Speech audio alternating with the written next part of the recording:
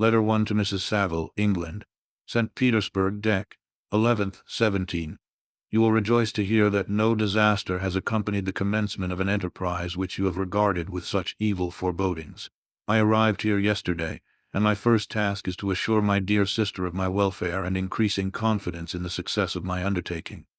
I am already far north of London, and as I walk in the streets of Petersburg, I feel a cold northern breeze play upon my cheeks, which braces my nerves and fills me with delight. Do you understand this feeling? This breeze, which has traveled from the regions towards which I am advancing, gives me a foretaste of those icy climes. Inspirited by this wind of promise, my daydreams become more fervent and vivid. I try in vain to be persuaded that the pole is the seat of frost and desolation. It ever presents itself to my imagination as the region of beauty and delight. There, Margaret, the sun is forever visible, its broad disk just skirting the horizon and diffusing a perpetual splendor. There, for with your leave, my sister, I will put some trust in preceding navigators. Their snow and frost are banished, and sailing over a calm sea, we may be wafted to a land surpassing in wonders and in beauty every region hitherto discovered on the habitable globe.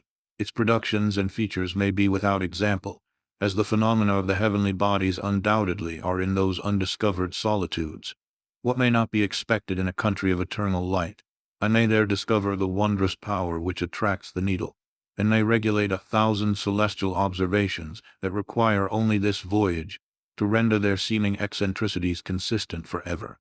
I shall satiate my ardent curiosity with the sight of a part of the world never before visited, and may tread a land never before imprinted by the foot of man.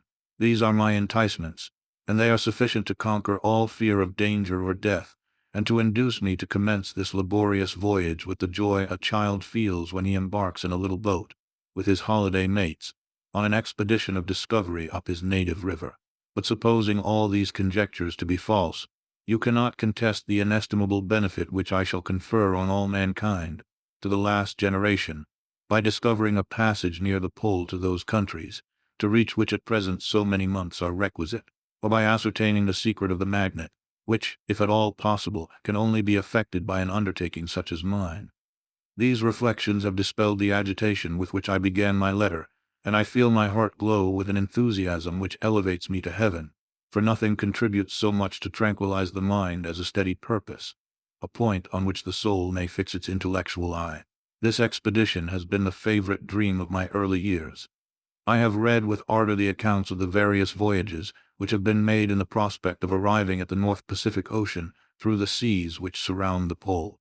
You may remember that a history of all the voyages made for purposes of discovery composed the whole of our good Uncle Thomas' library. My education was neglected, yet I was passionately fond of reading.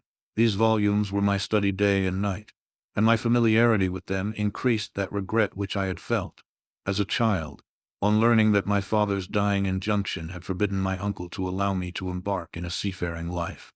These visions faded when I perused, for the first time, those poets whose effusions entranced my soul and lifted it to heaven. I also became a poet, and for 1 year lived in a paradise of my own creation. I imagined that I also might obtain a niche in the temple where the names of Homer and Shakespeare are consecrated. You are well acquainted with my failure, and how heavily I bore the disappointment. But just at that time I inherited the fortune of my cousin, and my thoughts were turned into the channel of their earlier bent. 6 years have passed since I resolved on my present undertaking. I can, even now, remember the hour from which I dedicated myself to this great enterprise. I commenced by inuring my body to hardship. I accompanied the whale fishers on several expeditions to the North Sea. I voluntarily endured cold, famine, thirst, and want of sleep. I often worked harder than the common sailors during the day and devoted my nights to the study of mathematics, the theory of medicine, and those branches of physical science from which a naval adventurer might derive the greatest practical advantage. Twice I actually hired myself as an undermate in a Greenland whaler, and acquitted myself to admiration. I must own I felt a little proud when my captain offered me the second dignity in the vessel, and entreated me to remain with the greatest earnestness, so valuable did he consider my services. And now, dear Margaret, do I not deserve to accomplish some great purpose? My life might have been passed in ease and luxury, but I preferred glory to every enticement that wealth placed in my path. Oh, that some encouraging voice would answer in the affirmative! My courage and my resolution is firm, but my hopes fluctuate, and my spirits are often depressed. I am about to proceed on a long and difficult voyage, the emergencies of which will demand all my fortitude. I am required not only to raise the spirits of others, but sometimes to sustain my own, when theirs are failing. This is the most favorable period for traveling in Russia. They fly quickly over the snow in their sledges. The motion is pleasant, and in my opinion, far more agreeable than that of an English stagecoach. The cold is not excessive if you are wrapped in furs, a dress which I have already adopted, for there is a great difference between walking the deck and remaining seated motionless for hours, when no exercise prevents the blood from actually freezing in your veins. I have no ambition to lose my life on the post road between St. Petersburg and Archangel. I shall depart for the latter town in a fortnight or 3 weeks, and my intention is to hire a ship there, which can easily be done by paying the insurance for the owner, and to engage as many sailors as I think necessary among those who are accustomed to the whale fishing. I do not intend to sail until the month of June, and when shall I return? Ah, dear sister, how can I answer this question? If I succeed, many months, perhaps years, will pass before you and I may meet. If I fail, you will see me again soon, or never. Farewell, my dear, excellent Margaret. Heaven shower down blessings on you, and save me, that I may again and again testify my gratitude for all your love and kindness. Your affectionate brother, R. Walton. Letter 2 to Mrs. Saville, England. Archangel, 28th March 17. How slowly the time passes here, encompassed as I am by frost and snow. Yet a second step is taken towards my enterprise. I have hired a vessel, and am occupied in collecting my sailors.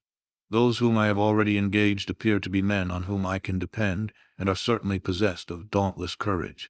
But I have one want which I have never yet been able to satisfy, and the absence of the object of which I now feel is a most severe evil.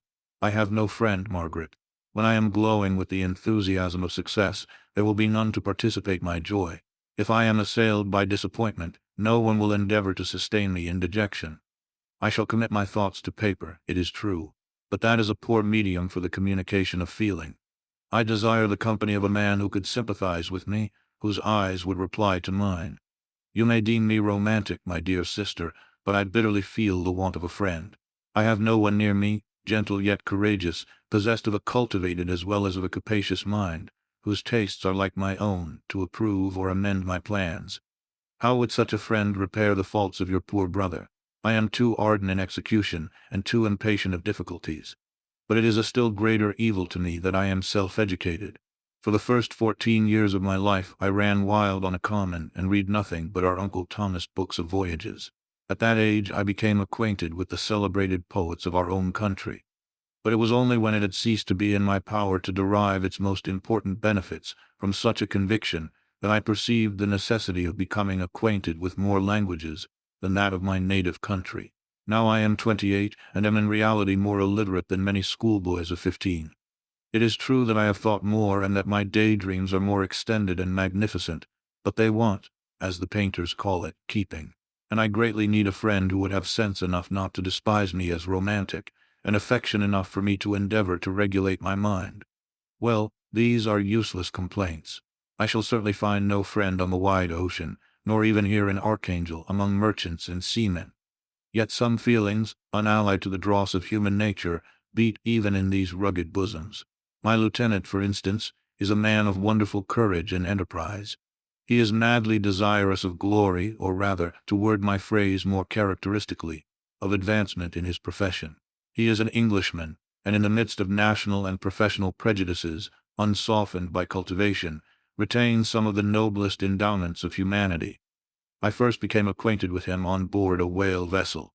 Finding that he was unemployed in the city, I easily engaged him to assist in my enterprise. The master is a person of an excellent disposition, and is remarkable in the ship for his gentleness and the mildness of his discipline. This circumstance, added to his well-known integrity and dauntless courage, made me very desirous to engage him. A youth passed in solitude, my best years spent under your gentle and feminine fosterage, has so refined the groundwork of my character that I cannot overcome an intense distaste to the usual brutality exercised on board ship. I have never believed it to be necessary, and when I heard of a mariner equally noted for his kindliness of heart and the respect and obedience paid to him by his crew, I felt myself peculiarly fortunate in being able to secure his services. I heard of him first in rather a romantic manner, from a lady who owes to him the happiness of her life. This, briefly, is his story. Some years ago he loved a young Russian lady of moderate fortune, and having amassed a considerable sum in prize money, the father of the girl consented to the match. He saw his mistress once before the destined ceremony, but she was bathed in tears and, throwing herself at his feet, entreated him to spare her, confessing at the same time that she loved another, but that he was poor, and that her father would never consent to the union. My generous friend reassured the suppliant, and on being informed of the name of her lover, instantly abandoned his pursuit. He had already bought a farm with his money, on which he had designed to pass the remainder of his life, but he bestowed the whole on his rival, together with the remains of his prize money to purchase stock, and then himself solicited the young woman's father to consent to her marriage with her lover. But the old man decidedly refused, thinking himself bound in honor to my friend, who, when he found the father inexorable, quitted his country, nor returned until he heard that his former mistress was married according to her inclinations. What a noble fellow, you will exclaim. He is so, but then he is wholly uneducated. He is as silent as a Turk, and a kind of ignorant carelessness attends him, which, while it renders his conduct the more astonishing, detracts from the interest and sympathy which otherwise he would command. Yet do not suppose, because I complain a little, or because I can conceive a consolation for my toils which I may never know, that I am wavering in my resolutions. Those are as fixed as fate, and my voyage is only now delayed until the weather shall permit my embarkation. The winter has been dreadfully severe, but the spring promises well, and it is considered as a remarkably early season, so that perhaps I may sail sooner than I expected. I shall do nothing rashly. You know me sufficiently to confide in my prudence and considerateness whenever the safety of others is committed to my care. I cannot describe to you my sensations on the near prospect of my undertaking. It is impossible to communicate to you a conception of the trembling sensation, half pleasurable and half fearful, with which I am preparing to depart. I am going to unexplored regions, to the land of mist and snow, but I shall kill no albatross. Therefore do not be alarmed for my safety, or if I should come back to you as worn and woeful as the ancient mariner. You will smile at my allusion, but I will disclose a secret. I have often attributed my attachment to, my passionate enthusiasm for, the dangerous mysteries of ocean to that production of the most imaginative of modern poets. There is something at work in my soul which I do not understand. I am practically industrious, painstaking, a workman to execute with perseverance and labor. But besides this there is a love for the marvelous, a belief in the marvelous, intertwined in all my projects, which hurries me out of the common pathways of men, even to the wild sea and unvisited regions I am about to explore. But to return to dearer considerations. Shall I meet you again, after having traversed immense seas and returned by the most southern cape of Africa or America? I dare not expect such success, yet I cannot bear to look on the reverse of the picture. Continue for the present to write to me by every opportunity. I may receive your letters on some occasions when I need them most to support my spirits. I love you very tenderly. Remember me with affection, should you never hear from me again. Your affectionate brother, Robert Walton. Letter 3 to Mrs. Saville, England, July 7th, 17. My dear sister, I write a few lines in haste to say that I am safe and well advanced on my voyage. This letter will reach England by a merchantman now on its homeward voyage from Archangel, more fortunate than I, who may not see my native land, perhaps, for many years. I am, however, in good spirits. My men are bold and apparently firm of purpose, nor do the floating sheets of ice that continually pass us, indicating the dangers of the region towards which we are advancing, appear to dismay them. We have already reached a very high latitude, but it is the height of summer, and although not so warm as in England, the southern gales, which blow us speedily towards those shores which I so ardently desire to attain, breathe a degree of renovating warmth which I had not expected. No incidents have hitherto befallen us that would make a figure in a letter. One or two stiff gales and the springing of a leak are accidents which experienced navigators scarcely remember to record, and I shall be well content if nothing worse happen to us during our voyage. Adieu, my dear Margaret. Be assured that for my own sake as well as yours I will not rashly encounter danger. I will be cool, persevering, and prudent, but success shall crown my endeavors, wherefore not? Thus far I have gone, tracing a secure way over the pathless seas, the very stars themselves being witnesses and testimonies of my triumph. Why not still proceed over the untamed yet obedient element? What can stop the determined heart and resolved will of man? My swelling heart involuntarily pours itself out thus, but I must finish. Heaven bless my beloved sister, R.W.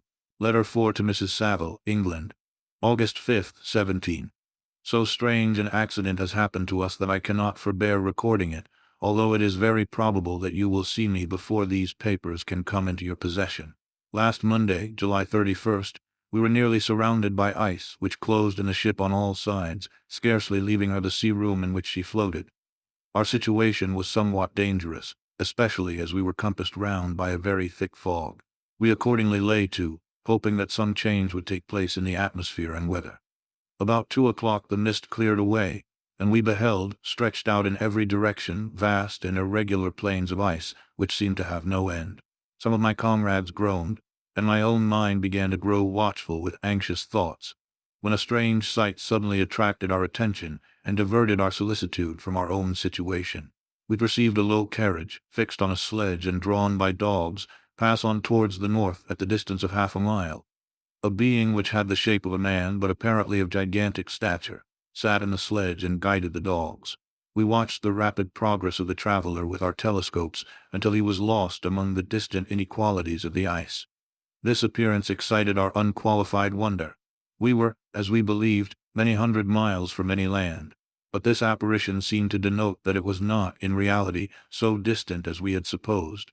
Shut in, however, by ice, it was impossible to follow his track, which we had observed with the greatest attention. About 2 hours after this occurrence we heard the ground sea, and before night the ice broke and freed our ship. We, however, lay to until the morning, fearing to encounter in the dark those large loose masses which float about after the breaking up of the ice. I profited of this time to rest for a few hours. In the morning, however, as soon as it was light, I went upon deck and found all the sailors busy on one side of the vessel, apparently talking to someone in the sea. It was, in fact, a sledge, like that we had seen before, which had drifted towards us in the night on a large fragment of ice. Only one dog remained alive, but there was a human being within it whom the sailors were persuading to enter the vessel. He was not, as the other travelers seemed to be, a savage inhabitant of some undiscovered island, but a European. When I appeared on deck, the master said, "Here is our captain, and he will not allow you to perish on the open sea." On perceiving me, the stranger addressed me in English, although with a foreign accent. "Before I come on board your vessel," said he, "will you have the kindness to inform me whither you are bound?" You may conceive my astonishment on hearing such a question addressed to me from a man on the brink of destruction, and to whom I should have supposed that my vessel would have been a resource which he would not have exchanged for the most precious wealth the earth can afford. I replied, however, that we were on a voyage of discovery towards the northern pole. Upon hearing this he appeared satisfied and consented to come on board. Good God, Margaret, if you had seen the man who thus capitulated for his safety, your surprise would have been boundless.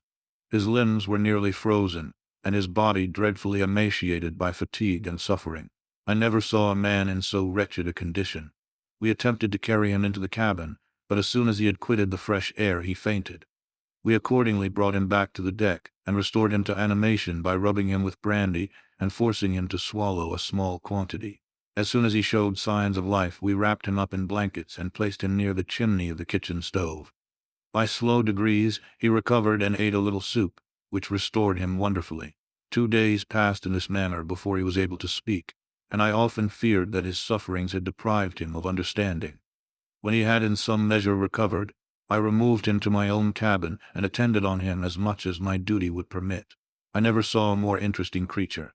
His eyes have generally an expression of wildness, and even madness, but there are moments when, if anyone performs an act of kindness towards him or does him any the most trifling service, his whole countenance is lighted up, as it were, with a beam of benevolence and sweetness that I never saw equaled.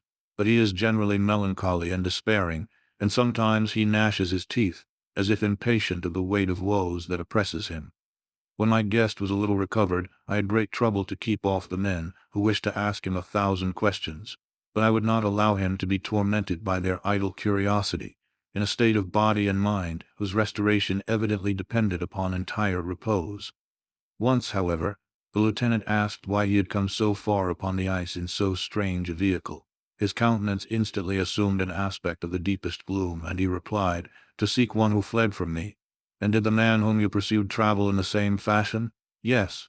"Then I fancy we have seen him. For the day before we picked you up, we saw some dogs drawing a sledge, with a man in it, across the ice."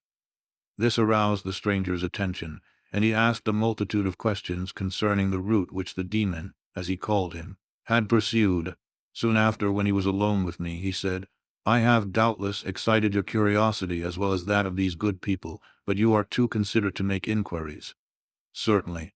It would indeed be very impertinent and inhuman in me to trouble you with any inquisitiveness of mine. And yet you rescued me from a strange and perilous situation. You have benevolently restored me to life." Soon after this, he inquired if I thought that the breaking up of the ice had destroyed the other sledge. I replied that I could not answer with any degree of certainty, for the ice had not broken until near midnight, and the traveler might have arrived at a place of safety before that time. But of this I could not judge.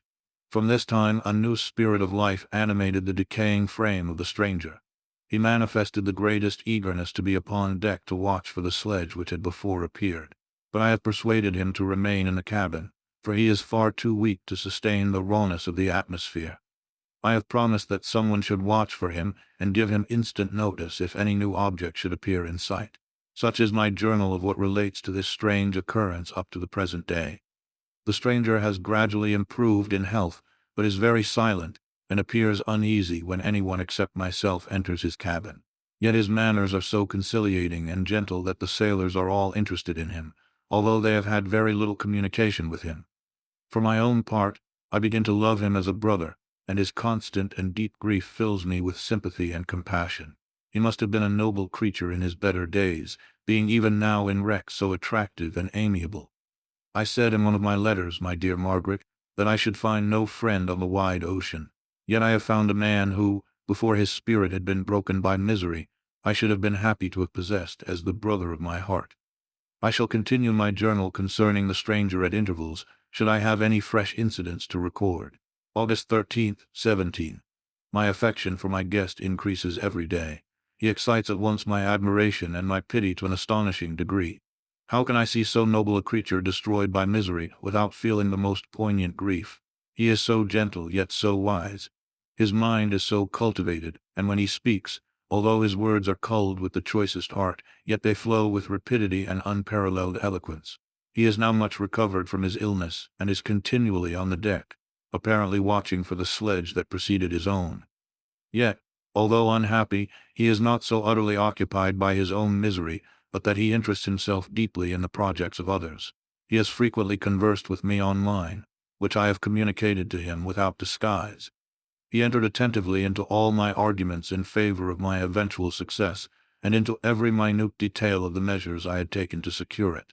I was easily led by the sympathy which he evinced to use the language of my heart, to give utterance to the burning ardor of my soul, and to say, with all the fervor that warmed me, how gladly I would sacrifice my fortune, my existence, my every hope, to the furtherance of my enterprise.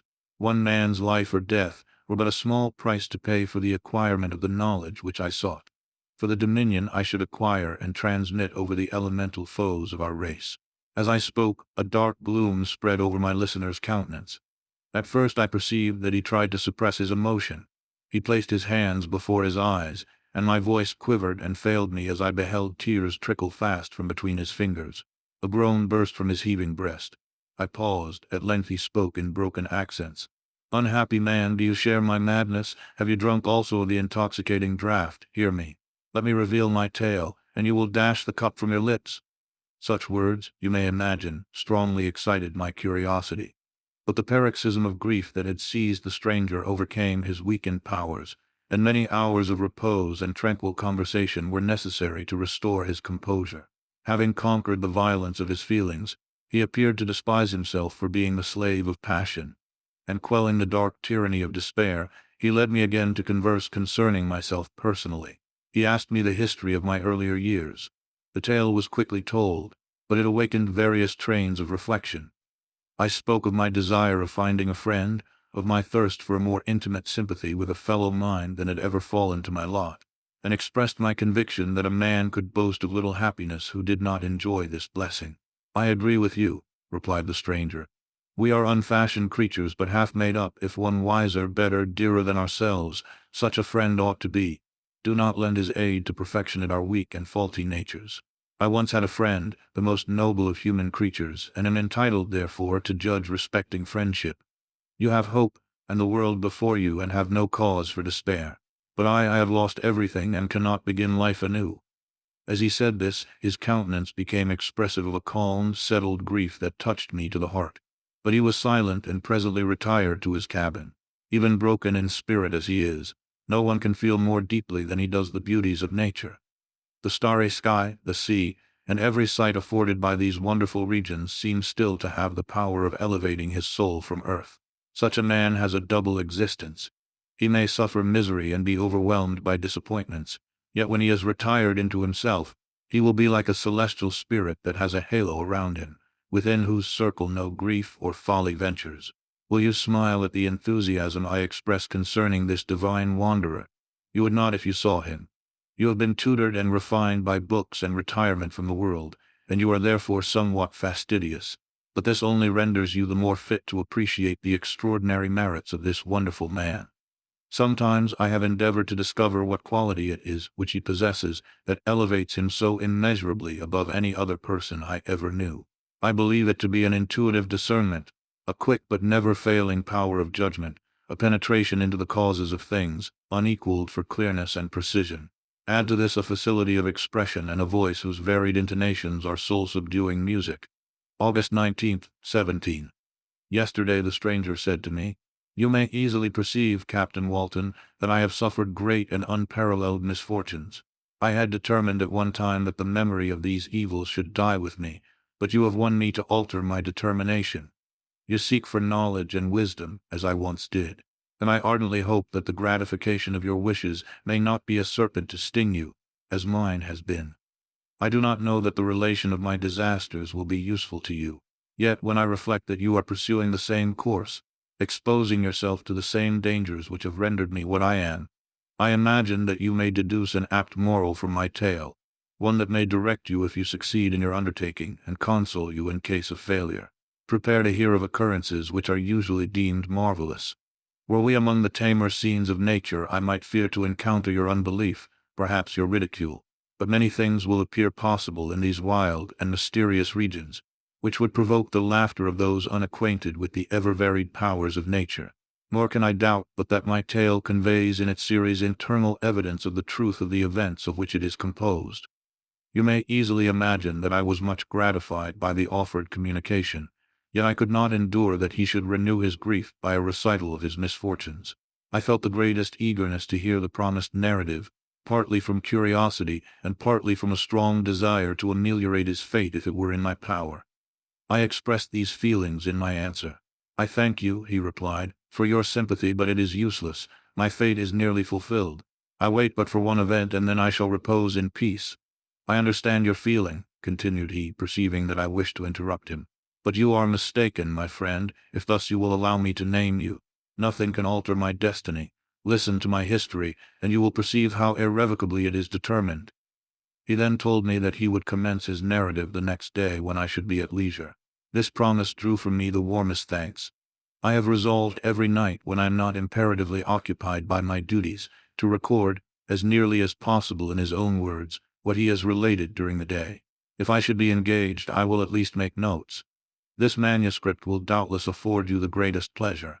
But to me, who know him and who hear it from his own lips, with what interest and sympathy shall I read it in some future day? Even now, as I commence my task, his full-toned voice swells in my ears. His lustrous eyes dwell on me with all their melancholy sweetness. I see his thin hand raised in animation, while the lineaments of his face are irradiated by the soul within. Strange and harrowing must be his story, frightful the storm which embraced the gallant vessel on its course and wrecked it. Thus, Chapter 1, I am by birth a Genevese, and my family is one of the most distinguished of that republic. My ancestors had been for many years councillors and syndics, and my father had filled several public situations with honor and reputation.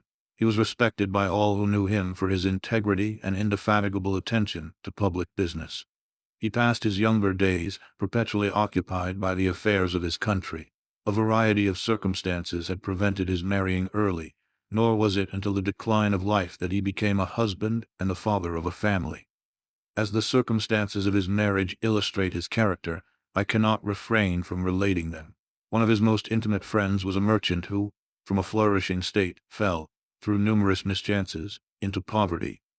This man, whose name was Beaufort, was of a proud and unbending disposition, and could not bear to live in poverty and oblivion in the same country where he had formerly been distinguished for his rank and magnificence. Having paid his debts, therefore, in the most honorable manner, he retreated with his daughter to the town of Lucerne, where he lived unknown and in wretchedness. My father loved Beaufort with the truest friendship, and was deeply grieved by his retreat in these unfortunate circumstances. He bitterly deplored the false pride which led his friend to a conduct so little worthy of the affection that united them. He lost no time in endeavoring to seek him out, with the hope of persuading him to begin the world again through his credit and assistance. Beaufort had taken effectual measures to conceal himself, and it was 10 months before my father discovered his abode. Overjoyed at this discovery, he hastened to the house, which was situated in a mean street near the Rus. But when he entered, misery and despair alone welcomed him.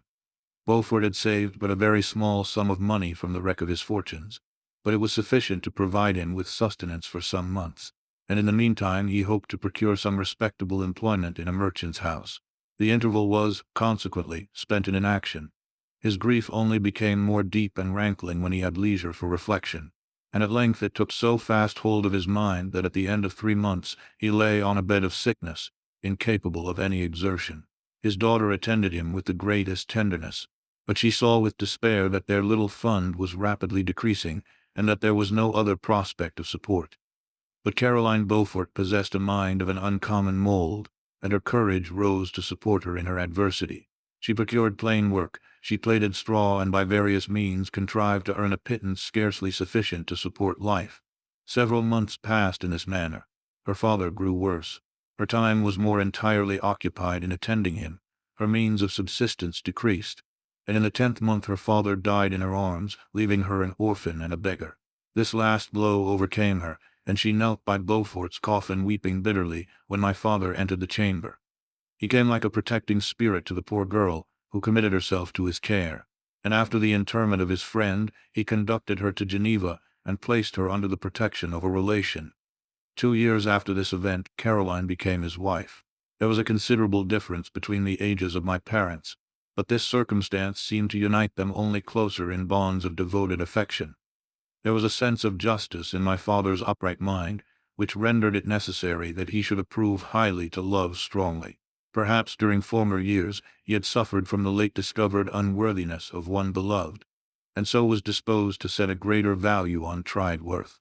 There was a show of gratitude and worship in his attachment to my mother, differing wholly from the doting fondness of age, for it was inspired by reverence for her virtues and a desire to be the means of, in some degree, recompensing her for the sorrows she had endured, but which gave inexpressible grace to his behavior to her. Everything was made to yield to her wishes and her convenience. He strove to shelter her, as a fair exotic is sheltered by the gardener, from every rougher wind, and to surround her with all that could tend to excite pleasurable emotion in her soft and benevolent mind. Her health, and even the tranquillity of her hitherto constant spirit, had been shaken by what she had gone through. During the 2 years that had elapsed previous to their marriage, my father had gradually relinquished all his public functions, and immediately after their union they sought the pleasant climate of Italy, and the change of scene and interest attendant on a tour through that land of wonders, as a restorative for her weakened frame. From Italy they visited Germany and France. I, their eldest child, was born at Naples, and as an infant accompanied them in their rambles. I remained for several years their only child. Much as they were attached to each other, they seemed to draw inexhaustible stores of affection from a very mine of love to bestow them upon me. My mother's tender caresses and my father's smile of benevolent pleasure while regarding me are my first recollections. I was their plaything and their idol, and something better, their child, the innocent and helpless creature bestowed on them by heaven, whom to bring up to good, and whose future lot it was in their hands to direct to happiness or misery, according as they fulfilled their duties towards me. With this deep consciousness of what they owed towards the being to which they had given life, added to the active spirit of tenderness that animated both, It may be imagined that, while during every hour of my infant life I received a lesson of patience, of charity, and of self-control, I was so guided by a silken cord that all seemed but one train of enjoyment to me. For a long time I was their only care. My mother had much desired to have a daughter, but I continued their single offspring. When I was about 5 years old, while making an excursion beyond the frontiers of Italy, they passed a week on the shores of the Lake of Como. Their benevolent disposition often made them enter the cottages of the poor. This, to my mother, was more than a duty. It was a necessity, a passion, remembering what she had suffered and how she had been relieved, for her to act in her turn the guardian angel to the afflicted. During one of their walks, a poor cot in the foldings of a veil attracted their notice as being singularly disconsolate, while the number of half-clothed children gathered about it spoke of penury in its worst shape. One day, when my father had gone by himself to Milan, my mother, accompanied by me, visited this abode. She found a peasant and his wife, hard-working, bent down by care and labor, distributing a scanty meal to 5 hungry babes. Among these there was one which attracted my mother far above all the rest. She appeared of a different stock. The 4 others were dark-eyed, hardy little vagrants. This child was thin and very fair. Her hair was the brightest living gold, and despite the poverty of her clothing, seemed to set a crown of distinction on her head. Her brow was clear and ample, her blue eyes cloudless, and her lips and the molding of her face so expressive of sensibility and sweetness that none could behold her without looking on her as of a distinct species, a being heaven-sent, and bearing a celestial stamp in all her features. The peasant woman, perceiving that my mother fixed eyes of wonder and admiration on this lovely girl, eagerly communicated her history. She was not her child, but the daughter of a Milanese nobleman. Her mother was a German and had died on giving her birth. The infant had been placed with these good people to nurse. They were better off then. They had not been long married, and their eldest child was but just born. The father of their charge was one of those Italians nursed in the memory of the antique glory of Italy, one among the Schiavi Ogner Frementi, who exerted himself to obtain the liberty of his country. He became the victim of its weakness. Whether he had died or still lingered in the dungeons of Austria was not known. His property was confiscated. His child became an orphan and a beggar. She continued with her foster parents and bloomed in their rude abode, fairer than a garden rose among dark-leaved brambles. When my father returned from Milan, he found playing with me in the hall of our villa a child fairer than pictured cherub, a creature who seemed to shed radiance from her looks, and whose form and motions were lighter than the chamois of the hills. The apparition was soon explained. With his permission, my mother prevailed on her rustic guardians to yield their charge to her. They were fond of the sweet orphan. Her presence had seemed a blessing to them, but it would be unfair to her to keep her in poverty and want when Providence afforded her such powerful protection. They consulted their village priest, and the result was that Elizabeth Lavenza became the inmate of my parents' house, my more than sister, the beautiful and adored companion of all my occupations and my pleasures. Everyone loved Elizabeth. The passionate and almost reverential attachment with which all regarded her became, while I shared it, my pride and my delight. On the evening previous to her being brought to my home, my mother had said playfully, "I have a pretty present for my Victor. Tomorrow he shall have it." And when, on the morrow, she presented Elizabeth to me as her promised gift, I, with childish seriousness, interpreted her words literally and looked upon Elizabeth as mine to protect, love, and cherish. All praises bestowed on her I received as made to a possession of my own. We called each other familiarly by the name of cousin. No word, no expression could body forth the kind of relation in which she stood to me, my more than sister, since till death she was to be mine only. Chapter 2. We were brought up together. There was not quite a year difference in our ages. I need not say that we were strangers to any species of disunion or dispute. Harmony was the soul of our companionship, and the diversity and contrast that subsisted in our characters drew us nearer together. Elizabeth was of a calmer and more concentrated disposition, but with all my ardor, I was capable of a more intense application, and was more deeply smitten with the thirst for knowledge. She busied herself with following the aerial creations of the poets, and in the majestic and wondrous scenes which surrounded our Swiss home, the sublime shapes of the mountains, the changes of the seasons, tempest and calm, the silence of winter, and the life and turbulence of our alpine summers. She found ample scope for admiration and delight, while my companion contemplated with a serious and satisfied spirit the magnificent appearances of things. I delighted in investigating their causes. The world was to me a secret which I desired to divine. Curiosity, earnest research to learn the hidden laws of nature, gladness akin to rapture as they were unfolded to me, are among the earliest sensations I can remember.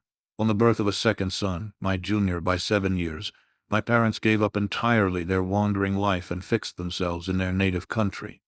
We possessed a house in Geneva, and a campagne on Belrive, the eastern shore of the lake, at the distance of rather more than a league from the city.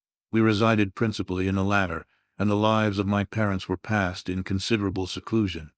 It was my temper to avoid a crowd, and to attach myself fervently to a few. I was indifferent, therefore, to my schoolfellows in general, but I united myself in the bonds of the closest friendship to one among them. Henry Clerval was the son of a merchant of Geneva. He was a boy of singular talent and fancy. He loved enterprise, hardship, and even danger for its own sake. He was deeply read in books of chivalry and romance. He composed heroic songs and began to write many a tale of enchantment and knightly adventure. He tried to make us act plays and to enter into masquerades, in which the characters were drawn from the heroes of Roncesvalles, of the Round Table of King Arthur, and the chivalrous train who shed their blood to redeem the Holy Sepulchre from the hands of the infidels. No human being could have passed a happier childhood than myself. My parents were possessed by the very spirit of kindness and indulgence. We felt that they were not the tyrants to rule our lot according to their caprice, but the agents and creators of all the many delights which we enjoyed. When I mingled with other families, I distinctly discerned how peculiarly fortunate my lot was, and gratitude assisted the development of filial love. My temper was sometimes violent, and my passions vehement. But by some law in my temperature they were turned not towards childish pursuits, but to an eager desire to learn, and not to learn all things indiscriminately. I confess that neither the structure of languages, nor the code of governments, nor the politics of various states possessed attractions for me. It was the secrets of heaven and earth that I desired to learn, and whether it was the outward substance of things or the inner spirit of nature and the mysterious soul of man that occupied me, still my inquiries were directed to the metaphysical, or in its highest sense, the physical secrets of the world. Meanwhile Clerval occupied himself, so to speak, with the moral relations of things. The busy stage of life, the virtues of heroes, and the actions of men were his theme, and his hope and his dream was to become one among those whose names are recorded in story as the gallant and adventurous benefactors of our species. The saintly soul of Elizabeth shone like a shrine-dedicated lamp in our peaceful home. Her sympathy was ours. Her smile, her soft voice, the sweet glance of her celestial eyes were ever there to bless and animate us. She was the living spirit of love to soften and attract. I might have become sullen in my study, rough through the ardor of my nature, but that she was there to subdue me to a semblance of her own gentleness. And Clerval could aught ill entrench on the noble spirit of Clerval, yet he might not have been so perfectly humane, so thoughtful in his generosity, so full of kindness and tenderness amidst his passion for adventurous exploit, had she not unfolded to him the real loveliness of beneficence, and made the doing good the end and aim of his soaring ambition. I feel exquisite pleasure in dwelling on the recollections of childhood, before misfortune had tainted my mind, and changed its bright visions of extensive usefulness into gloomy and narrow reflections upon self. Besides, in drawing the picture of my early days, I also record those events which led, by insensible steps, to my after-tale of misery. For when I would account to myself for the birth of that passion which afterwards ruled my destiny, I find it arise, like a mountain river, from ignoble and almost forgotten sources. But swelling as it proceeded, it became the torrent which, in its course, has swept away all my hopes and joys. Natural philosophy is the genius that has regulated my fate. I desire, therefore, in this narration, to state those facts which led to my predilection for that science. When I was 13 years of age, we all went on a party of pleasure to the baths near Fanon. The inclemency of the weather obliged us to remain a day confined to the inn. In this house I chanced to find a volume of the works of Cornelius Agrippa. I opened it with apathy. The theory which he attempts to demonstrate, and the wonderful facts which he relates soon changed this feeling into enthusiasm. A new light seemed to dawn upon my mind, and bounding with joy, I communicated my discovery to my father. My father looked carelessly at the title page of my book and said, "Ah, Cornelius Agrippa, my dear Victor, do not waste your time upon this. It is sad trash, if instead of this remark, My father had taken the pains to explain to me that the principles of Agrippa had been entirely exploded, and that a modern system of science had been introduced, which possessed much greater powers than the ancient, because the powers of the latter were chimerical, while those of the former were real and practical. Under such circumstances, I should certainly have thrown Agrippa aside and have contented my imagination, warmed as it was, by returning with greater ardor to my former studies. It is even possible that the train of my ideas would never have received the fatal impulse that led to my ruin. But the cursory glance my father had taken of my volume by no means assured me that he was acquainted with its contents, and I continued to read with the greatest avidity. When I returned home, my first care was to procure the whole works of this author, and afterwards of Paracelsus and Albertus Magnus. I read and studied the wild fancies of these writers with delight. They appeared to me treasures known to few besides myself. I have described myself as always having been imbued with a fervent longing to penetrate the secrets of nature. In spite of the intense labor and wonderful discoveries of modern philosophers, I always came from my studies discontented and unsatisfied. Sir Isaac Newton is said to have avowed that he felt like a child picking up shells beside the great and unexplored ocean of truth. Those of his successors in each branch of natural philosophy with whom I was acquainted appeared even to my boy's apprehensions as tyros engaged in the same pursuit. The untaught peasant beheld the elements around him, and was acquainted with their practical uses. The most learned philosopher knew little more. He had partially unveiled the face of nature, but her immortal lineaments were still a wonder and a mystery. He might dissect, anatomize, and give names, but not to speak of a final cause. Causes in their secondary and tertiary grades were utterly unknown to him.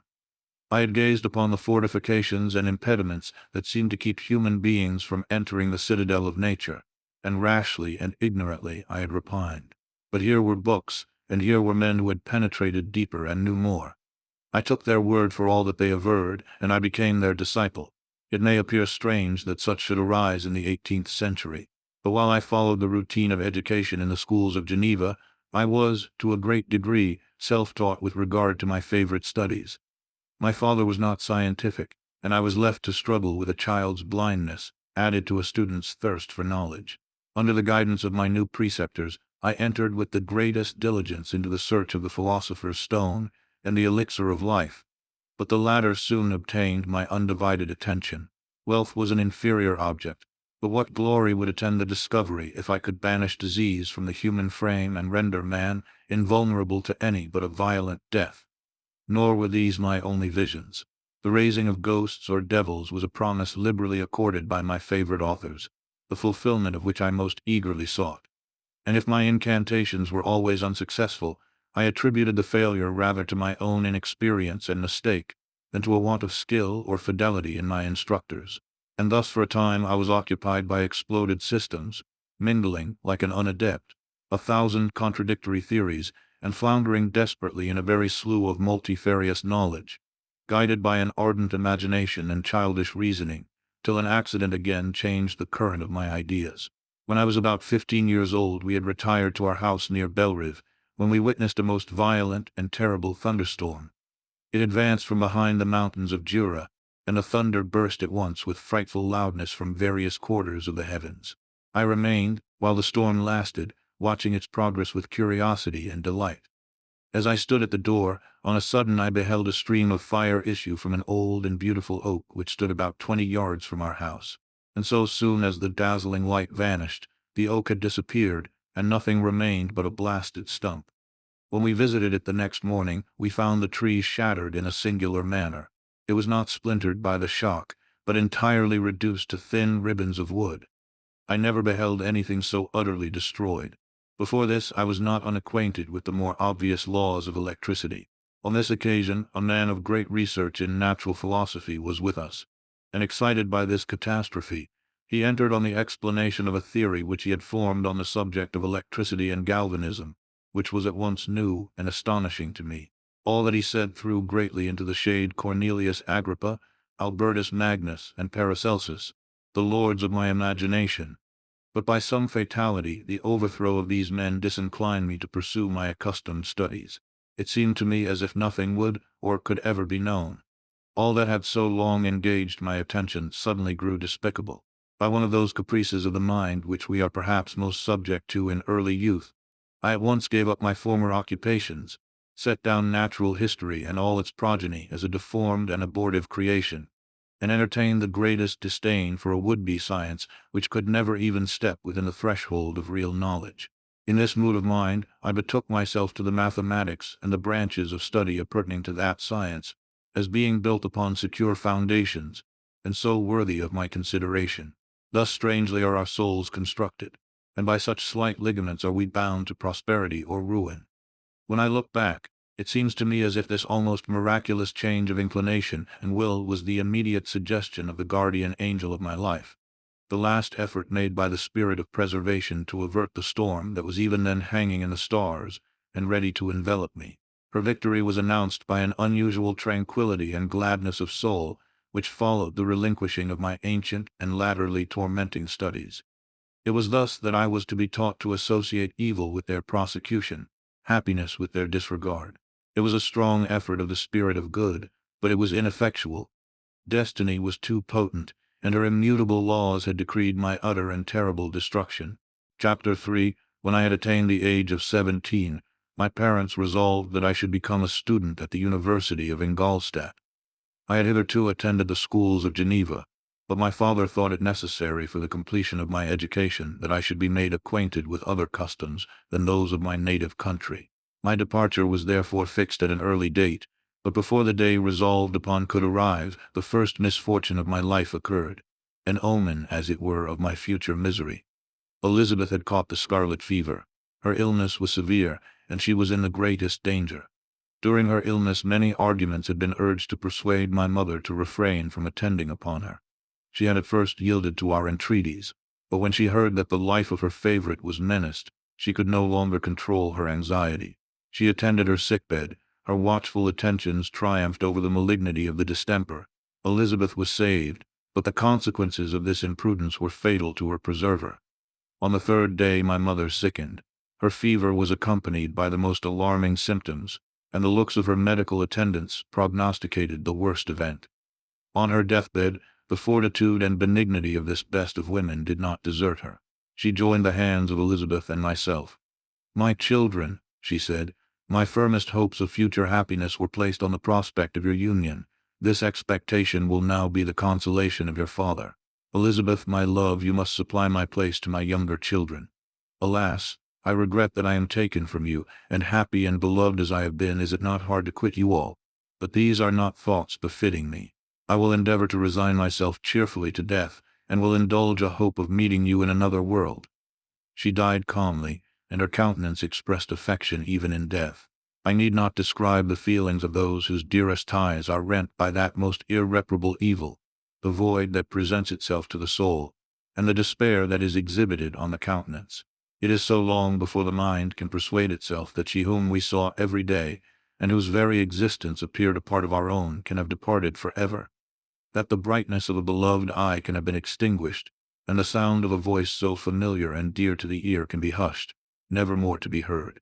These are the reflections of the first days, but when the lapse of time proves the reality of the evil, then the actual bitterness of grief commences. Yet from whom has not that rude hand rent away some dear connection? And why should I describe a sorrow which all have felt and must feel? The time at length arrives when grief is rather an indulgence than a necessity, and the smile that plays upon the lips, although it may be deemed a sacrilege, is not banished. My mother was dead, but we had still duties which we ought to perform.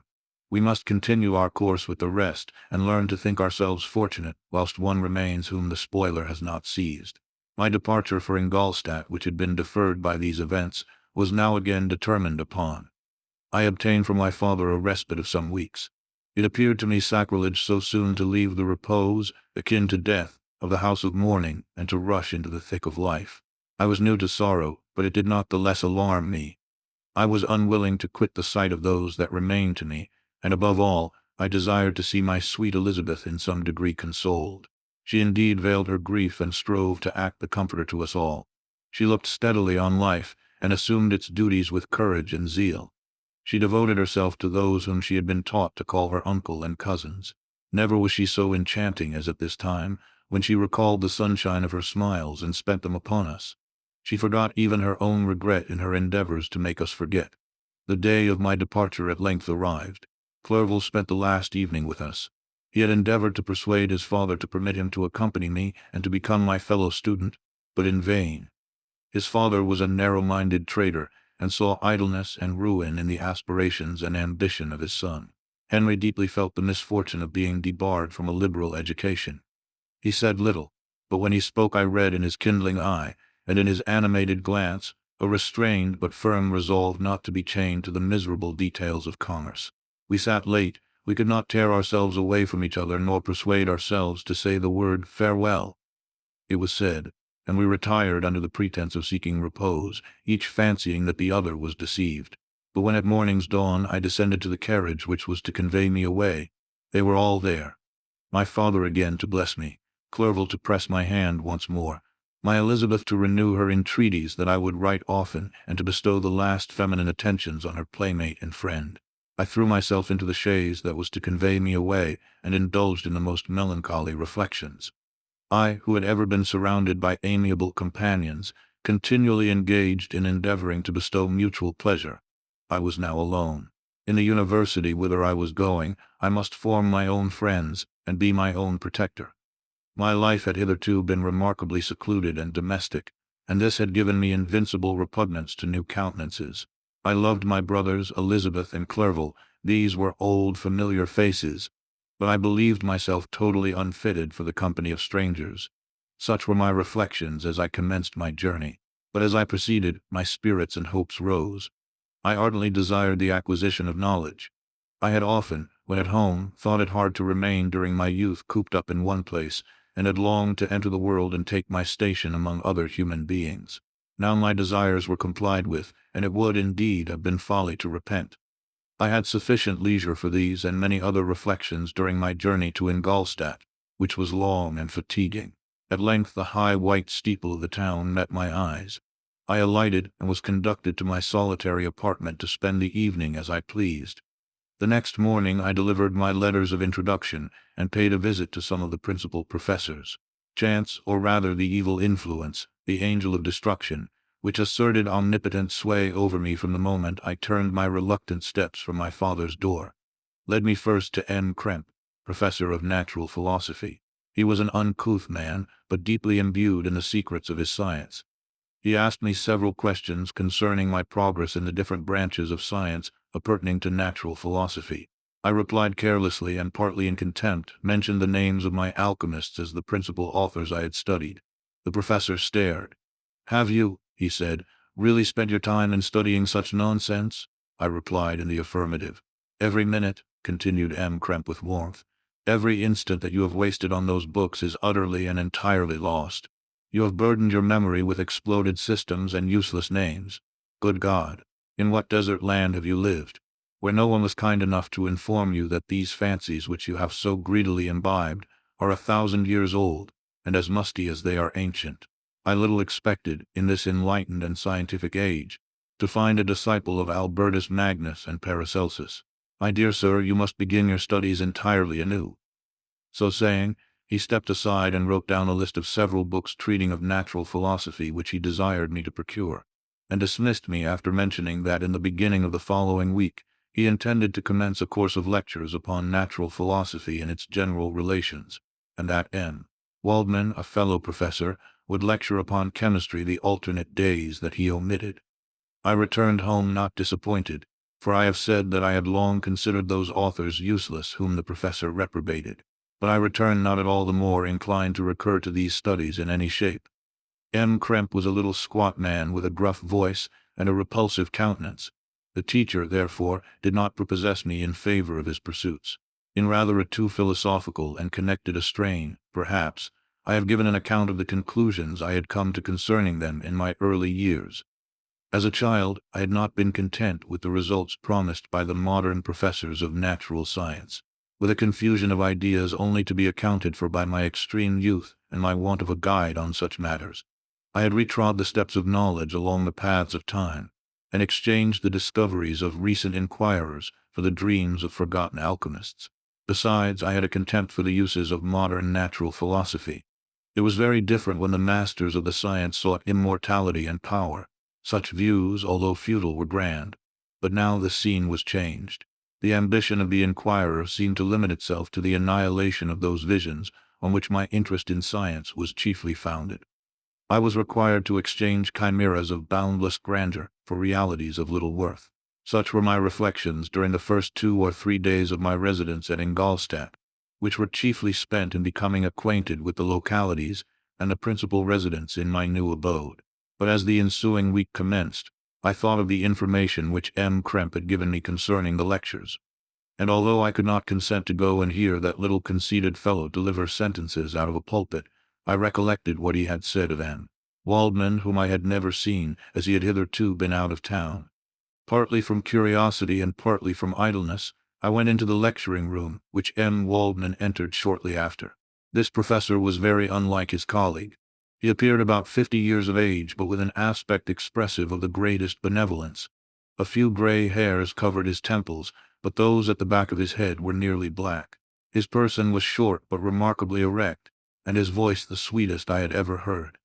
He began his lecture by a recapitulation of the history of chemistry and the various improvements made by different men of learning, pronouncing with fervor the names of the most distinguished discoverers.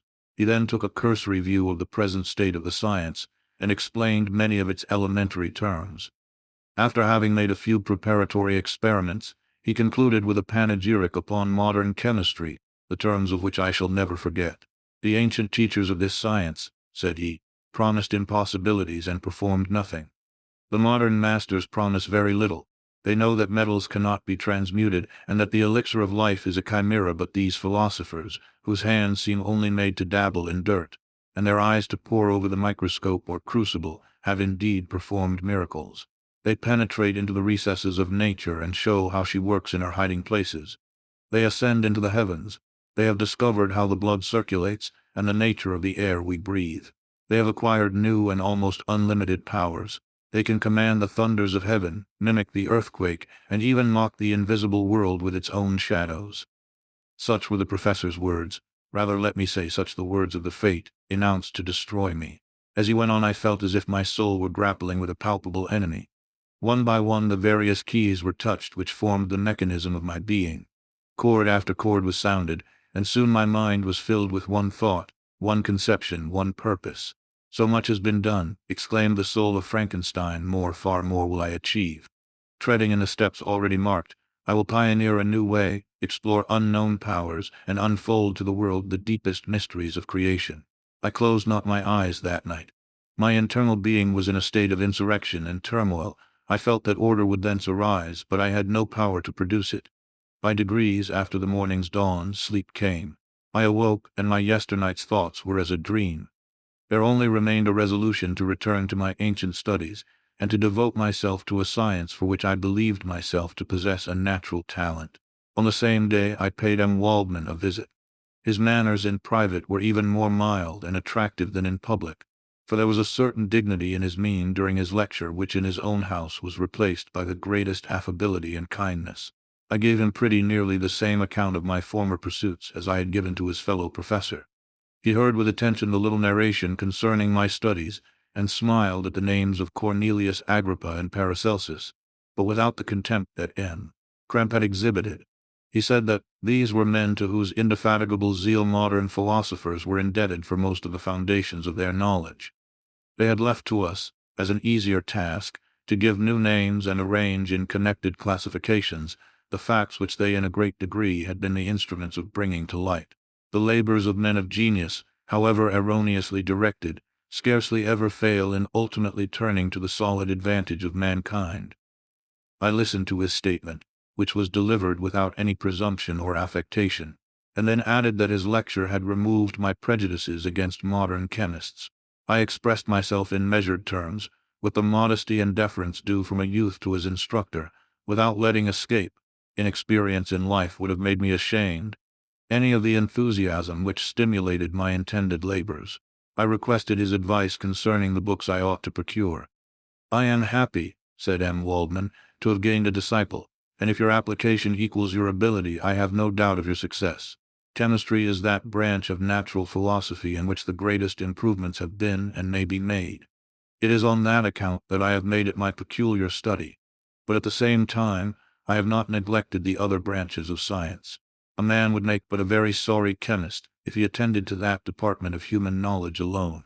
If your wish is to become really a man of science, and not merely a petty experimentalist, I should advise you to apply to every branch of natural philosophy, including mathematics. He then took me into his laboratory and explained to me the uses of his various machines, instructing me as to what I ought to procure and promising me the use of his own, when I should have advanced far enough in the science not to derange their mechanism. He also gave me the list of books which I had requested, and I took my leave. Thus ended a day memorable to me. It decided my future destiny. Chapter 4. From this day natural philosophy, and particularly chemistry in the most comprehensive sense of the term, became nearly my sole occupation. I read with ardor those works, so full of genius and discrimination, which modern inquirers have written on these subjects. I attended the lectures and cultivated the acquaintance of the men of science of the university, and I found even in N. Crep a great deal of sound sense and real information, combined, it is true, with a repulsive physiognomy and manners, but not on that account the less valuable. In M. Waldman I found a true friend. His gentleness was never tinged by dogmatism, and his instructions were given with an air of frankness and good nature that banished every idea of pedantry. In 1,000 ways he smoothed for me the path of knowledge, and made the most abstruse inquiries clear and facile to my apprehension. My application was at first fluctuating and uncertain. It gained strength as I proceeded, and soon became so ardent and eager that the stars often disappeared in the light of morning, whilst I was yet engaged in my laboratory. As I applied so closely, it may be easily conceived that my progress was rapid. My ardor was indeed the astonishment of the students, and my proficiency that of the masters. Professor Kremp often asked me, with a sly smile, how Cornelius Agrippa went on, whilst M. Waldman expressed the most heartfelt exultation in my progress. 2 years passed in this manner, during which I paid no visit to Geneva, but was engaged, heart and soul, in the pursuit of some discoveries which I hoped to make. None but those who have experienced them can conceive of the enticements of science. In other studies you go as far as others have gone before you, and there is nothing more to know. But in a scientific pursuit, there is continual food for discovery and wonder. A mind of moderate capacity which closely pursues one study must infallibly arrive at great proficiency in that study. And I, who continually sought the attainment of one object of pursuit, and was solely wrapped up in this, improved so rapidly that at the end of 2 years I made some discoveries in the improvement of some chemical instruments, which procured me great esteem and admiration at the university. When I had arrived at this point, and had become as well acquainted with the theory and practice of natural philosophy as depended on the lessons of any of the professors at Ingolstadt, my residence there being no longer conducive to my improvements, I thought of returning to my friends and my native town, when an incident happened that protracted my stay. One of the phenomena which had peculiarly attracted my attention was the structure of the human frame, and indeed any animal endued with life. Whence, I often asked myself, did the principle of life proceed? It was a bold question, and one which has ever been considered as a mystery. Yet with how many things are we upon the brink of becoming acquainted, if cowardice or carelessness did not restrain our inquiries? I revolved these circumstances in my mind, and determined thenceforth to apply myself more particularly to those branches of natural philosophy which relate to physiology. Unless I had been animated by an almost supernatural enthusiasm, my application to this study would have been irksome and almost intolerable. To examine the causes of life, we must first have recourse to death. I became acquainted with the science of anatomy, but this was not sufficient. I must also observe the natural decay and corruption of the human body. In my education, my father had taken the greatest precautions that my mind should be impressed with no supernatural horrors. I do not ever remember to have trembled at a tale of superstition, or to have feared the apparition of a spirit. Darkness had no effect upon my fancy, and a churchyard was to me merely the receptacle of bodies deprived of life, which, from being the seat of beauty and strength, had become food for the worm. Now I was led to examine the cause and progress of this decay, and forced to spend days and nights in vaults and charnel houses. My attention was fixed upon every object the most insupportable to the delicacy of the human feelings. I saw how the fine form of man was degraded and wasted. I beheld the corruption of death succeed to the blooming cheek of life. I saw how the worm inherited the wonders of the eye and brain. I paused, examining and analyzing all the minutiae of causation, as exemplified in the change from life to death, and death to life, until from the midst of this darkness a sudden light broke in upon me. A light so brilliant and wondrous, yet so simple, that while I became dizzy with the immensity of the prospect which it illustrated, I was surprised that among so many men of genius who had directed their inquiries towards the same science, that I alone should be reserved to discover so astonishing a secret. Remember, I am not recording the vision of a madman. The sun does not more certainly shine in the heavens than that which I now affirm is true. Some miracle might have produced it, yet the stages of the discovery were distinct and probable. After days and nights of incredible labor and fatigue, I succeeded in discovering the cause of generation and life. Nay, more, I became myself capable of bestowing animation upon lifeless matter. The astonishment which I had at first experienced on this discovery soon gave place to delight and rapture. After so much time spent in painful labor, to arrive at once at the summit of my desires was the most gratifying consummation of my toils. But this discovery was so great and overwhelming that all the steps by which I had been progressively led to it were obliterated, and I beheld only the result. What had been a study and desire of the wisest men since the creation of the world was now within my grasp. Not that, like a magic scene, it all opened upon me at once. The information I had obtained was of a nature rather to direct my endeavors so soon as I should point them towards the object of my search, than to exhibit that object already accomplished. I was like the Arabian who had been buried with the dead, and found a passage to life, aided only by one glimmering and seemingly ineffectual light. I see by your eagerness and the wonder and hope which your eyes express, my friend, that you expect to be informed of the secret with which I am acquainted. That cannot be. Listen patiently until the end of my story, and you will easily perceive why I am reserved upon that subject. I will not lead you on, unguarded and ardent as I then was, to your destruction and infallible misery. Learn from me, if not by my precepts, at least by my example, how dangerous is the acquirement of knowledge, and how much happier that man is who believes his native town to be the world, than he who aspires to become greater than his nature will allow. When I found so astonishing a power placed within my hands, I hesitated a long time concerning the manner in which I should employ it. Although I possessed the capacity of bestowing animation, yet to prepare a frame for the reception of it, with all its intricacies of fibers, muscles, and veins, still remained a work of inconceivable difficulty and labor. I doubted at first whether I should attempt the creation of a being like myself, or one of simpler organization. But my imagination was too much exalted by my first success to permit me to doubt of my ability to give life to an animal as complex and wonderful as man. The materials at present within my command hardly appeared adequate to so arduous an undertaking, but I doubted not that I should ultimately succeed. I prepared myself for a multitude of reverses. My operations might be incessantly baffled, and at last my work be imperfect. Yet when I considered the improvement which every day takes place in science and mechanics, I was encouraged to hope my present attempts would at least lay the foundations of future success. Nor could I consider the magnitude and complexity of my plan as any argument of its impracticability. It was with these feelings that I began the creation of a human being. As the minuteness of the parts formed a great hindrance to my speed, I resolved, contrary to my first intention, to make the being of a gigantic stature, that is to say, about 8 feet in height and proportionably large. After having formed this determination, and having spent some months in successfully collecting and arranging my materials, I began. No one can conceive the variety of feelings which bore me onwards, like a hurricane, in the first enthusiasm of success.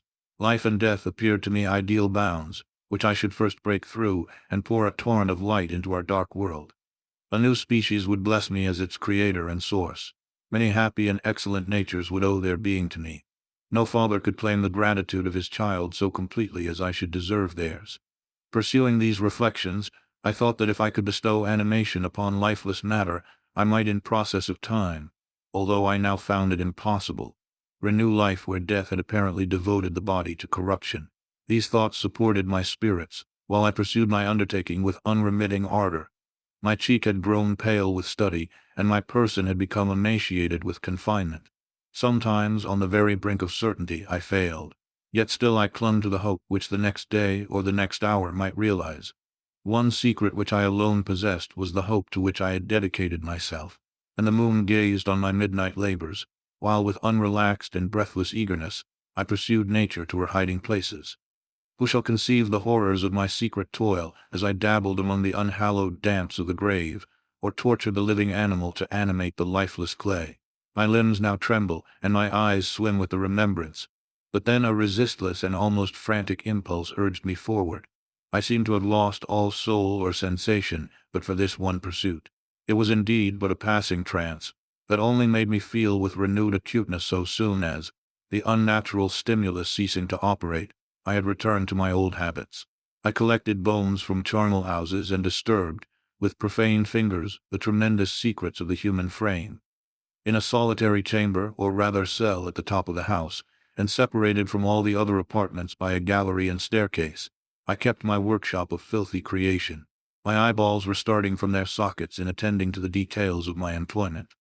The dissecting room and the slaughterhouse furnished many of my materials, and often did my human nature turn with loathing from my occupation, whilst, still urged on by an eagerness which perpetually increased, I brought my work near to a conclusion. The summer months passed while I was thus engaged, heart and soul in one pursuit. It was a most beautiful season. Never did the fields bestow a more plentiful harvest or the vines yield a more luxuriant vintage, but my eyes were insensible to the charms of nature, and the same feelings which made me neglect the scenes around me caused me also to forget those friends who were so many miles absent, and whom I had not seen for so long a time. I knew my silence disquieted them, and I well remembered the words of my father. I know that while you are pleased with yourself you will think of us with affection, and we shall hear regularly from you.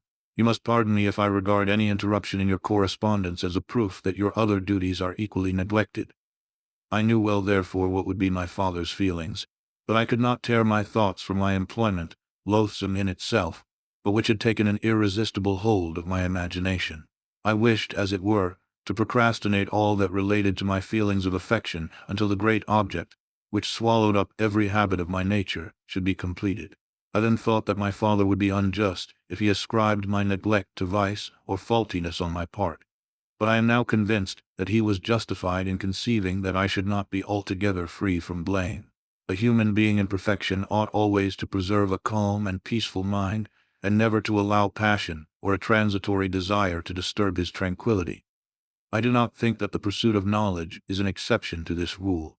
If the study to which you apply yourself has a tendency to weaken your affections, and to destroy your taste for those simple pleasures in which no alloy can possibly mix, then that study is certainly unlawful, that is to say, not befitting the human mind.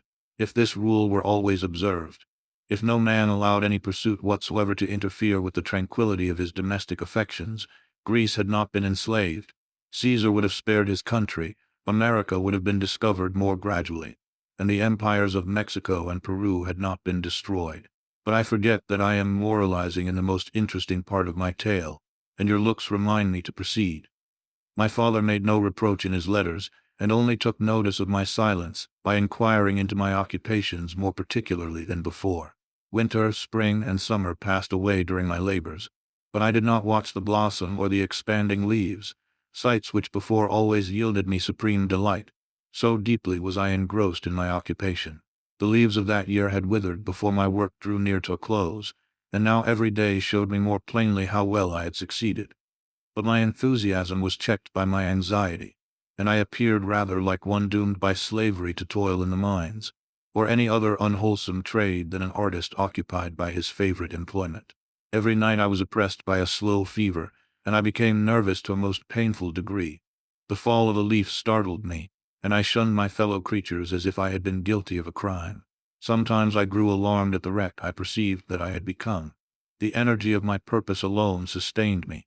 My labors would soon end, and I believed that exercise and amusement would then drive away incipient disease. And I promised myself both of these when my creation should be complete. Chapter 5. It was on a dreary night of November that I beheld the accomplishment of my toils. With an anxiety that almost amounted to agony, I collected the instruments of life around me, that I might infuse a spark of being into the lifeless thing that lay at my feet. It was already 1 in the morning. The rain pattered dismally against the panes, and my candle was nearly burnt out, when, by the glimmer of the half-extinguished light, I saw the dull yellow eye of the creature open. It breathed hard, and a convulsive motion agitated its limbs. How can I describe my emotions at this catastrophe, or how delineate the wretch whom, with such infinite pains and care, I had endeavored to form? His limbs were in proportion, and I had selected his features as beautiful. Beautiful? Great God! His yellow skin scarcely covered the work of muscles and arteries beneath. His hair was of a lustrous black and flowing, his teeth of a pearly whiteness. But these luxuriances only formed a more horrid contrast with his watery eyes, that seemed almost of the same color as the dun white sockets in which they were set, his shriveled complexion and straight black lips. The different accidents of life are not so changeable as the feelings of human nature. I had worked hard for nearly 2 years, for the sole purpose of infusing life into an inanimate body. For this I had deprived myself of rest and health. I had desired it with an ardor that far exceeded moderation. But now that I had finished, the beauty of the dream vanished, and breathless horror and disgust filled my heart. Unable to endure the aspect of the being I had created, I rushed out of the room and continued a long time traversing my bedchamber, unable to compose my mind to sleep. At length lassitude succeeded to the tumult I had before endured, and I threw myself on the bed in my clothes, endeavoring to seek a few moments of forgetfulness. But it was in vain. I slept indeed, but I was disturbed by the wildest dreams. I thought I saw Elizabeth in the bloom of health walking in the streets of Ingolstadt. Delighted and surprised, I embraced her, but as I imprinted the first kiss on her lips, they became livid with the hue of death. Her features appeared to change, and I thought that I held the corpse of my dead mother in my arms. A shroud enveloped her form, and I saw the grave worms crawling in the folds of the flannel. I started from my sleep with horror. A cold dew covered my forehead, my teeth chattered, and every limb became convulsed. When by the dim and yellow light of the moon, as it forced its way through the window shutters, I beheld the wretch, the miserable monster whom I had created. He held up the curtain of the bed, and his eyes, if eyes they may be called, were fixed on me. His jaws opened, and he muttered some inarticulate sounds, while a grin wrinkled his cheeks. He might have spoken, but I did not hear. One hand was stretched out, seemingly to detain me, but I escaped and rushed downstairs.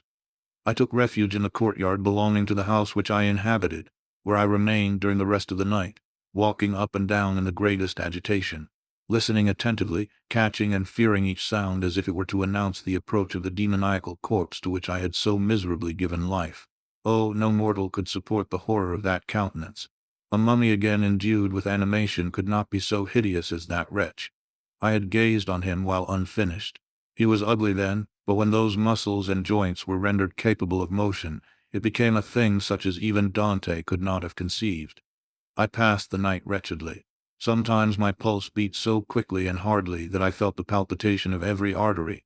At others, I nearly sank to the ground through languor and extreme weakness. Mingled with this horror, I felt the bitterness of disappointment. Dreams that had been my food and pleasant rest for so long a space were now become a hell to me. And the change was so rapid, the overthrow so complete. Morning, dismal and wet, at length dawned and discovered to my sleepless and aching eyes the church of Ingolstadt, its white steeple and clock, which indicated the 6th hour. The porter opened the gates of the court, which had that night been my asylum, and I issued into the streets, pacing them with quick steps, as if I sought to avoid the wretch whom I feared every turning of the street would present to my view. I did not dare return to the apartment which I inhabited, but felt impelled to hurry on. Although drenched by the rain which poured from a black and comfortless sky, I continued walking in this manner for some time, endeavoring by bodily exercise to ease the load that weighed upon my mind. I traversed the streets without any clear conception of where I was or what I was doing. My heart palpitated in the sickness of fear, and I hurried on with irregular steps, not daring to look about me. Like one who on a lonely road doth walk in fear and dread, and having once turned round walks on and turns no more his head, because he knows a frightful fiend doth close behind him tread. Coleridge's Ancient Mariner. Continuing thus, I came at length opposite to the inn at which the various diligences and carriages usually stopped. Here I paused, I knew not why, but I remained some minutes with my eyes fixed on a coach that was coming towards me from the other end of the street. As it drew nearer, I observed that it was the Swiss diligence. It stopped just where I was standing, and on the door being opened, I perceived Henry Clerval, who, on seeing me, instantly sprung out. "My dear Frankenstein," exclaimed he, "how glad I am to see you! How fortunate that you should be here at the very moment of my alighting!" Nothing could equal my delight on seeing Clerval. His presence brought back to my thoughts my father, Elizabeth, and all those scenes of home so dear to my recollection. I grasped his hand, and in a moment forgot my horror and misfortune. I felt suddenly, and for the first time during many months, calm and serene joy. I welcomed my friend, therefore, in the most cordial manner, and we walked towards my college. Clerval continued talking for some time about our mutual friends, and his own good fortune in being permitted to come to Ingolstadt. "You may easily believe," said he, "how great was the difficulty to persuade my father that all necessary knowledge was not comprised in the noble art of bookkeeping. And indeed, I believe I left him incredulous to the last, for his constant answer to my unwearied entreaties was the same as that of the Dutch schoolmaster in the Vicar of Wakefield. I have 10,000 florins a year without Greek, I eat heartily without Greek. But his affection for me at length overcame his dislike of learning, and he has permitted me to undertake a voyage of discovery to the land of knowledge. It gives me the greatest delight to see you. But tell me how you left my father, brothers, and Elizabeth." "Very well and very happy, only a little uneasy that they hear from you so seldom. By the by, I mean to lecture you a little upon their account myself. But my dear Frankenstein," continued he, stopping short and gazing full in my face, "I did not before remark how very ill you appear, so thin and pale. You look as if you had been watching for several nights." "You have guessed right. I have lately been so deeply engaged in one occupation that I have not allowed myself sufficient rest, as you see. But I sincerely hope, that all these employments are now at an end, and that I am at length free." I trembled excessively. I could not endure to think of, and far less to allude to, the occurrences of the preceding night. I walked with a quick pace, and we soon arrived at my college. I then reflected, and the thought made me shiver, that the creature whom I had left in my apartment might still be there, alive and walking about. I dreaded to behold this monster, but I feared still more that Henry should see him. Entreating him, therefore, to remain a few minutes at the bottom of the stairs, I darted up towards my own room. My hand was already on the lock of the door before I recollected myself. I then paused, and a cold shivering came over me. I threw the door forcibly open, as children are accustomed to do when they expect a spectre to stand in waiting for them on the other side. But nothing appeared. I stepped fearfully in. The apartment was empty, and my bedroom was also freed from its hideous guest. I could hardly believe that so great a good fortune could have befallen me.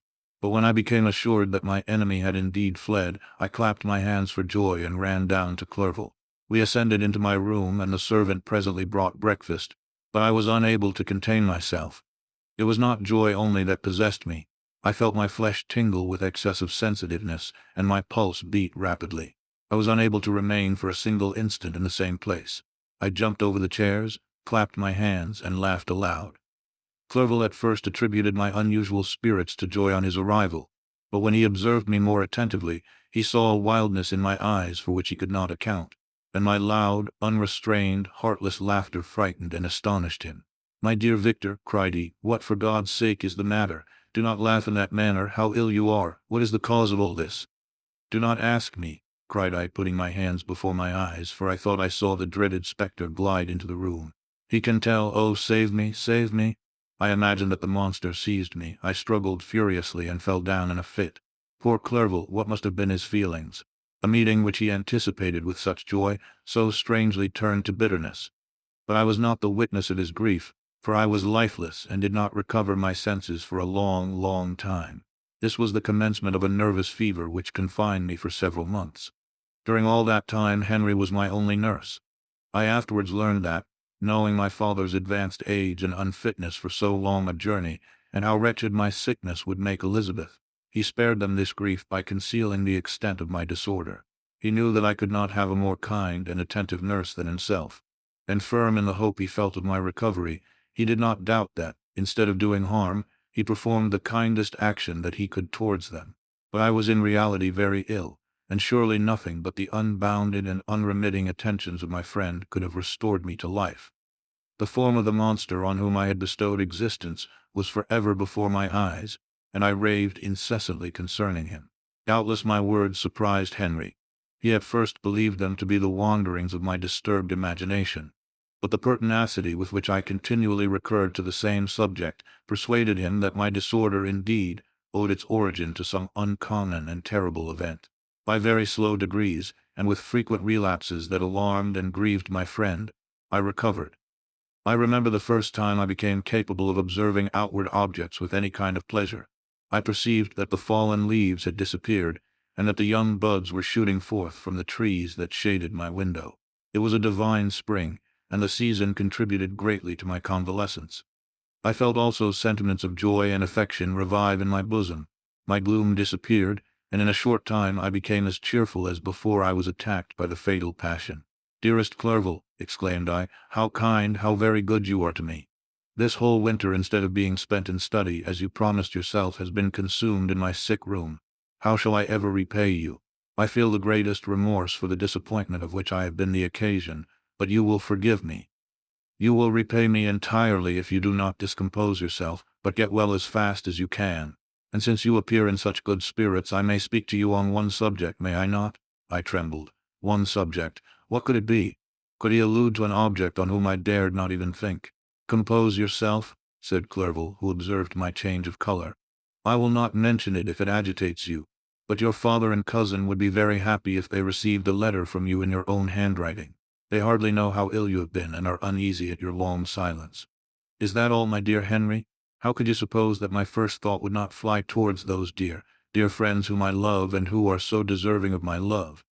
If this is your present temper, my friend, you will perhaps be glad to see a letter that has been lying here some days for you. It is from your cousin, I believe." Chapter 6. Clerval then put the following letter into my hands. It was from my own Elizabeth. "My dearest cousin, you have been ill, very ill, and even the constant letters of dear kind Henry are not sufficient to reassure me on your account. You are forbidden to write, to hold a pen. Yet one word from you, dear Victor, is necessary to calm our apprehensions. For a long time I have thought that each post would bring this line, and my persuasions have restrained my uncle from undertaking a journey to Ingolstadt. I have prevented his encountering the inconveniences and perhaps dangers of so long a journey. Yet how often have I regretted not being able to perform it myself. I figure to myself that the task of attending on your sickbed has devolved on some mercenary old nurse, who could never guess your wishes nor minister to them with the care and affection of your poor cousin. Yet that is over now. Clerval writes that indeed you are getting better. I eagerly hope that you will confirm this intelligence soon in your own handwriting. Get well, and return to us. You will find a happy, cheerful home and friends who love you dearly. Your father's health is vigorous, and he asks but to see you, but to be assured that you are well, and not a care will ever cloud his benevolent countenance. How pleased you would be to remark the improvement of our Ernest. He is now 16 and full of activity and spirit. He is desirous to be a true Swiss and to enter into foreign service, but we cannot part with him, at least until his elder brother returns to us. My uncle is not pleased with the idea of a military career in a distant country, but Ernest never had your powers of application.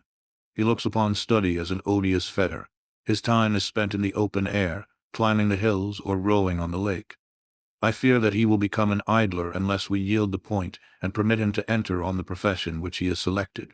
Little alteration except the growth of our dear children has taken place since you left us. The blue lake and snow-clad mountains, they never change, and I think our placid home and our contented hearts are regulated by the same immutable laws. My trifling occupations take up my time and amuse me, and I am rewarded for any exertions by seeing none but happy, kind faces around me. Since you left us, but one change has taken place in our little household. Do you remember on what occasion Justine Moritz entered our family? Probably you do not. I will relate her history, therefore, in a few words. Madame Moritz, her mother, was a widow with 4 children, of whom Justine was the third. This girl had always been the favorite of her father, but through a strange perversity her mother could not endure her, and after the death of Anne Moritz treated her very ill. My aunt observed this, and when Justine was 12 years of age, prevailed on her mother to allow her to live at our house. The republican institutions of our country have produced simpler and happier manners than those which prevail in the great monarchies that surround it. Hence there is less distinction between the several classes of its inhabitants, and the lower orders, being neither so poor nor so despised, their manners are more refined and moral.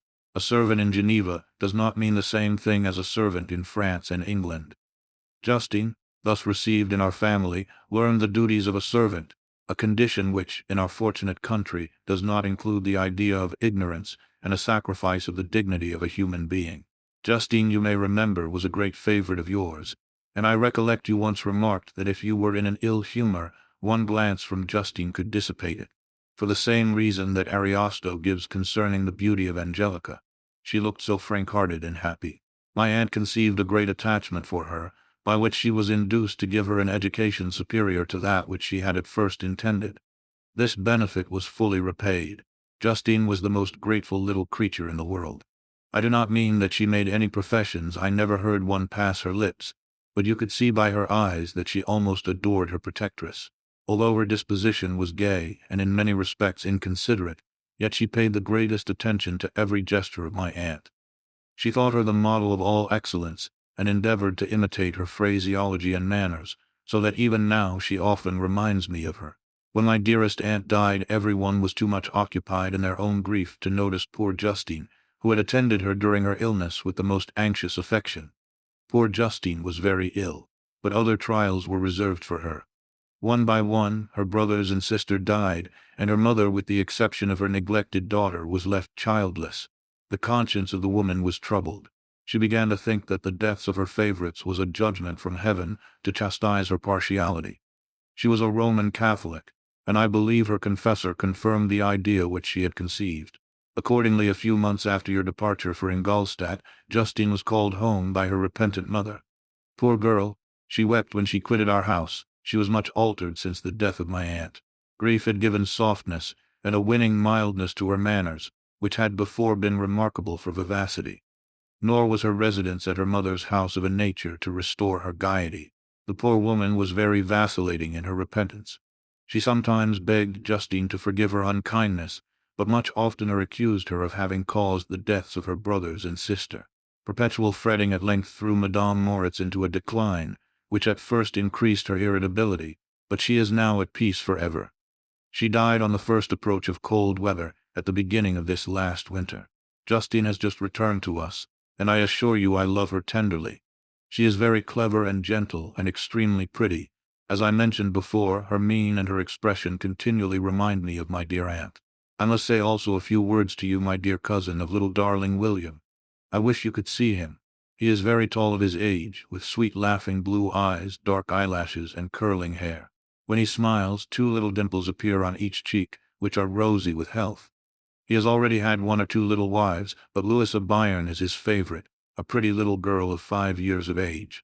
Now, dear Victor, I dare say you wish to be indulged in a little gossip concerning the good people of Geneva. The pretty Miss Mansfield has already received the congratulatory visits on her approaching marriage with a young Englishman, John Melbourne-esque. Her ugly sister Manon married M. Duviat, the rich banker, last autumn. Your favorite schoolfellow, Louis Manoir, has suffered several misfortunes since the departure of Clerval from Geneva, but he has already recovered his spirits, and is reported to be on the point of marrying a lively, pretty Frenchwoman, Madame Tavernier. She is a widow, and much older than Manoir, but she is very much admired and a favorite with everybody. I have written myself into better spirits, dear cousin, but my anxiety returns upon me as I conclude. Write, dearest Victor. 1 line, 1 word will be a blessing to us. 10,000 thanks to Henry for his kindness, his affection, and his many letters. We are sincerely grateful. Adieu, my cousin, take care of yourself, and I entreat you write. Elizabeth Lavenza. Geneva, March 18, 17. Dear, dear Elizabeth, I exclaimed when I had read her letter, I will write instantly and relieve them from the anxiety they must feel. I wrote, and this exertion greatly fatigued me. But my convalescence had commenced, and proceeded regularly. In another fortnight I was able to leave my chamber. One of my first duties on my recovery was to introduce Clerval to the several professors of the university. In doing this, I underwent a kind of rough usage, ill befitting the wounds that my mind had sustained. Ever since the fatal night, the end of my labors, and the beginning of my misfortunes, I had conceived a violent antipathy even to the name of natural philosophy. When I was otherwise quite restored to health, the sight of a chemical instrument would renew all the agony of my nervous symptoms. Henry saw this, and had removed all my apparatus from my view. He had also changed my apartment. for he perceived that I had acquired a dislike for the room which had previously been my laboratory. But these cares of Clerval were made of no avail when I visited the professors. M. Waldman inflicted torture when he praised, with kindness and warmth, the astonishing progress I had made in the sciences.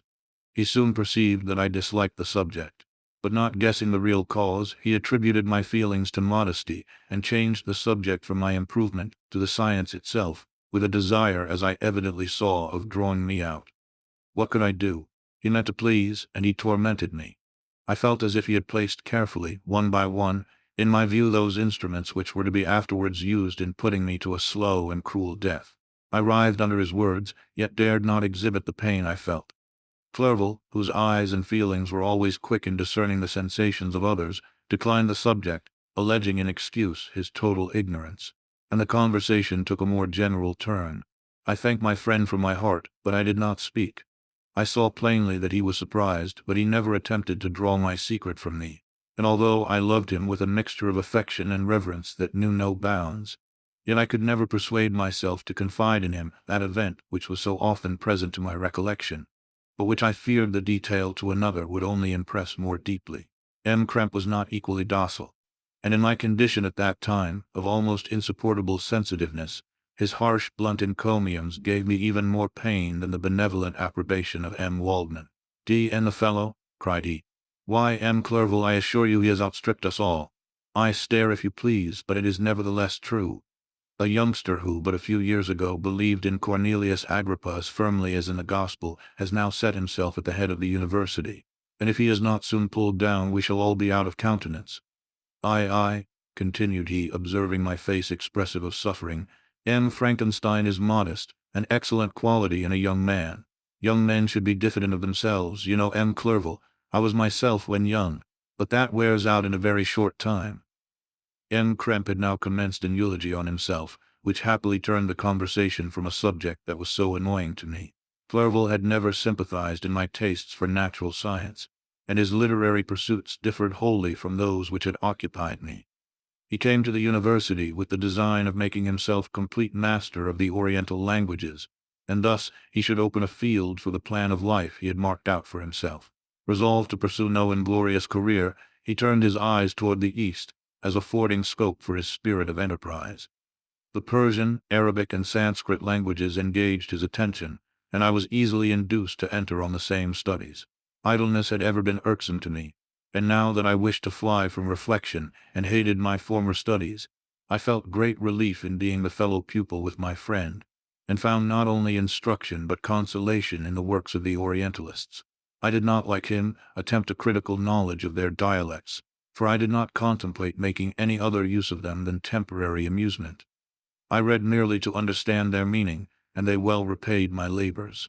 Their melancholy is soothing, and their joy elevating, to a degree I never experienced in studying the authors of any other country. When you read their writings, life appears to consist in a warm sun and a garden of roses, in the smiles and frowns of a fair enemy, and the fire that consumes your own heart. How different from the manly and heroical poetry of Greece and Rome! Summer passed away in these occupations, and my return to Geneva was fixed for the latter end of autumn. But being delayed by several accidents, winter and snow arrived, the roads were deemed impassable, and my journey was retarded until the ensuing spring. I felt this delay very bitterly, for I longed to see my native town and my beloved friends. My return had only been delayed so long, from an unwillingness to leave Clerval in a strange place, before he had become acquainted with any of its inhabitants. The winter, however, was spent cheerfully, and although the spring was uncommonly late, when it came its beauty compensated for its dilatoriness. The month of May had already commenced, and I expected the letter daily which was to fix the date of my departure, when Henry proposed a pedestrian tour in the environs of Ingolstadt, that I might bid a personal farewell to the country I had so long inhabited. I acceded with pleasure to this proposition. I was fond of exercise, and Clerval had always been my favorite companion in the ramble of this nature that I had taken among the scenes of my native country. We passed a fortnight in these perambulations. My health and spirits had long been restored, and they gained additional strength from the salubrious air I breathed, the natural incidents of our progress, and the conversation of my friend. Study had before secluded me from the intercourse of my fellow creatures, and rendered me unsocial, but Clerval called forth the better feelings of my heart. He again taught me to love the aspect of nature and the cheerful faces of children. Excellent friend, how sincerely you did love me, and endeavor to elevate my mind until it was on a level with your own. A selfish pursuit had cramped and narrowed me, until your gentleness and affection warmed and opened my senses. I became the same happy creature who, a few years ago, loved and beloved by all, had no sorrow or care. When happy, inanimate nature had the power of bestowing on me the most delightful sensations. A serene sky and verdant fields filled me with ecstasy. The present season was indeed divine. The flowers of spring bloomed in the hedges, while those of summer were already in bud. I was undisturbed by thoughts which during the preceding year had pressed upon me, notwithstanding my endeavors to throw them off with an invincible burden. Henry rejoiced in my gaiety, and sincerely sympathized in my feelings. He exerted himself to amuse me, while he expressed the sensations that filled his soul. The resources of his mind on this occasion were truly astonishing. His conversation was full of imagination, and very often, in imitation of the Persian and Arabic writers, he invented tales of wonderful fancy and passion. At other times he repeated my favorite poems, or drew me out into arguments, which he supported with great ingenuity. We returned to our college on a Sunday afternoon. The peasants were dancing, and everyone we met appeared gay and happy. My own spirits were high, and I bounded along with feelings of unbridled joy and hilarity. Chapter 7. On my return, I found the following letter from my father. My dear Victor, you have probably waited impatiently for a letter to fix the date of your return to us, and I was at first tempted to write only a few lines, merely mentioning the day on which I should expect you.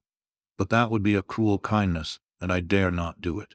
What would be your surprise, my son, when you expected a happy and glad welcome, to behold, on the contrary, tears and wretchedness? And how, Victor, can I relate our misfortune? Absence cannot have rendered you callous to our joys and griefs. And how shall I inflict pain on my long-absent son? I wish to prepare you for the woeful news, but I know it is impossible. Even now your eye skims over the page to seek the words which are to convey to you the horrible tidings. William is dead, that sweet child, whose smiles delighted and warmed my heart, who was so gentle yet so gay. Victor, he is murdered. I will not attempt to console you, but will simply relate the circumstances of the transaction. Last Thursday, May 7th, I, my niece, and your 2 brothers went a walk in Plainpalais. The evening was warm and serene, and we prolonged our walk farther than usual. It was already dusk before we thought of returning, and then we discovered that William and Ernest, who had gone on before, were not to be found. We accordingly rested on a seat until they should return. Presently Ernest came and inquired if we had seen his brother. He said that he had been playing with him, that William had run away to hide himself, and that he vainly sought for him, and afterwards waited for a long time, but that he did not return. This account rather alarmed us, and we continued to search for him until night fell, when Elizabeth conjectured that he might have returned to the house. He was not there. We returned again with torches, for I could not rest when I thought that my sweet boy had lost himself, and was exposed to all the damps and dews of night. Elizabeth also suffered extreme anguish. About 5 in the morning I discovered my lovely boy, whom the night before I had seen blooming and active in health, stretched on the grass livid and motionless. The print of the murderer's finger was on his neck. He was conveyed home, and the anguish that was visible in my countenance betrayed the secret to Elizabeth. She was very earnest to see the corpse. At first I attempted to prevent her, but she persisted, and entering the room where it lay, hastily examined the neck of the victim, and clasping her hands exclaimed, "O God, I have murdered my darling child." She fainted, and was restored with extreme difficulty. When she again lived, it was only to weep and sigh. She told me that that same evening William had teased her to let him wear a very valuable miniature that she possessed of your mother. This picture is gone, and was doubtless the temptation which urged the murderer to the deed. We have no trace of him at present, although our exertions to discover him are unremitted. But they will not restore my beloved William. Come, dearest Victor, you alone can console Elizabeth. She weeps continually and accuses herself unjustly as the cause of his death. Her words pierce my heart. We are all unhappy, but will not that be an additional motive for you, my son, to return and be our comforter? Your dear mother. Alas, Victor, I now say, thank God she did not live to witness the cruel, miserable death of her youngest darling. Come, Victor, not brooding thoughts of vengeance against the assassin, but with feelings of peace and gentleness, that will heal, instead of festering, the wounds of our minds. Enter the house of mourning, my friend, but with kindness and affection for those who love you, and not with hatred for your enemies. Your affectionate and afflicted father, Alphonse Frankenstein. Geneva, May 12, 17. Clerval, who had watched my countenance as I read this letter, was surprised to observe the despair that succeeded the joy I at first expressed on receiving news from my friends. I threw the letter on the table and covered my face with my hands. "My dear Frankenstein," exclaimed Henry, when he perceived me weep with bitterness, "are you always to be unhappy? My dear friend, what has happened?" I motioned him to take up the letter, while I walked up and down the room in the extremest agitation. Tears also gushed from the eyes of Clerval as he read the account of my misfortune. "I can offer you no consolation, my friend," said he. "Your disaster is irreparable. What do you intend to do?" "To go instantly to Geneva. Come with me, Henry, to order the horses." During our walk, Clerval endeavored to say a few words of consolation. He could only express his heartfelt sympathy. "Poor William," said he, "dear lovely child, he now sleeps with his angel mother, who that had seen him bright and joyous in his young beauty, but must weep over his untimely loss. To die so miserably, to feel the murderer's grasp, how much more a murder that could destroy radiant innocence. Poor little fellow, one only consolation have we, his friends mourn and weep, but he is at rest. The pang is over, his sufferings are at an end forever. A sod covers his gentle form, and he knows no pain. He can no longer be a subject for pity, we must reserve that for his miserable survivors." Clerval spoke thus as we hurried through the streets. The words impressed themselves on my mind, and I remembered them afterwards in solitude. But now, as soon as the horses arrived, I hurried into a cabriolet and bade farewell to my friend. My journey was very melancholy.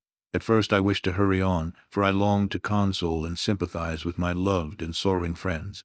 But when I drew near my native town, I slackened my progress. I could hardly sustain the multitude of feelings that crowded into my mind. I passed through scenes familiar to my youth, but which I had not seen for nearly 6 years. How altered everything might be during that time! One sudden and desolating change had taken place, but 1,000 little circumstances might have by degrees worked other alterations, which, although they were done more tranquilly, might not be the less decisive. Fear overcame me. I dared no advance, dreading 1,000 nameless evils that made me tremble, although I was unable to define them. I remained 2 days at Lausanne in this painful state of mind. I contemplated the lake. The waters were placid. All around was calm, and the snowy mountains, the palaces of nature, were not changed. By degrees the calm and heavenly scene restored me, and I continued my journey towards Geneva. The road ran by the side of the lake, which became narrower as I approached my native town. I discovered more distinctly the black sides of Jura and the bright summit of Mont Blanc. I wept like a child. Dear mountains, my own beautiful lake, how do you welcome your wanderer? Your summits are clear, the sky and lake are blue and placid. Is this to prognosticate peace, or to mock at my unhappiness? I fear, my friend, that I shall render myself tedious by dwelling on these preliminary circumstances, but they were days of comparative happiness, and I think of them with pleasure. My country, my beloved country, who but a native can tell the delight I took in again beholding thy streams, thy mountains, and more than all, thy lovely lake. Yet as I drew nearer home, grief and fear again overcame me. Night also closed around, and when I could hardly see the dark mountains, I felt still more gloomily. The picture appeared a vast and dim scene of evil, and I foresaw obscurely that I was destined to become the most wretched of human beings. Alas! I prophesied truly, and failed only in one single circumstance, that in all the misery I imagined and dreaded, I did not conceive the 100th part of the anguish I was destined to endure. It was completely dark when I arrived in the environs of Geneva. The gates of the town were already shut, and I was obliged to pass the night at Setterin, a village at the distance of half a league from the city. The sky was serene, and as I was unable to rest, I resolved to visit the spot where my poor William had been murdered. As I could not pass through the town, I was obliged to cross the lake in a boat to arrive at Plainpalais. During this short voyage I saw the lightning playing on the summit of Mont Blanc in the most beautiful figures. The storm appeared to approach rapidly, and on landing I ascended a low hill that I might observe its progress. It advanced. The heavens were clouded, and I soon felt the rain coming slowly in large drops, but its violence quickly increased. I quitted my seat and walked on, although the darkness and storm increased every minute, and the thunder burst with a terrific crash over my head. It was echoed from Salers, the Juras, and the Alps of Savoy.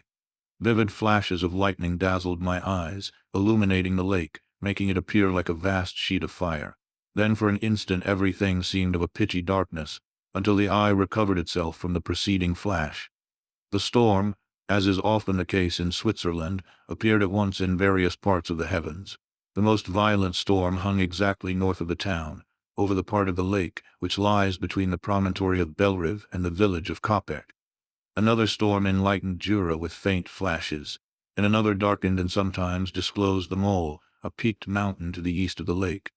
While I watched the tempest, so beautiful yet terrific, I wandered on with a hasty step. This noble war in the sky elevated my spirits. I clasped my hands and exclaimed aloud, "William, dear angel, this is thy funeral, this thy dirge." As I said these words, I perceived in the gloom a figure which stole from behind a clump of trees near me. I stood fixed, gazing intently. I could not be mistaken. A flash of lightning illuminated the object and discovered its shape plainly to me. Its gigantic stature and the deformity of its aspect, more hideous than belongs to humanity, instantly informed me that it was the wretch, the filthy demon, to whom I had given life. What did he there? Could he be? I shuddered at the conception, the murderer of my brother.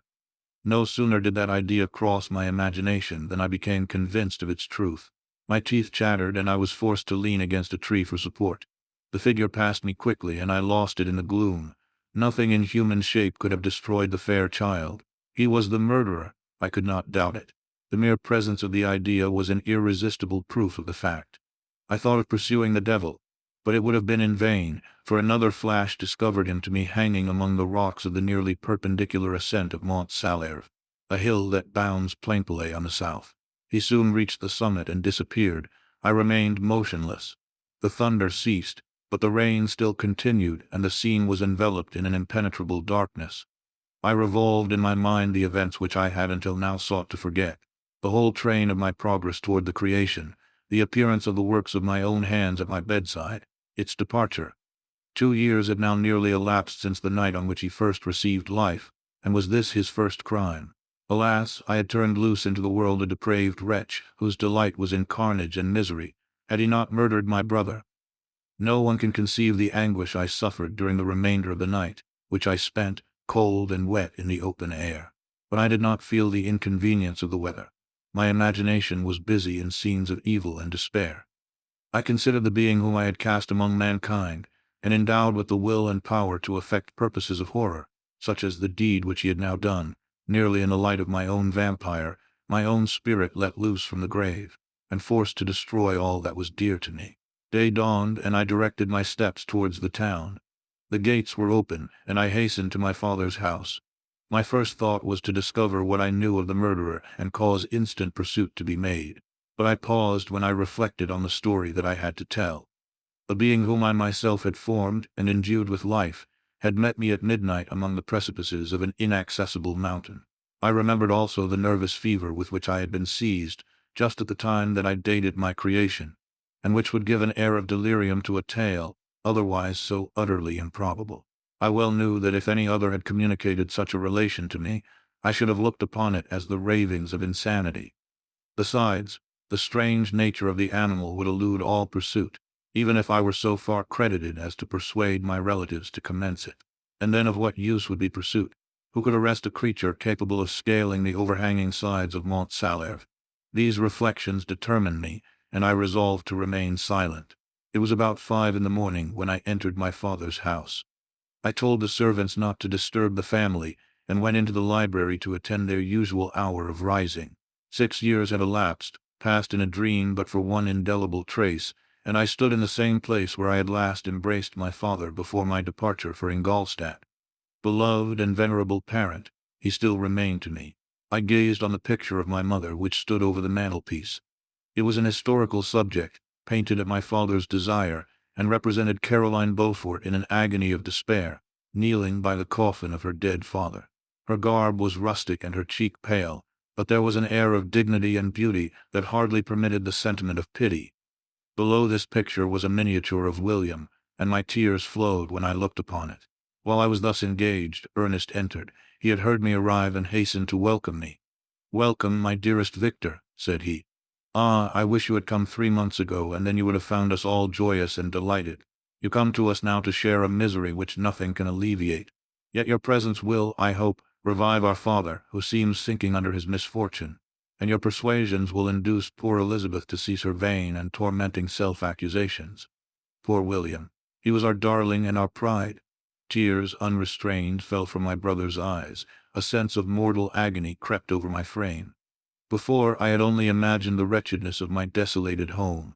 The reality came on me as a new and a not less terrible disaster. I tried to calm Ernest. I inquired more minutely concerning my father, and here I named my cousin. She most of all, said Ernest, requires consolation. She accused herself of having caused the death of my brother, and that made her very wretched. But since the murderer has been discovered— the murderer discovered? Good God, how can that be? Who could attempt to pursue him? It is impossible. One might as well try to overtake the winds or confine a mountain stream with a straw. I saw him too. He was free last night. I do not know what you mean, replied my brother in accents of wonder, but to us the discovery we have made completes our misery. No one would believe it at first, and even now Elizabeth will not be convinced, notwithstanding all the evidence. Indeed, who would credit that Justine Moritz, who was so amiable and fond of all the family, could suddenly become so capable of so frightful, so appalling a crime?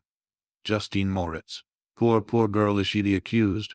But it is wrongfully, everyone knows that. No one believes it, surely, Ernest? No one did at first, but several circumstances came out that have almost forced conviction upon us, and her own behavior has been so confused as to add to the evidence of facts a weight that, I fear, leaves no hope for doubt. But she will be tried today, and you will then hear all. He then related that, the morning on which the murder of poor William had been discovered, Justine had been taken ill and confined to her bed for several days. During this interval, one of the servants, happening to examine the apparel she had worn on the night of the murder, had discovered in her pocket the picture of my mother, which had been judged to be the temptation of the murderer. The servant instantly showed it to one of the others, who, without saying a word to any of the family, went to a magistrate, and upon their deposition Justine was apprehended. On being charged with the fact, the poor girl confirmed the suspicion in a great measure by her extreme confusion of manner. This was a strange tale, but it did not shake my faith, and I replied earnestly, "You are all mistaken. I know the murderer. Justine, poor good Justine, is innocent." At that instant my father entered. I saw unhappiness deeply impressed on his countenance, but he endeavored to welcome me cheerfully, and after we had exchanged our mournful greeting, would have introduced some other topic than that of our disaster, had not Ernest exclaimed, "Good God, Papa! Victor says that he knows who was the murderer of poor William." "We do also, unfortunately," replied my father, "for indeed I had rather have been forever ignorant than have discovered so much depravity and ingratitude in one I valued so highly." "My dear father, you are mistaken. Justine is innocent. If she is, God forbid that she should suffer as guilty. She is to be tried today, and I sincerely hope that she will be acquitted." This speech calmed me. I was firmly convinced in my own mind that Justine, and indeed every human being, was guiltless of this murder. I had no fear, therefore, that any circumstantial evidence could be brought forward strong enough to convict her. My tale was not one to announce publicly. Its astounding horror would be looked upon as madness by the vulgar. Did anyone indeed exist, except I, the Creator, who would believe, unless his senses convinced him, in the existence of the living monument of presumption and rash ignorance which I had let loose upon the world? We were soon joined by Elizabeth. Time had altered her since I last beheld her. It had endowed her with loveliness surpassing the beauty of her childish years. There was the same candor, the same vivacity, but it was allied to an expression more full of sensibility and intellect. She welcomed me with the greatest affection. "Your arrival, my dear cousin," said she, "fills me with hope. You perhaps will find some means to justify my poor guiltless Justine. Alas, who is safe if she be convicted of crime? I rely on her innocence as certainly as I do upon my own. Our misfortune is doubly hard to us. We have not only lost that lovely darling boy, but this poor girl whom I sincerely love is to be torn away by even a worse fate. If she is condemned, I never shall know joy more, but she will not, I am sure she will not, and then I shall be happy again even after the sad death of my little William." "She is innocent, my Elizabeth," said I, "and that shall be proved. Fear nothing, but let your spirits be cheered by the assurance of her acquittal." "How kind and generous you are! Everyone else believes in her guilt, and that made me wretched, for I knew that it was impossible. and to see everyone else prejudiced in so deadly a manner rendered me hopeless and despairing. She wept. "Dearest niece," said my father, "dry your tears. If she is, as you believe, innocent, rely on the justice of our laws and the activity with which I shall prevent the slightest shadow of partiality." Chapter 8. We passed a few sad hours until 11 o'clock, when the trial was to commence. My father and the rest of the family being obliged to attend as witnesses, I accompanied them to the court. During the whole of this wretched mockery of justice, I suffered living torture. It was to be decided whether the result of my curiosity and lawless devices would cause the death of two of my fellow beings, one a smiling babe full of innocence and joy, the other far more dreadfully murdered, with every aggravation of infamy that could make the murder memorable in horror. Justine also was a girl of merit, and possessed qualities which promised to render her life happy. Now all was to be obliterated in an ignominious grave, and I the cause. 1,000 times rather would I have confessed myself guilty of the crime ascribed to Justine, but I was absent when it was committed, and such a declaration would have been considered as the ravings of a madman, and would not have exculpated her who suffered through me. The appearance of Justine was calm. She was dressed in mourning, and her countenance, always engaging, was rendered, by the solemnity of her feelings, exquisitely beautiful. Yet she appeared confident in innocence, and did not tremble, although gazed on and execrated by thousands, for all the kindness which her beauty might otherwise have excited was obliterated in the minds of the spectators by the imagination of the enormity she was supposed to have committed. She was tranquil, yet her tranquillity was evidently constrained, and as her confusion had before been adduced as a proof of her guilt, she worked up her mind to an appearance of courage. When she entered the court, she threw her eyes round it and quickly discovered where we were seated. A tear seemed to dim her eye when she saw us, but she quickly recovered herself, and a look of sorrowful affection seemed to attest her utter guiltlessness. The trial began, and after the advocate against her had stated the charge, several witnesses were called. Several strange facts combined against her, which might have staggered anyone who had not such proof of her innocence as I had. She had been out the whole of the night on which the murder had been committed, and towards morning had been perceived by a market woman not far from the spot where the body of the murdered child had been afterwards found. The woman asked her what she did there, but she looked very strangely, and only returned a confused and unintelligible answer. She returned to the house about 8 o'clock, and when one inquired where she had passed the night, she replied that she had been looking for the child, and demanded earnestly if anything had been heard concerning him. When shown the body, she fell into violent hysterics and kept her bed for several days. The picture was then produced which the servant had found in her pocket, and when Elizabeth, in a faltering voice, proved that it was the same which, an hour before the child had been missed, she had placed round his neck, a murmur of horror and indignation filled the court. Justine was called on for her defense. As the trial had proceeded, her countenance had altered. Surprise, horror, and misery were strongly expressed. Sometimes she struggled with her tears, but when she was desired to plead, she collected her powers and spoke in an audible although variable voice. "God knows," she said, "how entirely I am innocent, but I do not pretend that my protestations should acquit me. I rest my innocence on a plain and simple explanation of the facts which have been adduced against me, and I hope the character I have always borne will incline my judges to a favorable interpretation where any circumstance appears doubtful or suspicious."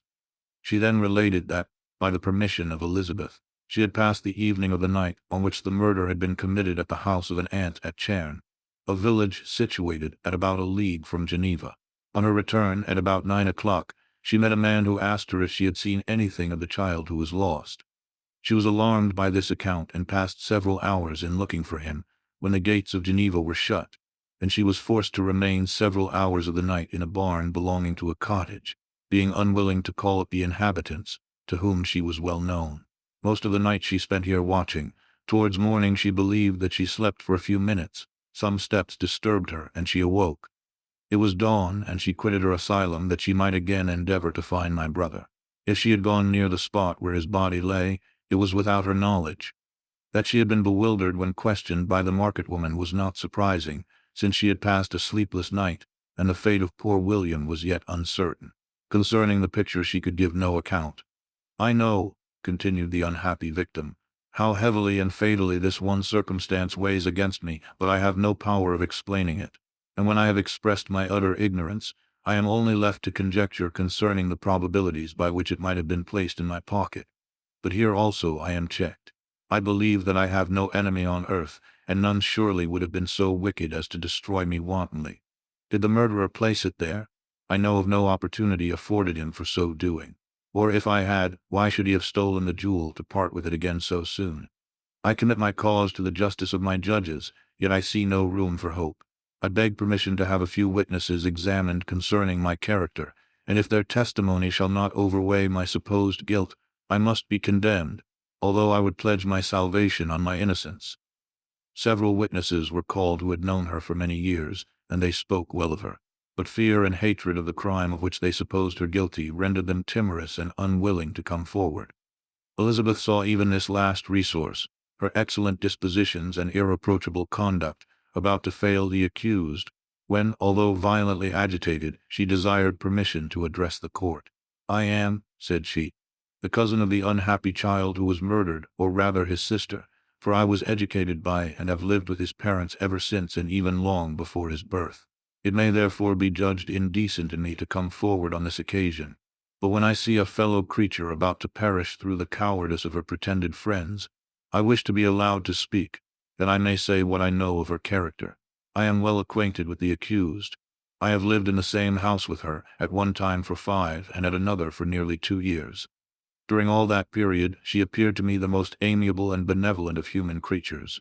She nursed Madame Frankenstein, my aunt, in her last illness, with the greatest affection and care, and afterwards attended her own mother during a tedious illness, in a manner that excited the admiration of all who knew her. After which she again lived in my uncle's house, where she was beloved by all the family. She was warmly attached to the child who is now dead, and acted towards him like a most affectionate mother. For my own part, I do not hesitate to say that, notwithstanding all the evidence produced against her, I believe and rely on her perfect innocence. She had no temptation for such an action. As to the bauble on which the chief proof rests, if she had earnestly desired it, I should have willingly given it to her, so much do I esteem and value her."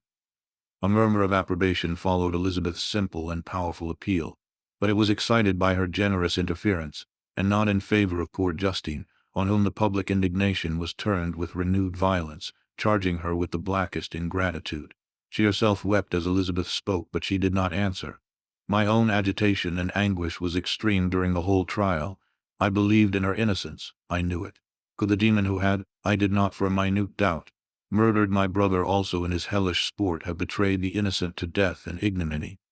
I could not sustain the horror of my situation, and when I perceived that the popular voice and the countenances of the judges had already condemned my unhappy victim, I rushed out of the court in agony.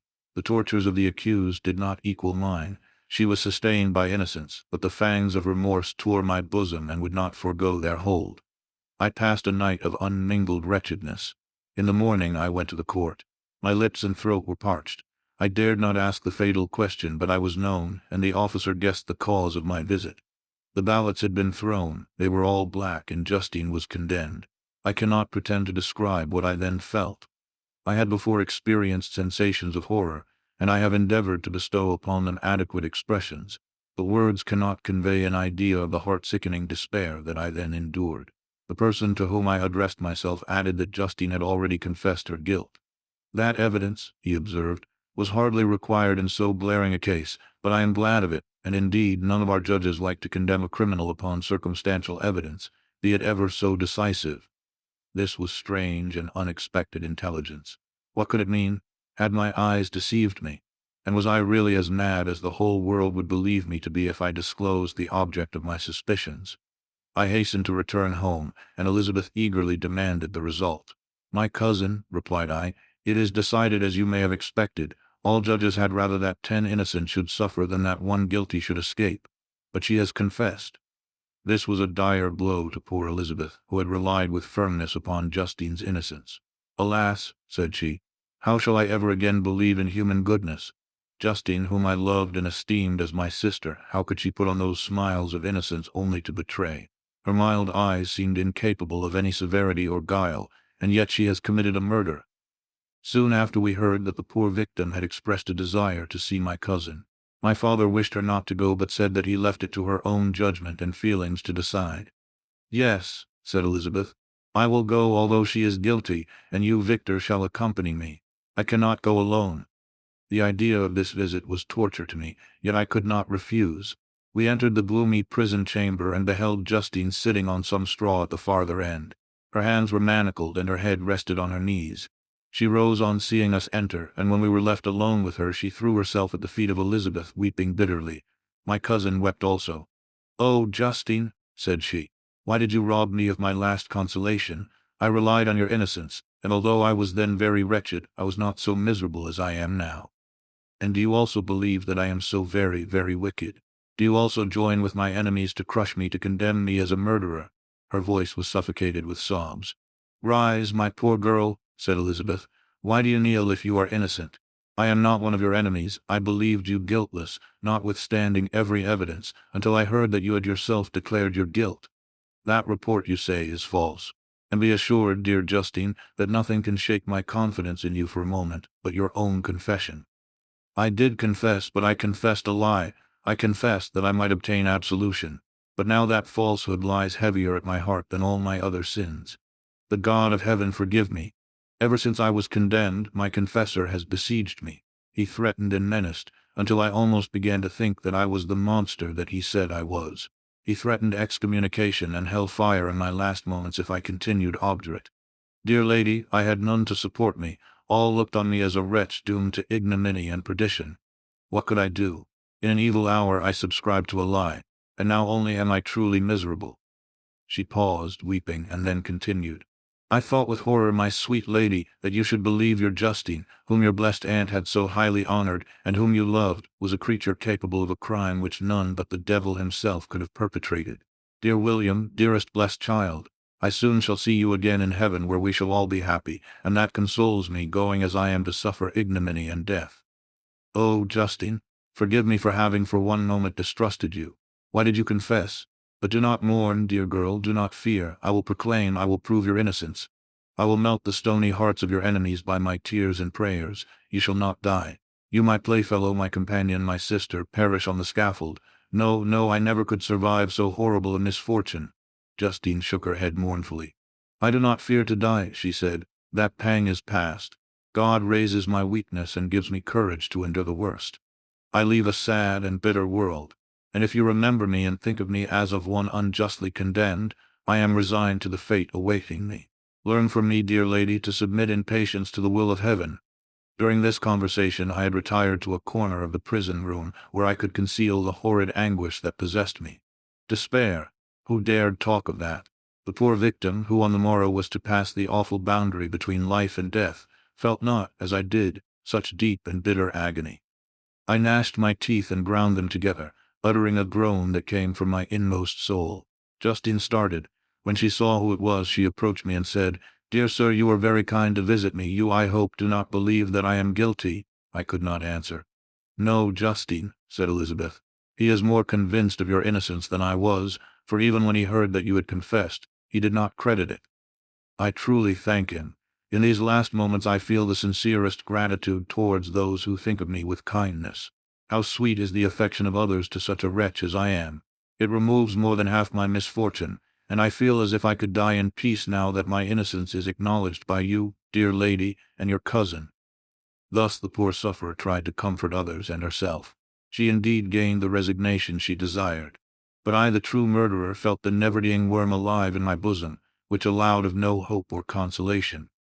Elizabeth also wept and was unhappy, but hers also was the misery of innocence, which, like a cloud that passes over the fair moon, for a while hides, but cannot tarnish its brightness.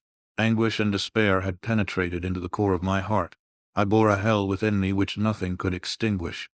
We stayed several hours with Justine, and it was with great difficulty that Elizabeth could tear herself away.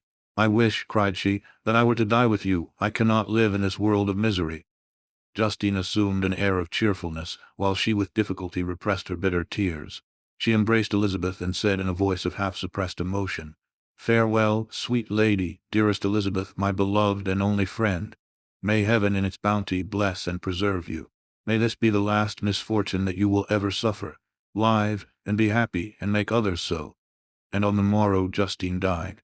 Elizabeth's heartrending eloquence failed to move the judges from their settled conviction in the criminality of the saintly sufferer.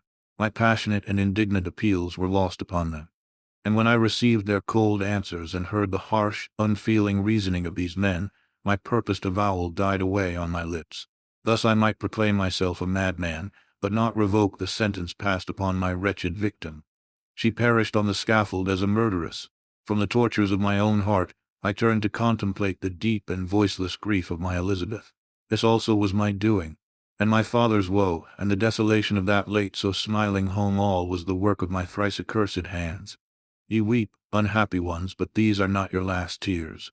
Again shall you raise the funeral wail, and the sound of your lamentations shall again and again be heard. Frankenstein, your son, your kinsman, your early, much-loved friend, he who would spend each vital drop of blood for your sakes, who has no thought nor sense of joy except as it is mirrored also in your dear countenances, who would fill the air with blessings and spend his life in serving you, he bids you weep, to shed countless tears. Happy beyond his hopes, if thus inexorable fate be satisfied, and if the destruction pause before the peace of the grave have succeeded to your sad torments. Thus spoke my prophetic soul, as, torn by remorse, horror, and despair, I beheld those I loved spend vain sorrow upon the graves of William and Justine, the first hapless victims to my unhallowed arts.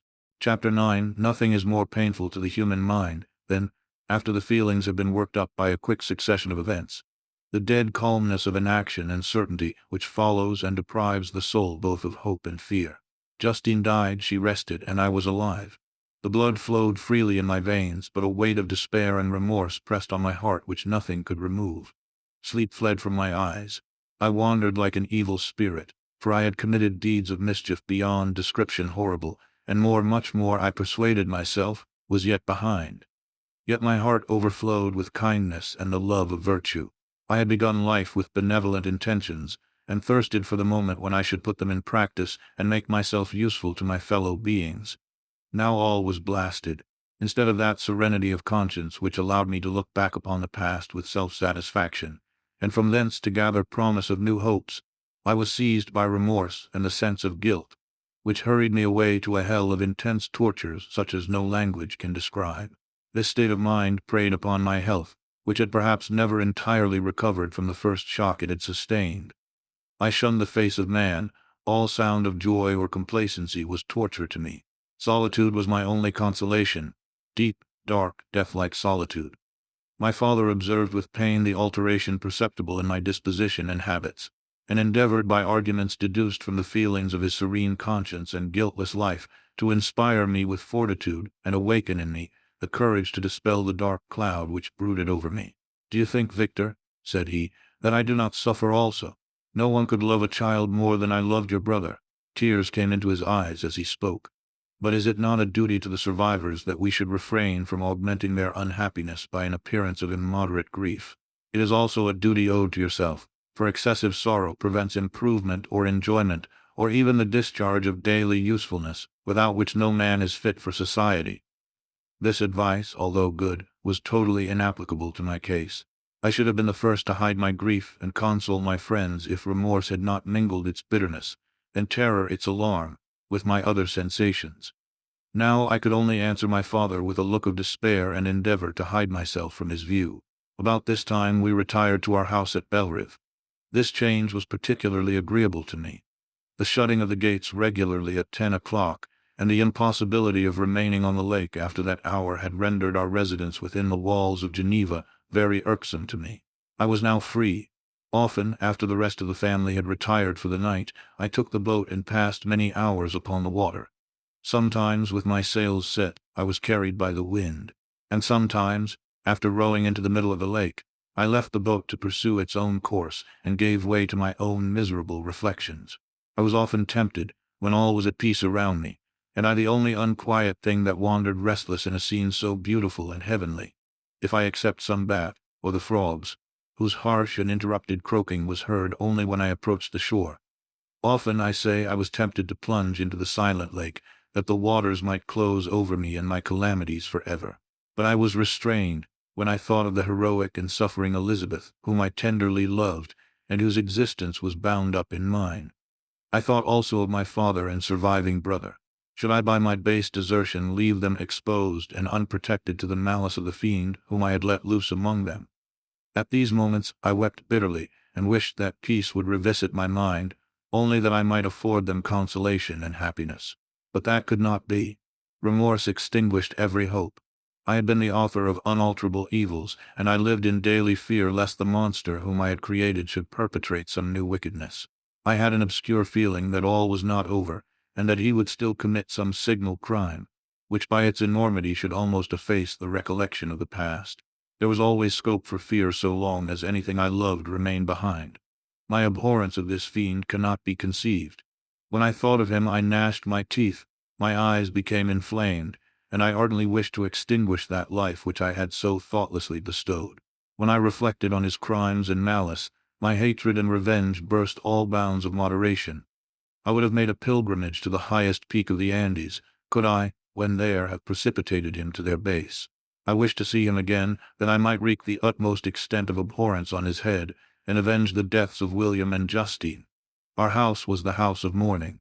My father's health was deeply shaken by the horror of the recent events. Elizabeth was sad and desponding.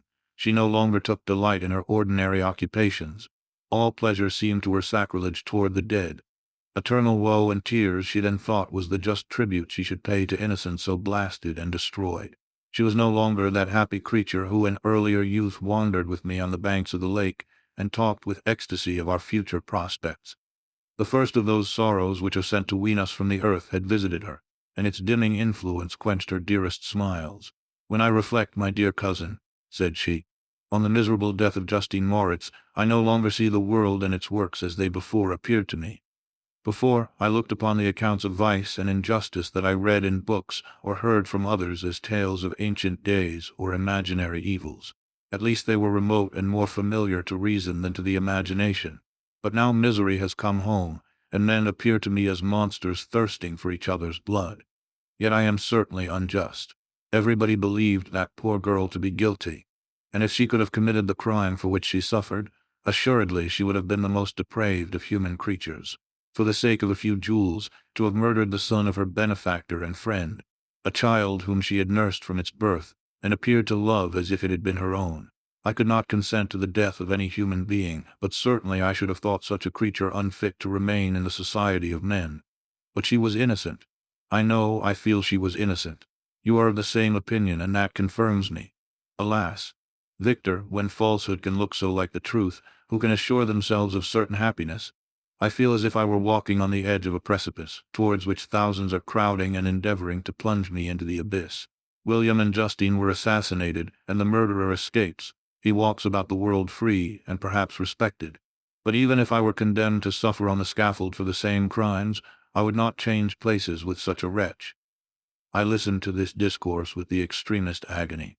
I not indeed, but in effect was the true murderer. Elizabeth read my anguish in my countenance, and kindly taking my hand, said, "My dearest friend, you must calm yourself. These events have affected me, God knows how deeply. But I am not so wretched as you are. There is an expression of despair, and sometimes of revenge, in your countenance that makes me tremble. Dear Victor, banish these dark passions. Remember the friends around you who center all their hopes in you. Have we lost the power of rendering you happy? Ah! While we love, while we are true to each other, here in this land of peace and beauty, your native country, we may reap every tranquil blessing. What can disturb our peace?" And could not such words from her whom I fondly prized before every other gift of fortune suffice to chase away the fiend that lurked in my heart? Even as she spoke I drew near to her, as if in terror, lest at that very moment the destroyer had been near to rob me of her. Thus not the tenderness of friendship, nor the beauty of earth, nor of heaven, could redeem my soul from woe. The very accents of love were ineffectual. I was encompassed by a cloud which no beneficial influence could penetrate. The wounded deer dragging its fainting limbs to some untrodden brake, there to gaze upon the arrow which had pierced it, and to die, was but a type of me. Sometimes I could cope with the sullen despair that overwhelmed me, but sometimes the whirlwind passions of my soul drove me to seek, by bodily exercise and by change of place, some relief from my intolerable sensations. It was during an access of this kind that I suddenly left my home, and bending my steps towards the near alpine valleys, sought in the magnificence, the eternity of such scenes, to forget myself and my ephemeral, because human, sorrows. My wanderings were directed towards the valley of Chamonix. I had visited it frequently during my boyhood. 6 years had passed since then. I was a wreck, but naught had changed in those savage and enduring scenes. I performed the first part of my journey on horseback. I afterwards hired a mule, as the more sure-footed and least liable to receive injury on these rugged roads. The weather was fine. It was about the middle of the month of August, nearly 2 months after the death of Justine, that miserable epoch from which I dated all my woe. The weight upon my spirit was sensibly lightened as I plunged yet deeper in the ravine of Arve. The immense mountains and precipices that overhung me on every side, the sound of the river raging among the rocks, and the dashing of the waterfalls around spoke of a power mighty as omnipotence. And I ceased to fear or to bend before any being less almighty than that which had created and ruled the elements, here displayed in their most terrific guise. Still, as I ascended higher, the valley assumed a more magnificent and astonishing character. Ruined castles hanging on the precipices of piny mountains, the impetuous Arve, and cottages every year, and their peeping forth from among the trees, formed a scene of singular beauty. But it was augmented and rendered sublime by the mighty Alps, whose white and shining pyramids and domes towered above all, as belonging to another earth, the habitations of another race of beings. I passed the bridge of Palisier, where the ravine, which the river forms, opened before me, and I began to ascend the mountain that overhangs it. Soon after, I entered the valley of Chamonix. This valley is more wonderful and sublime, but not so beautiful and picturesque as that of Servox, through which I had just passed. The high and snowy mountains were its immediate boundaries, but I saw no more ruined castles and fertile fields.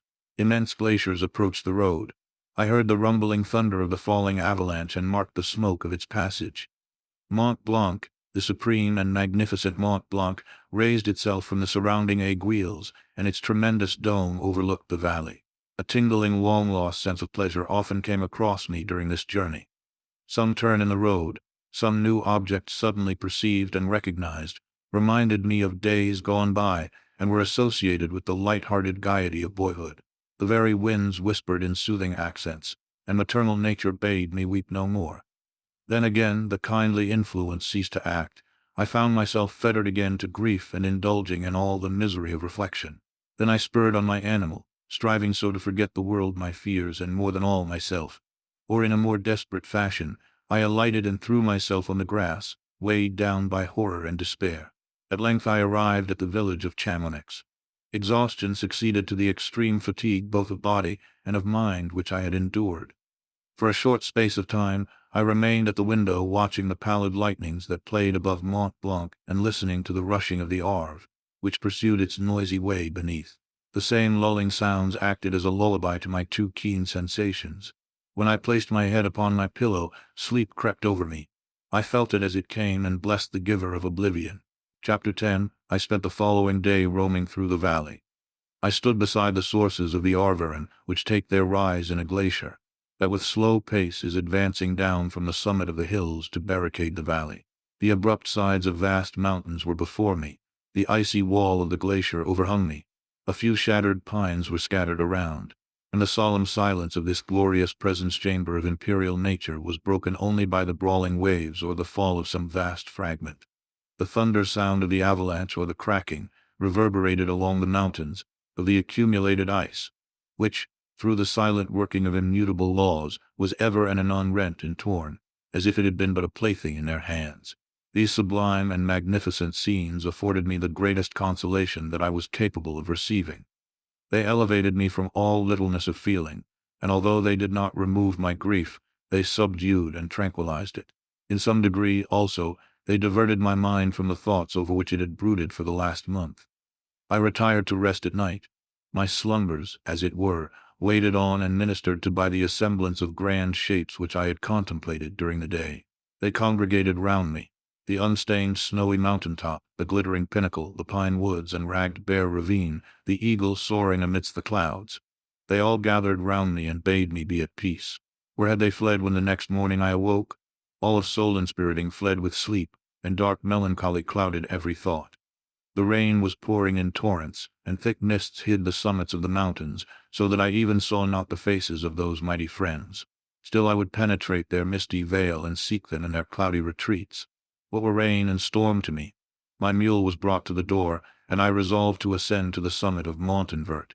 I remembered the effect that the view of the tremendous and ever-moving glacier had produced upon my mind when I first saw it. It had then filled me with a sublime ecstasy that gave wings to the soul, and allowed it to soar from the obscure world to light and joy. The sight of the awful and majestic in nature had indeed always the effect of solemnizing my mind, and causing me to forget the passing cares of life. I determined to go without a guide, for I was well acquainted with the path, and the presence of another would destroy the solitary grandeur of the scene. The ascent is precipitous, but the path is cut into continual and short windings, which enable you to surmount the perpendicularity of the mountain. It is a scene terrifically desolate. In 1,000 spots the traces of the winter avalanche may be perceived, where trees lie broken and strewed on the ground, some entirely destroyed, others bent, leaning upon the jutting rocks of the mountain or transversely upon other trees. The path, as you ascend higher, is intersected by ravines of snow, down which stones continually roll from above. One of them is particularly dangerous, as the slightest sound, such as even speaking in a loud voice, produces a concussion of air sufficient to draw destruction upon the head of the speaker.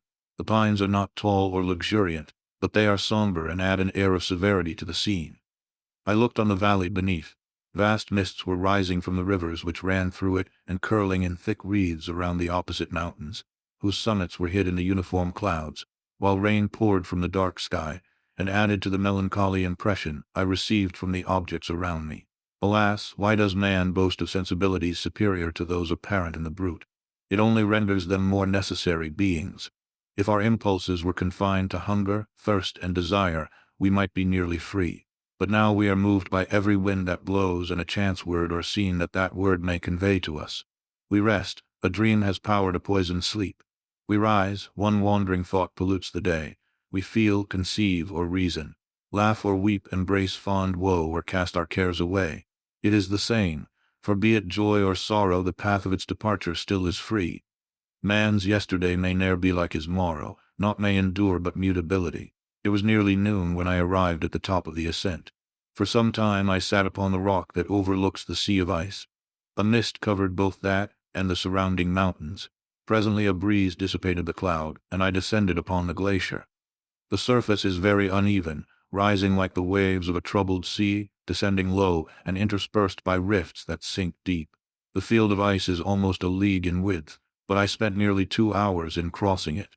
The opposite mountain is a bare perpendicular rock.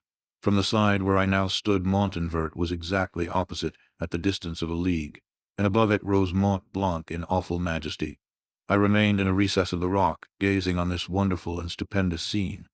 The sea, or rather the vast river of ice, wound among its dependent mountains, whose aerial summits hung over its recesses. Their icy and glittering peaks shone in the sunlight over the clouds.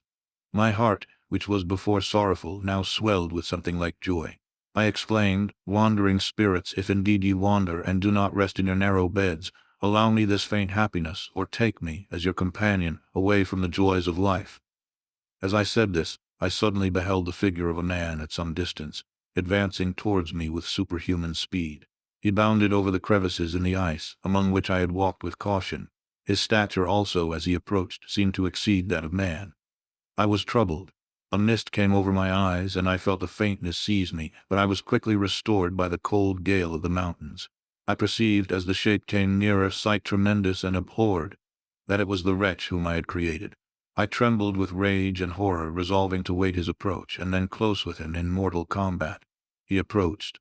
His countenance bespoke bitter anguish, combined with disdain and malignity, while its unearthly ugliness rendered it almost too horrible for human eyes. But I scarcely observed this. Rage and hatred had at first deprived me of utterance, and I recovered only to overwhelm him with words expressive of furious detestation and contempt. "Devil," I exclaimed, "do you dare approach me? And do not you fear the fierce vengeance of my arm wreaked on your miserable head? Begone, vile insect, or rather stay that I may trample you to dust. And oh, that I could, with the extinction of your miserable existence, restore those victims whom you have so diabolically murdered." "I expected this reception," said the demon. "All men hate the wretched. How then must I be hated, who am miserable beyond all living things?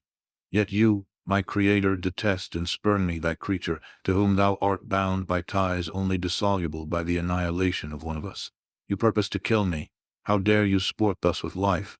Do your duty towards me, and I will do mine towards you and the rest of mankind.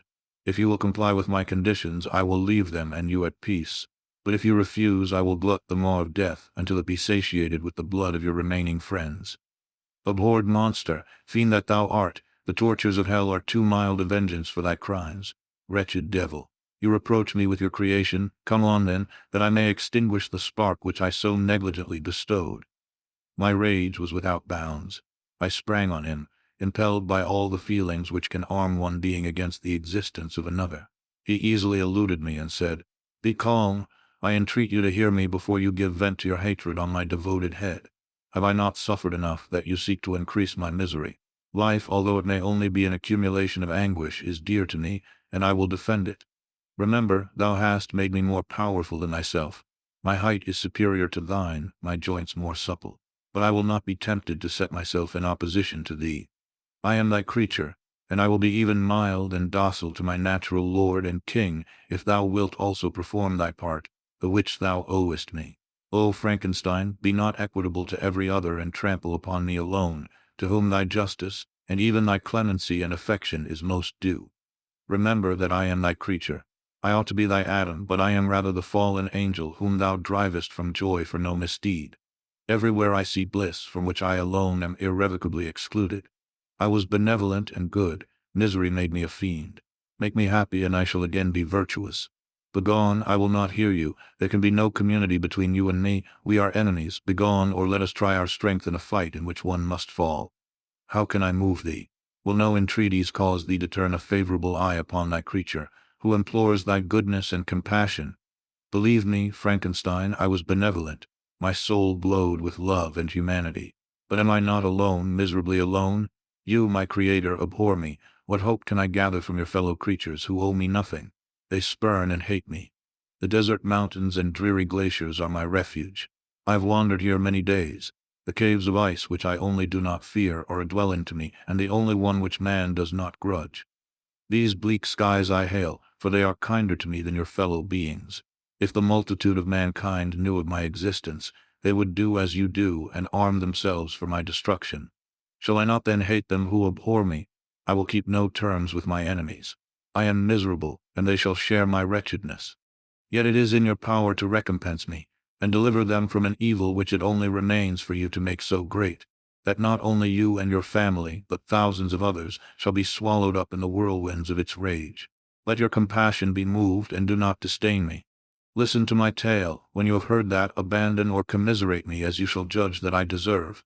But hear me. The guilty are allowed by human laws, bloody as they are, to speak in their own defense before they are condemned. Listen to me, Frankenstein. You accuse me of murder, and yet you would, with a satisfied conscience, destroy your own creature. Oh, praise the eternal justice of man. Yet I ask you not to spare me. Listen to me, and then, if you can, and if you will, destroy the work of your hands. Why do you call to my remembrance, I rejoined, circumstances of which I shudder to reflect, that I have been the miserable origin and author? Cursed be the day, abhorred devil, in which you first saw light. Cursed, although I curse myself, be the hands that formed you. You have made me wretched beyond expression. You have left me no power to consider whether I am just to you or not. Begone, relieve me from the sight of your detested form. Thus I relieved thee, my Creator, he said, and placed his hated hands before my eyes, which I flung from me with violence. Thus I take from thee a sight which you abhor. Still thou canst listen to me and grant me thy compassion. By the virtues that I once possessed, I demand this from you. Hear my tale. It is long and strange, and the temperature of this place is not fitting to your fine sensations. Come to the hut upon the mountain. The sun is yet high in the heavens. Before it descends to hide itself behind your snowy precipices and illuminate another world, you will have heard my story and can decide. On you it rests, whether I quit forever the neighborhood of man and lead a harmless life, or become the scourge of your fellow creatures and the author of your own speedy ruin. As he said this, he led the way across the ice. I followed. My heart was full, and I did not answer him, but as I proceeded, I weighed the various arguments that he had used and determined at least to listen to his tale. I was partly urged by curiosity, and compassion confirmed my resolution. I had hitherto supposed him to be the murderer of my brother, and I eagerly sought a confirmation or denial of this opinion. For the first time, also, I felt what the duties of a creator towards his creature were, and that I ought to render him happy before I complained of his wickedness. These motives urged me to comply with his demand. We crossed the ice, therefore, and ascended the opposite rock. The air was cold, and the rain again began to descend. We entered the hut, the fiend with an air of exultation, I with a heavy heart and depressed spirits. But I consented to listen, and seating myself by the fire which my odious companion had lighted, he thus began his tale. Chapter 11. It is with considerable difficulty that I remember the original era of my being. All the events of that period appear confused and indistinct. A strange multiplicity of sensations seized me, and I saw, felt, heard, and smelt at the same time. And it was, indeed, a long time before I learned to distinguish between the operations of my various senses. By degrees, I remember, a stronger light pressed upon my nerves, so that I was obliged to shut my eyes. Darkness then came over me and troubled me, but hardly had I felt this when, by opening my eyes, as I now suppose, the light poured in upon me again. I walked, and I believe descended, but I presently found a great alteration in my sensations. Before, dark and opaque bodies had surrounded me, impervious to my touch or sight.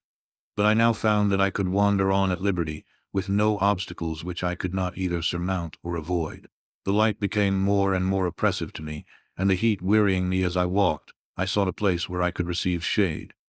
This was the forest near Ingolstadt, and here I lay by the side of a brook resting from my fatigue, until I felt tormented by hunger and thirst. This roused me from my nearly dormant state, and I ate some berries which I found hanging on the trees or lying on the ground. I slaked my thirst at the brook, and then lying down was overcome by sleep. It was dark when I awoke. I felt cold also, and half frightened, as it were, instinctively, finding myself so desolate. Before I had quitted your apartment, on a sensation of cold, I had covered myself with some clothes, but these were insufficient to secure me from the dews of night. I was a poor, helpless, miserable wretch. I knew and could distinguish nothing, but feeling pain invade me on all sides, I sat down and wept.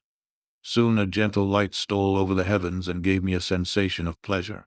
I started up and beheld a radiant form rise from among the trees. The moon, I gazed with a kind of wonder.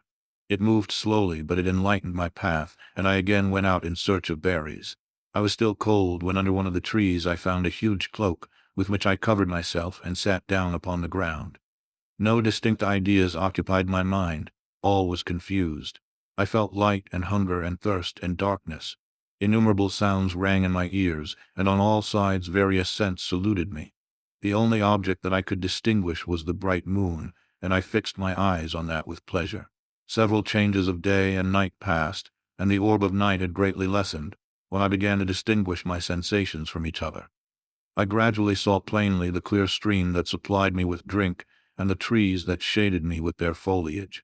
I was delighted when I first discovered that a pleasant sound, which often saluted my ears, proceeded from the throats of the little winged animals who had often intercepted the light from my eyes. I began also to observe, with greater accuracy, the forms that surrounded me, and to perceive the boundaries of the radiant roof of light which canopied me. Sometimes I tried to imitate the pleasant songs of the birds, but was unable. Sometimes I wished to express my sensations in my own mode, but the uncouth and inarticulate sounds which broke from me frightened me into silence again. The moon had disappeared from the night, and again, with a lessened form, showed itself, while I still remained in the forest. My sensations had by this time become distinct, and my mind received every day additional ideas. My eyes became accustomed to the light, and to perceive objects in their right forms. I distinguished the insect from the herb, and by degrees, one herb from another. I found that the sparrow uttered none but harsh notes, whilst those of the blackbird and thrush were sweet and enticing. One day, when I was oppressed by cold, I found a fire which had been left by some wandering beggars, and was overcome with delight at the warmth I experienced from it. In my joy I thrust my hand into the live embers, but quickly drew it out again with a cry of pain. How strange, I thought, that the same cause should produce such opposite effects. I examined the materials of the fire, and to my joy found it to be composed of wood. I quickly collected some branches, but they were wet and would not burn. I was pained at this and sat still watching the operation of the fire. The wet wood which I had placed near the heat dried and itself became inflamed. I reflected on this, and by touching the various branches, I discovered the cause and busied myself in collecting a great quantity of wood, that I might dry it and have a plentiful supply of fire. When night came on and brought sleep with it, I was in the greatest fear lest my fire should be extinguished. I covered it carefully with dry wood and leaves and placed wet branches upon it, and then spreading my cloak, I lay on the ground and sank into sleep. It was morning when I awoke, and my first care was to visit the fire. I uncovered it, and a gentle breeze quickly fanned it into a flame. I observed this also and contrived a fan of branches, which roused the embers when they were nearly extinguished. When night came again, I found, with pleasure, that the fire gave light as well as heat, and that the discovery of this element was useful to me in my food, for I found some of the offals that the travelers had left had been roasted, and tasted much more savory than the berries I gathered from the trees. I tried therefore to dress my food in the same manner, placing it on the live embers. I found that the berries were spoiled by this operation, and the nuts and roots much improved. Food, however, became scarce, and I often spent the whole day searching in vain for a few acorns to assuage the pangs of hunger. When I found this, I resolved to quit the place that I had hitherto inhabited, to seek for one where the few wants I experienced would be more easily satisfied. In this emigration I exceedingly lamented the loss of the fire which I had obtained through accident, and knew not how to reproduce it. I gave several hours to the serious consideration of this difficulty, but I was obliged to relinquish all attempt to supply it, and wrapping myself up in my cloak, I struck across the wood towards the setting sun. I passed 3 days in these rambles, and at length discovered the open country. A great fall of snow had taken place the night before, and the fields were of one uniform white. The appearance was disconsolate, and I found my feet chilled by the cold, damp substance that covered the ground. It was about 7 in the morning, and I longed to obtain food and shelter. At length I perceived a small hut, on a rising ground which had doubtless been built for the convenience of some shepherd. This was a new sight to me, and I examined the structure with great curiosity. Finding the door open, I entered. An old man sat in it, near a fire, over which he was preparing his breakfast. He turned on hearing a noise, and perceiving me, shrieked loudly, and quitting the hut, ran across the fields with a speed of which his debilitated form hardly appeared capable. His appearance different from any I had ever before seen, and his flight somewhat surprised me. But I was enchanted by the appearance of the hut. Here the snow and rain could not penetrate, the ground was dry, and it presented to me then as exquisite and divine a retreat, as pandemonium appeared to the demons of hell after their sufferings in the lake of fire. I greedily devoured the remnants of the shepherd's breakfast, which consisted of bread, cheese, milk, and wine. The latter, however, I did not like. Then, overcome by fatigue, I lay down among some straw and fell asleep. It was noon when I awoke, and allured by the warmth of the sun which shone brightly on the white ground, I determined to recommence my travels. And depositing the remains of the peasant's breakfast in a wallet I found, I proceeded across the fields for several hours, until at sunset I arrived at a village. How miraculous did this appear! The huts, the neater cottages, and stately houses engaged my admiration by turns. The vegetables in the gardens, the milk and cheese that I saw placed at the windows of some of the cottages, allured my appetite. One of the best of these I entered, but I had hardly placed my foot within the door before the children shrieked, and one of the women fainted. The whole village was roused. Some fled, some attacked me, until, grievously bruised by stones and many other kinds of missile weapons, I escaped to the open country and fearfully took refuge in a low hovel, quite bare, and making a wretched appearance after the palaces I had beheld in the village. This hovel, however, joined a cottage of a neat and pleasant appearance, but after my late dearly bought experience, I dared not enter it. My place of refuge was constructed of wood, but so low that I could with difficulty sit upright in it. No wood, however, was placed on the earth, which formed the floor, but it was dry, and although the wind entered it by innumerable chinks, I found it an agreeable asylum from the snow and rain. Here then I retreated, and lay down happy to have found a shelter, however miserable, from the inclemency of the season, and still more from the barbarity of man. As soon as morning dawned, I crept from my kennel, that I might view the adjacent cottage and discover if I could remain in the habitation I had found. It was situated against the back of the cottage, and surrounded on the sides, which were exposed by a pigsty and a clear pool of water. One part was open, and by that I had crept in. but now I covered every crevice by which I might be perceived with stones and wood, yet in such a manner that I might move them on occasion to pass out. All the light I enjoyed came through the sty, and that was sufficient for me. Having thus arranged my dwelling and carpeted it with clean straw, I retired, for I saw the figure of a man at a distance, and I remembered too well my treatment the night before to trust myself in his power. I had first, however, provided for my sustenance for that day by a loaf of coarse bread, which I purloined, and a cup with which I could drink more conveniently than from my hand of the pure water which flowed by my retreat. The floor was a little raised, so that it was kept perfectly dry, and by its vicinity to the chimney of the cottage it was tolerably warm. Being thus provided, I resolved to reside in this hovel until something should occur which might alter my determination. It was indeed a paradise compared to the bleak forest, my former residence, the rain-dropping branches and dank earth. I ate my breakfast with pleasure and was about to remove a plank to procure myself a little water when I heard a step, and looking through a small chink, I beheld a young creature with a pail on her head, passing before my hovel. The girl was young and of gentle demeanor, unlike what I have since found cottagers and farmhouse servants to be. Yet she was meanly dressed, a coarse blue petticoat and a linen jacket being her only garb. Her fair hair was plaited but not adorned. She looked patient yet sad. I lost sight of her, and in about a quarter of an hour she returned bearing the pail, which was now partly filled with milk. As she walked along, seemingly incommoded by the burden, a young man met her, whose countenance expressed a deeper despondence. Uttering a few sounds with an air of melancholy, he took the pail from her head and bore it to the cottage himself. She followed, and they disappeared. Presently I saw the young man again, with some tools in his hand, cross the field behind the cottage, and the girl was also busied, sometimes in the house and sometimes in the yard. On examining my dwelling, I found that one of the windows of the cottage had formerly occupied a part of it, but the panes had been filled up with wood. In one of these was a small and almost imperceptible chink, through which the eye could just penetrate. Through this crevice a small room was visible, whitewashed and clean but very bare of furniture. In one corner, near a small fire, sat an old man, leaning his head on his hands in a disconsolate attitude.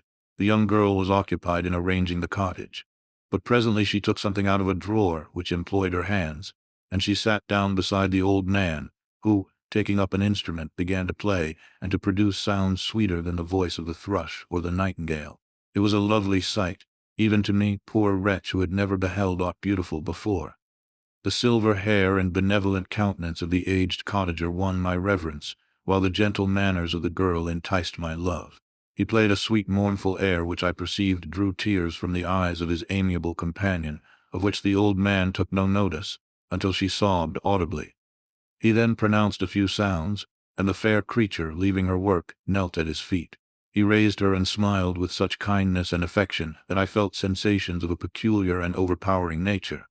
They were a mixture of pain and pleasure, such as I had never before experienced, either from hunger or cold, warmth or food, and I withdrew from the window, unable to bear these emotions. Soon after this the young man returned, bearing on his shoulders a load of wood. The girl met him at the door, helped to relieve him of his burden, and taking some of the fuel into the cottage, placed it on the fire. Then she and the youth went apart into a nook of the cottage, and he showed her a large loaf and a piece of cheese.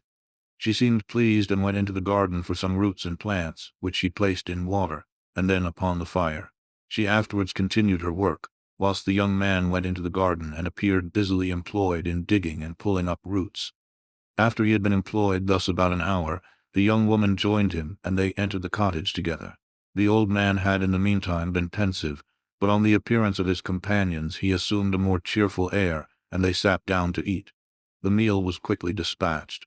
The young woman was again occupied in arranging the cottage. The old man walked before the cottage in the sun for a few minutes, leaning on the arm of the youth. Nothing could exceed in beauty the contrast between these two excellent creatures. One was old, with silver hairs and a countenance beaming with benevolence and love.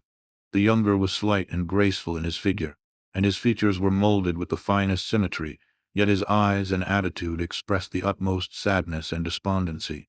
The old man returned to the cottage, and the youth, with tools different from those he had used in the morning, directed his steps across the fields.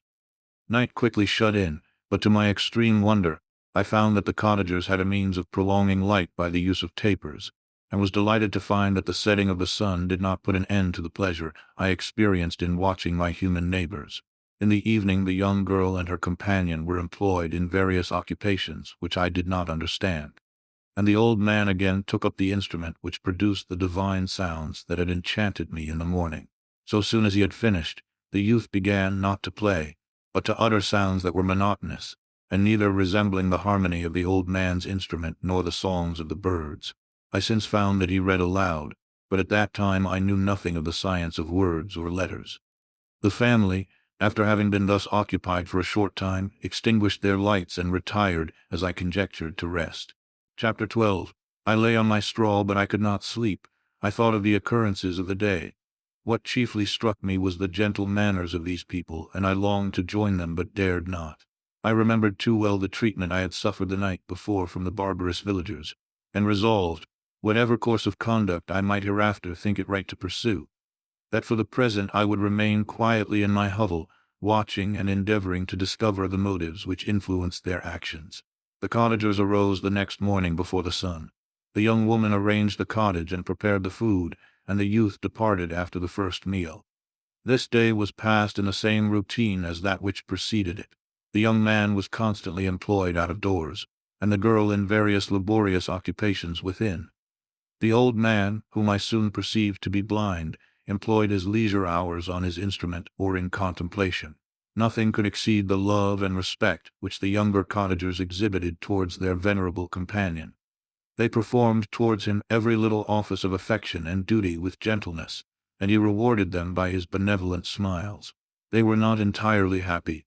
The young man and his companion often went apart and appeared to weep. I saw no cause for their unhappiness, but I was deeply affected by it.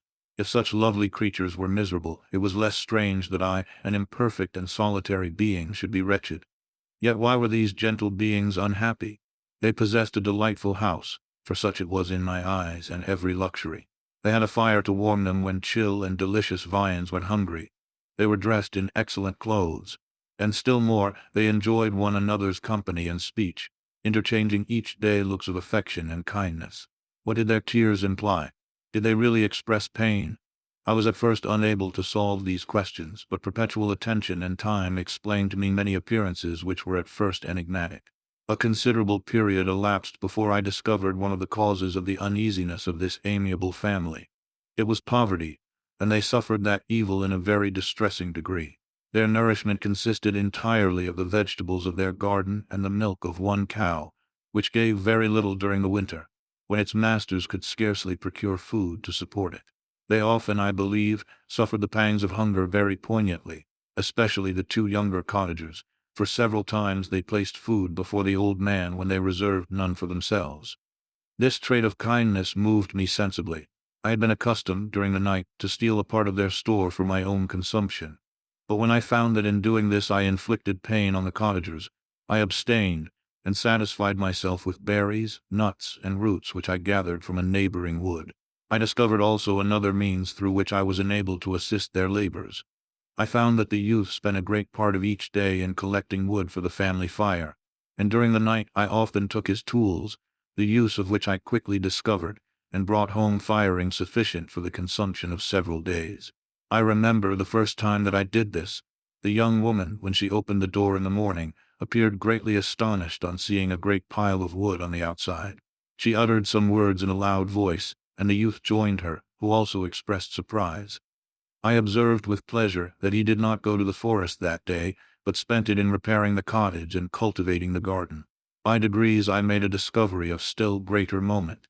I found that these people possessed a method of communicating their experience and feelings to one another by articulate sounds. I perceived that the words they spoke sometimes produced pleasure or pain, smiles or sadness, in the minds and countenances of the hearers. This was indeed a godlike science, and I ardently desired to become acquainted with it, but I was baffled in every attempt I made for this purpose. Their pronunciation was quick, and the words they uttered, not having any apparent connection with visible objects, I was unable to discover any clue by which I could unravel the mystery of their reference. By great application, however, and after having remained during the space of several revolutions of the moon in my hovel, I discovered the names that were given to some of the most familiar objects of discourse. I learned and applied the words fire, milk, bread, and wood. I learned also the names of the cottagers themselves. The youth and his companion had each of them several names, but the old man had only one, which was father. The girl was called sister or Agatha, and the youth Felix, brother or son. I cannot describe the delight I felt when I learned the ideas appropriated to each of these sounds, and was able to pronounce them. I distinguished several other words without being able as yet to understand or apply them, such as good, dearest, unhappy. I spent the winter in this manner. The gentle manners and beauty of the cottagers greatly endeared them to me. When they were unhappy, I felt depressed. When they rejoiced, I sympathized in their joys. I saw few human beings besides them, and if any other happened to enter the cottage, their harsh manners and rude gait only enhanced to me the superior accomplishments of my friends. The old man, I could perceive, often endeavored to encourage his children, as sometimes I found that he called them, to cast off their melancholy. He would talk in a cheerful accent, with an expression of goodness that bestowed pleasure even upon me. Agatha listened with respect. Her eyes sometimes filled with tears, which she endeavored to wipe away unperceived. But I generally found that her countenance and tone were more cheerful after having listened to the exhortations of her father. It was not thus with Felix. He was always the saddest of the group, and even to my unpracticed senses he appeared to have suffered more deeply than his friends. But if his countenance was more sorrowful, his voice was more cheerful than that of his sister, especially when he addressed the old man. I could mention innumerable instances which, although slight, marked the dispositions of these amiable cottagers. In the midst of poverty and want, Felix carried with pleasure to his sister the first little white flower that peeped out from beneath the snowy ground. Early in the morning, before she had risen, he cleared away the snow that obstructed her path to the milk-house, drew water from the well, and brought the wood from the outhouse, where, to his perpetual astonishment, he found his store always replenished by an invisible hand. In the day, I believe, he worked sometimes for a neighboring farmer, because he often went forth and did not return until dinner, yet brought no wood with him. At other times he worked in the garden, but as there was little to do in the frosty season, he read to the old man and Agatha. This reading had puzzled me extremely at first, but by degrees I discovered that he uttered many of the same sounds when he read as when he talked. I conjectured, therefore, that he found on the paper signs for speech which he understood, and I ardently longed to comprehend these also. But how was that possible, when I did not even understand the sounds for which they stood as signs? I improved, however, sensibly in this science, but not sufficiently to follow up any kind of conversation, although I applied my whole mind to the endeavor, for I easily perceived that, although I eagerly longed to discover myself to the cottagers, I ought not to make the attempt until I had first become master of their language, which knowledge might enable me to make them overlook the deformity of my figure. For with this also the contrast perpetually presented to my eyes had made me acquainted. I had admired the perfect forms of my cottagers, their grace, beauty, and delicate complexions. But how was I terrified when I viewed myself in a transparent pool? At first I started back, unable to believe that it was indeed I who was reflected in the mirror. And when I became fully convinced that I was in reality the monster that I am, I was filled with the bitterest sensations of despondence and mortification. Alas, I did not yet entirely know the fatal effects of this miserable deformity. As the sun became warmer and the light of day longer, the snow vanished, and I beheld the bare trees and the black earth. From this time Felix was more employed, and the heart-moving indications of impending famine disappeared. Their food, as I afterwards found, was coarse, but it was wholesome, and they procured a sufficiency of it. Several new kinds of plants sprang up in the garden which they dressed, and these signs of comfort increased daily as the season advanced. The old man, leaning on his son, walked each day at noon, when it did not rain, as I found it was called when the heavens poured forth its waters. This frequently took place, but a high wind quickly dried the earth, and the season became far more pleasant than it had been. My mode of life in my hovel was uniform. During the morning I attended the motions of the cottagers, and when they were dispersed in various occupations, I slept. The remainder of the day was spent in observing my friends.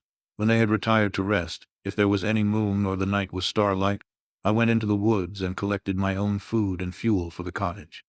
When I returned, as often as it was necessary, I cleared their path from the snow and performed those offices that I had seen done by Felix. I afterwards found that these labors, performed by an invisible hand, greatly astonished them, and once or twice I heard them, on these occasions, utter the words good spirit, wonderful, but I did not then understand the signification of these terms. My thoughts now became more active, and I longed to discover the motives and feelings of these lovely creatures. I was inquisitive to know why Felix appeared so miserable and Agatha so sad. I thought, foolish wretch, that it might be in my power to restore happiness to these deserving people. When I slept or was absent, the forms of the venerable blind father, the gentle Agatha, and the excellent Felix flitted before me. I looked upon them as superior beings who would be the arbiters of my future destiny. I formed in my imagination 1,000 pictures of presenting myself to them, and their reception of me. I imagined that they would be disgusted, until, by my gentle demeanor and conciliating words, I should first win their favor and afterwards their love. These thoughts exhilarated me, and led me to apply with fresh ardor to the acquiring the art of language. My organs were indeed harsh, but supple, and although my voice was very unlike the soft music of their tones, yet I pronounced such words as I understood with tolerable ease. It was as the ass and the lapdog. Yet surely the gentle ass, whose intentions were affectionate, although his manners were rude, deserved better treatment than blows and execration. The pleasant showers and genial warmth of spring greatly altered the aspect of the earth. Men who before this change seemed to have been hid in caves dispersed themselves, and were employed in various arts of cultivation. The birds sang in more cheerful notes, and the leaves began to bud forth on the trees. Happy, happy earth, fit habitation for gods, which, so short a time before, was bleak, damp, and unwholesome. My spirits were elevated by the enchanting appearance of nature. The past was blotted from my memory, the present was tranquil, and the future gilded by bright rays of hope and anticipations of joy. Chapter 13. I now hasten to the more moving part of my story. I shall relate events that impressed me with feelings which, from what I had been, have made me what I am. Spring advanced rapidly. The weather became fine, and the skies cloudless. It surprised me that what before was desert and gloomy should now bloom with the most beautiful flowers and verdure. My senses were gratified and refreshed by 1,000 scents of delight and 1,000 sights of beauty. It was on one of these days, when my cottagers periodically rested from labor, the old man played on his guitar, and the children listened to him, that I observed the countenance of Felix was melancholy beyond expression. He sighed frequently, and once his father paused in his music, and I conjectured by his manner that he inquired the cause of his son's sorrow. Felix replied in a cheerful accent, and the old man was recommencing his music when someone tapped at the door. It was a lady on horseback, accompanied by a countryman as a guide. The lady was dressed in a dark suit and covered with a thick black veil. Agatha asked a question, to which the stranger only replied by pronouncing in a sweet accent the name of Felix. Her voice was musical but unlike that of either of my friends. On hearing this word, Felix came up hastily to the lady, who, when she saw him, threw up her veil, and I beheld a countenance of angelic beauty and expression. Her hair of a shining raven black and curiously braided. Her eyes were dark but gentle, although animated. Her features of a regular proportion, and her complexion wondrously fair, each cheek tinged with a lovely pink.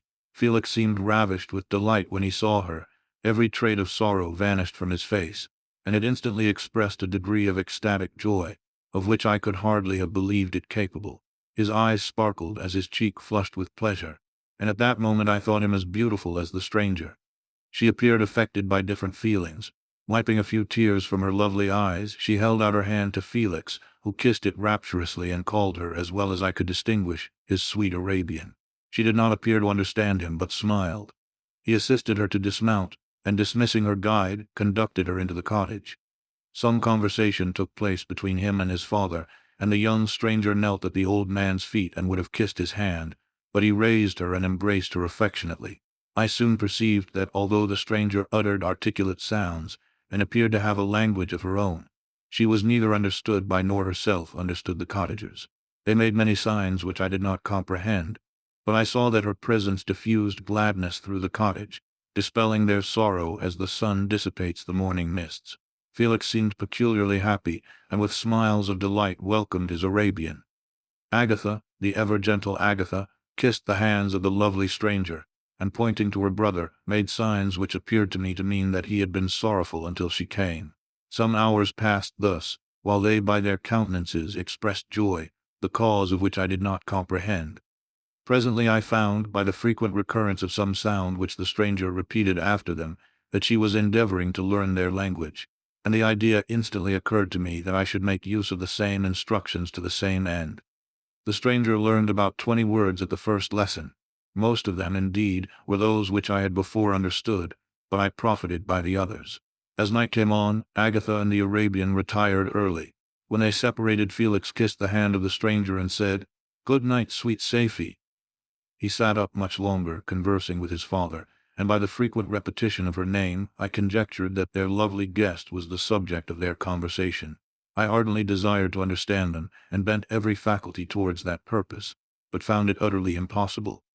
The next morning Felix went out to his work, and after the usual occupations of Agatha were finished, the Arabian sat at the feet of the old man, and taking his guitar, played some airs so entrancingly beautiful that they at once drew tears of sorrow and delight from my eyes. She sang, and her voice flowed in a rich cadence, swelling or dying away like a nightingale of the woods. When she had finished, she gave the guitar to Agatha, who at first declined it. She played a simple air, and her voice accompanied it in sweet accents, but unlike the wondrous strain of the stranger.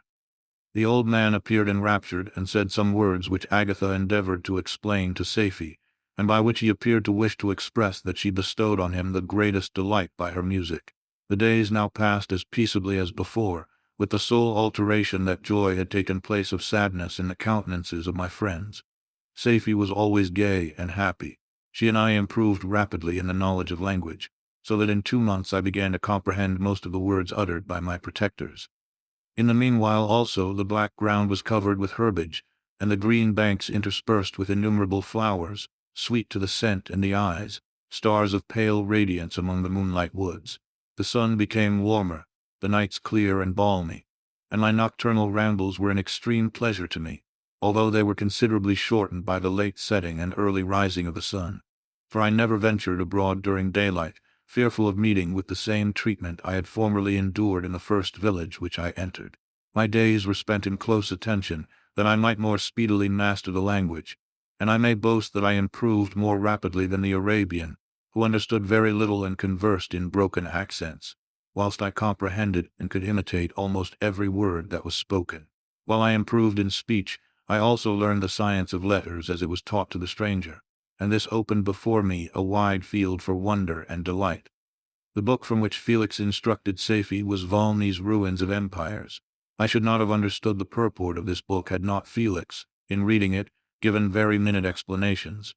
He had chosen this work, he said, because the declamatory style was framed in imitation of the Eastern authors. Through this work I obtained a cursory knowledge of history, and a view of the several empires at present existing in the world. It gave me an insight into the manners, governments, and religions of the different nations of the earth. I heard of the slothful Asiatics, of the stupendous genius and mental activity of the Grecians, of the wars and wonderful virtue of the early Romans, of their subsequent degenerating, of the decline of that mighty empire, of chivalry, Christianity, and kings. I heard of the discovery of the American hemisphere, and wept with Safie over the hapless fate of its original inhabitants. These wonderful narrations inspired me with strange feelings. Was man indeed at once so powerful, so virtuous and magnificent, yet so vicious and base? He appeared at one time a mere scion of the evil principle, and at another as all that can be conceived of noble and godlike. To be a great and virtuous man appeared the highest honor that can befall a sensitive being. To be base and vicious, as many on record have been, appeared the lowest degradation, a condition more abject than that of the blind mole or harmless worm. For a long time I could not conceive how one man could go forth to murder his fellow, or even why there were laws and governments. But when I heard details of vice and bloodshed, my wonder ceased, and I turned away with disgust and loathing. Every conversation of the cottagers now opened new wonders to me. While I listened to the instructions which Felix bestowed upon the Arabian, the strange system of human society was explained to me. I heard of the division of property, of immense wealth and squalid poverty, of rank, descent, and noble blood. The words induced me to turn towards myself. I learned that the possessions most esteemed by your fellow creatures were high and unsullied descent united with riches. A man might be respected with only one of these advantages, but without either he was considered, except in very rare instances, as a vagabond and a slave. doomed to waste his powers for the profits of the chosen few. And what was I? Of my creation and creator I was absolutely ignorant, but I knew that I possessed no money, no friends, no kind of property. I was, besides, endued with a figure hideously deformed and loathsome. I was not even of the same nature as man. I was more agile than they and could subsist upon coarser diet. I bore the extremes of heat and cold with less injury to my frame. My stature far exceeded theirs. When I looked around I saw and heard of none like me. Was I then a monster, a blot upon the earth, from which all men fled and whom all men disowned? I cannot describe to you the agony that these reflections inflicted upon me. I tried to dispel them, but sorrow only increased with knowledge. Oh, that I had forever remained in my native wood, nor known nor felt beyond the sensations of hunger, thirst, and heat. Of what a strange nature is knowledge! It clings to the mind when it has once seized on it like a lichen on a rock. I wished sometimes to shake off all thought and feeling, but I learned that there was but one means to overcome the sensation of pain, and that was death, a state which I feared yet did not understand. I admired virtue and good feelings, and loved the gentle manners and amiable qualities of my cottagers, but I was shut out from intercourse with them, except through means which I obtained by stealth, when I was unseen and unknown, and which rather increased than satisfied the desire I had of becoming one among my fellows. The gentle words of Agatha and the animated smiles of the charming Arabian were not for me. The mild exhortations of the old man and the lively conversation of the loved Felix were not for me. Miserable, unhappy wretch! Other lessons were impressed upon me even more deeply. I heard of the difference of sexes, and the birth and growth of children, how the father doted on the smiles of the infant, and the lively sallies of the older child, how all the life and cares of the mother were wrapped up in the precious charge, how the mind of youth expanded and gained knowledge of brother, sister, and all the various relationships which bind one human being to another in mutual bonds. But where were my friends and relations? No father had watched my infant days, no mother had blessed me with smiles and caresses, or if they had, all my past life was now a blot, a blind vacancy in which I distinguished nothing. From my earliest remembrance I had been as I then was in height and proportion. I had never yet seen a being resembling me or who claimed any intercourse with me. What was I? The question again recurred, to be answered only with groans. I will soon explain to what these feelings tended, but allow me now to return to the cottagers, whose story excited in me such various feelings of indignation, delight, and wonder, but which all terminated in additional love and reverence for my protectors, for so I loved, in an innocent, half-painful self-deceit, to call them. Chapter 14. Some time elapsed before I learned the history of my friends. It was one which could not fail to impress itself deeply on my mind, unfolding as it did a number of circumstances, each interesting and wonderful to one so utterly inexperienced as I was. The name of the old man was de Lacy. He was descended from a good family in France, where he had lived for many years in affluence, respected by his superiors and beloved by his equals. His son was bred in the service of his country, and Agatha had ranked with ladies of the highest distinction. A few months before my arrival they had lived in a large and luxurious city called Paris, surrounded by friends and possessed of every enjoyment which virtue, refinement of intellect, or taste, accompanied by a moderate fortune, could afford. The father of Safie had been the cause of their ruin. He was a Turkish merchant and had inhabited Paris for many years, when, for some reason which I could not learn, he became obnoxious to the government. He was seized and cast into prison the very day that Safie arrived from Constantinople to join him. He was tried and condemned to death. The injustice of his sentence was very flagrant. All Paris was indignant, and it was judged that his religion and wealth, rather than the crime alleged against him, had been the cause of his condemnation. Felix had accidentally been present at the trial. His horror and indignation were uncontrollable when he heard the decision of the court. He made, at that moment, a solemn vow to deliver him, and then looked around for the means. After many fruitless attempts to gain admittance to the prison, he found a strongly grated window in an unguarded part of the building, which lighted the dungeon of the unfortunate Mohammedan, who, loaded with chains, waited in despair the execution of the barbarous sentence. Felix visited the grate at night, and made known to the prisoner his intentions in his favor. The Turk, amazed and delighted, endeavored to kindle the zeal of his deliverer by promises of reward and wealth. Felix rejected his offers with contempt, yet when he saw the lovely Safie, who was allowed to visit her father, and who by her gestures expressed her lively gratitude, The youth could not help owning to his own mind that the captive possessed a treasure which would fully reward his toil and hazard. The Turk quickly perceived the impression that his daughter had made on the heart of Felix, and endeavored to secure him more entirely in his interests by the promise of her hand in marriage so soon as he should be conveyed to a place of safety. Felix was too delicate to accept this offer, yet he looked forward to the probability of the event as to the consummation of his happiness. During the ensuing days, while the preparations were going forward for the escape of the merchant, the zeal of Felix was warmed by several letters that he received from this lovely girl, who found means to express her thoughts in the language of her lover by the aid of an old man, a servant of her father who understood French. She thanked him in the most ardent terms for his intended services towards her parent, and at the same time she gently deplored her own fate. I have copies of these letters, for I found means, during my residence in the hovel, to procure the implements of writing, and the letters were often in the hands of Felix or Agatha. Before I depart I will give them to you. They will prove the truth of my tale, but at present, as the sun is already far declined, I shall only have time to repeat the substance of them to you. Saifi related that her mother was a Christian Arab, seized and made a slave by the Turks. Recommended by her beauty, she had won the heart of the father of Saifi, who married her. The young girl spoke in high and enthusiastic terms of her mother, who, born in freedom, spurned the bondage to which she was now reduced. She instructed her daughter in the tenets of her religion, and taught her to aspire to higher powers of intellect, and an independence of spirit forbidden to the female followers of Mohammed.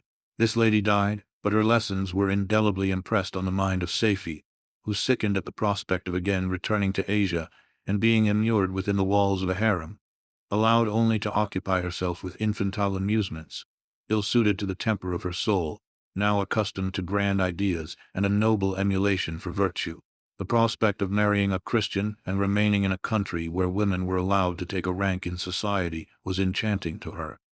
The day for the execution of the Turk was fixed, but on the night previous to it he quitted his prison, and before morning was distant many leagues from Paris. Felix had procured passports in the name of his father, sister, and himself. He had previously communicated his plan to the former, who aided the deceit by quitting his house, under the pretense of a journey, and concealed himself, with his daughter, in an obscure part of Paris. Felix conducted the fugitives through France to Lyon, and across Mont-Cenis to Leghorn, where the merchant had decided to wait a favorable opportunity of passing into some part of the Turkish dominions. Saifi resolved to remain with her father until the moment of his departure, before which time the Turk renewed his promise that she should be united to his deliverer, and Felix remained with them in expectation of that event. And in the meantime he enjoyed the society of the Arabian, who exhibited towards him the simplest and tenderest affection.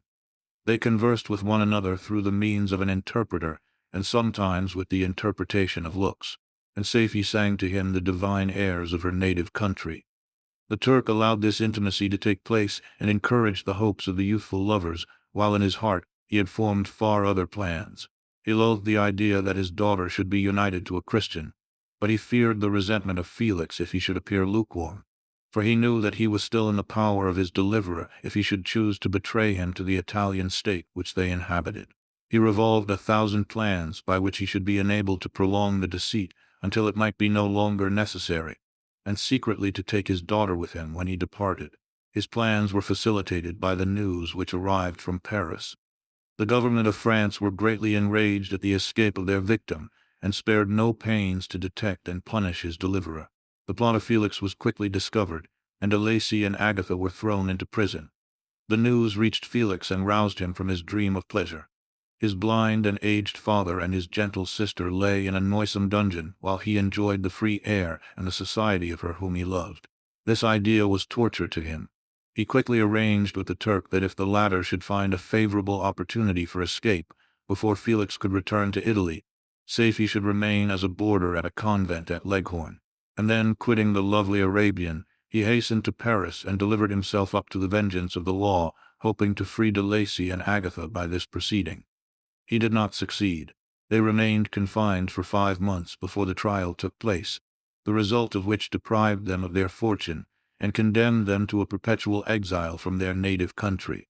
They found a miserable asylum in a cottage in Germany, where I discovered them. Felix soon learned that the treacherous Turk, for whom he and his family endured such unheard-of oppression, on discovering that his deliverer was thus reduced to poverty and ruin, became a traitor to good feeling and honor, and had quitted Italy with his daughter, insultingly sending Felix a pittance of money to aid him, as he said, in some plan of future maintenance. Such were the events that preyed on the heart of Felix and rendered him, when I first saw him, the most miserable of his family. He could have endured poverty, and while this distress had been the meed of his virtue, he gloried in it. But the ingratitude of the Turk and the loss of his beloved Safie were misfortunes more bitter and irreparable. The arrival of the Arabian now infused new life into his soul. When the news reached Leghorn that Felix was deprived of his wealth and rank, the merchant commanded his daughter to think no more of her lover, but to prepare to return to her native country. The generous nature of Safie was outraged by this command. She attempted to expostulate with her father, but he left her angrily, reiterating his tyrannical mandate. A few days after, the Turk entered his daughter's apartment, and told her hastily that he had reason to believe that his residence at Leghorn had been divulged, and that he should speedily be delivered up to the French government. He had consequently hired a vessel to convey him to Constantinople, for which city he should sail in a few hours. He intended to leave his daughter under the care of a confidential servant, to follow at her leisure with the greater part of his property, which had not yet arrived at Leghorn. When alone, Safie resolved in her own mind the plan of conduct that it would become her to pursue in this emergency. A residence in Turkey was abhorrent to her. Her religion and her feelings were alike averse to it. By some papers of her father which fell into her hands, she heard of the exile of her lover and learnt the name of the spot where he then resided. She hesitated some time, but at length she formed her determination. Taking with her some jewels that belonged to her and a sum of money, she quitted Italy with an attendant, a native of Leghorn but who understood the common language of Turkey, and departed for Germany. She arrived in safety at a town about 20 leagues from the cottage of de Lacy, when her attendant fell dangerously ill. Safie nursed her with the most devoted affection, but the poor girl died, and the Arabian was left alone, unacquainted with the language of the country and utterly ignorant of the customs of the world. She fell, however, into good hands. The Italian had mentioned the name of the spot for which they were bound, and after her death the woman of the house in which they had lived took care that Safie should arrive in safety at the cottage of her lover. Chapter 15. Such was the history of my beloved cottagers. It impressed me deeply. I learned, from the views of social life which it developed, to admire their virtues and to deprecate the vices of mankind. As yet I looked upon crime as a distant evil. Benevolence and generosity were ever present before me, inciting within me a desire to become an actor in the busy scene, where so many admirable qualities were called forth and displayed. But in giving an account of the progress of my intellect, I must not omit a circumstance which occurred in the beginning of the month of August of the same year. One night during my accustomed visit to the neighboring wood, where I collected my own food and brought home firing for my protectors, I found on the ground a leathern portmanteau containing several articles of dress and some books. I eagerly seized the prize and returned with it to my hovel. Fortunately, the books were written in a language, the elements of which I had acquired at the cottage. They consisted of Paradise Lost, a volume of Plutarch's Lives, and the Sorrows of Werther. The possession of these treasures gave me extreme delight. I now continually studied and exercised my mind upon these histories, whilst my friends were employed in their ordinary occupations. I can hardly describe to you the effect of these books. They produced in me an infinity of new images and feelings that sometimes raised me to ecstasy, but more frequently sunk me into the lowest dejection. In the Sorrows of Werther, besides the interest of its simple and affecting story, so many opinions are canvassed, and so many lights thrown upon what had hitherto been to me obscure subjects, that I found in it a never-ending source of speculation and astonishment. The gentle and domestic manners it described, combined with lofty sentiments and feelings, which had for their object something out of self, accorded well with my experience among my protectors, and with the wants which were forever alive in my own bosom. But I thought Werther himself a more divine being than I had ever beheld or imagined. His character contained no pretension, but it sank deep. The disquisitions upon death and suicide were calculated to fill me with wonder. I did not pretend to enter into the merits of the case, yet I inclined towards the opinions of the hero, whose extinction I wept, without precisely understanding it. As I read, however, I applied much personally to my own feelings and condition. I found myself similar, yet at the same time strangely unlike to the beings concerning whom I read, and to whose conversation I was a listener. I sympathized with and partly understood them, but I was unformed in mind. I was dependent on none and related to none. The path of my departure was free, and there was none to lament my annihilation. My person was hideous and my stature gigantic. What did this mean? Who was I? What was I? Whence did I come? What was my destination? These questions continually recurred, but I was unable to solve them. The volume of Plutarch's Lives which I possessed contained the histories of the first founders of the ancient republics. This book had a far different effect upon me from the sorrows of Werther. I learned from Werther's imaginations despondency and gloom, but Plutarch taught me high thoughts. He elevated me above the wretched sphere of my own reflections, to admire and love the heroes of past ages. Many things I read surpassed my understanding and experience. I had a very confused knowledge of kingdoms, wide extents of country, mighty rivers, and boundless seas, but I was perfectly unacquainted with towns and large assemblages of men. The cottage of my protectors had been the only school in which I had studied human nature, but this book developed new and mightier scenes of action. I read of men concerned in public affairs, governing or massacring their species.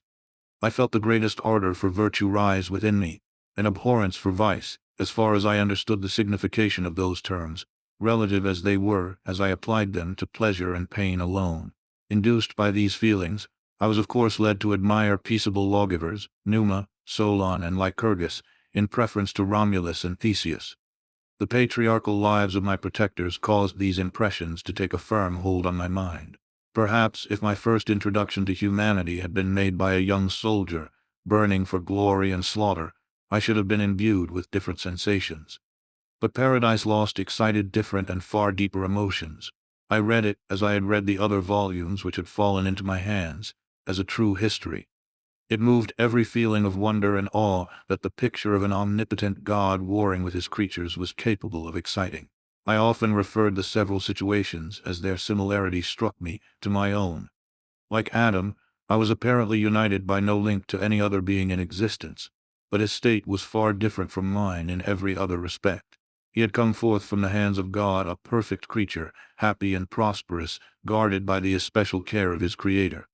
He was allowed to converse with and acquire knowledge from beings of a superior nature, but I was wretched, helpless, and alone.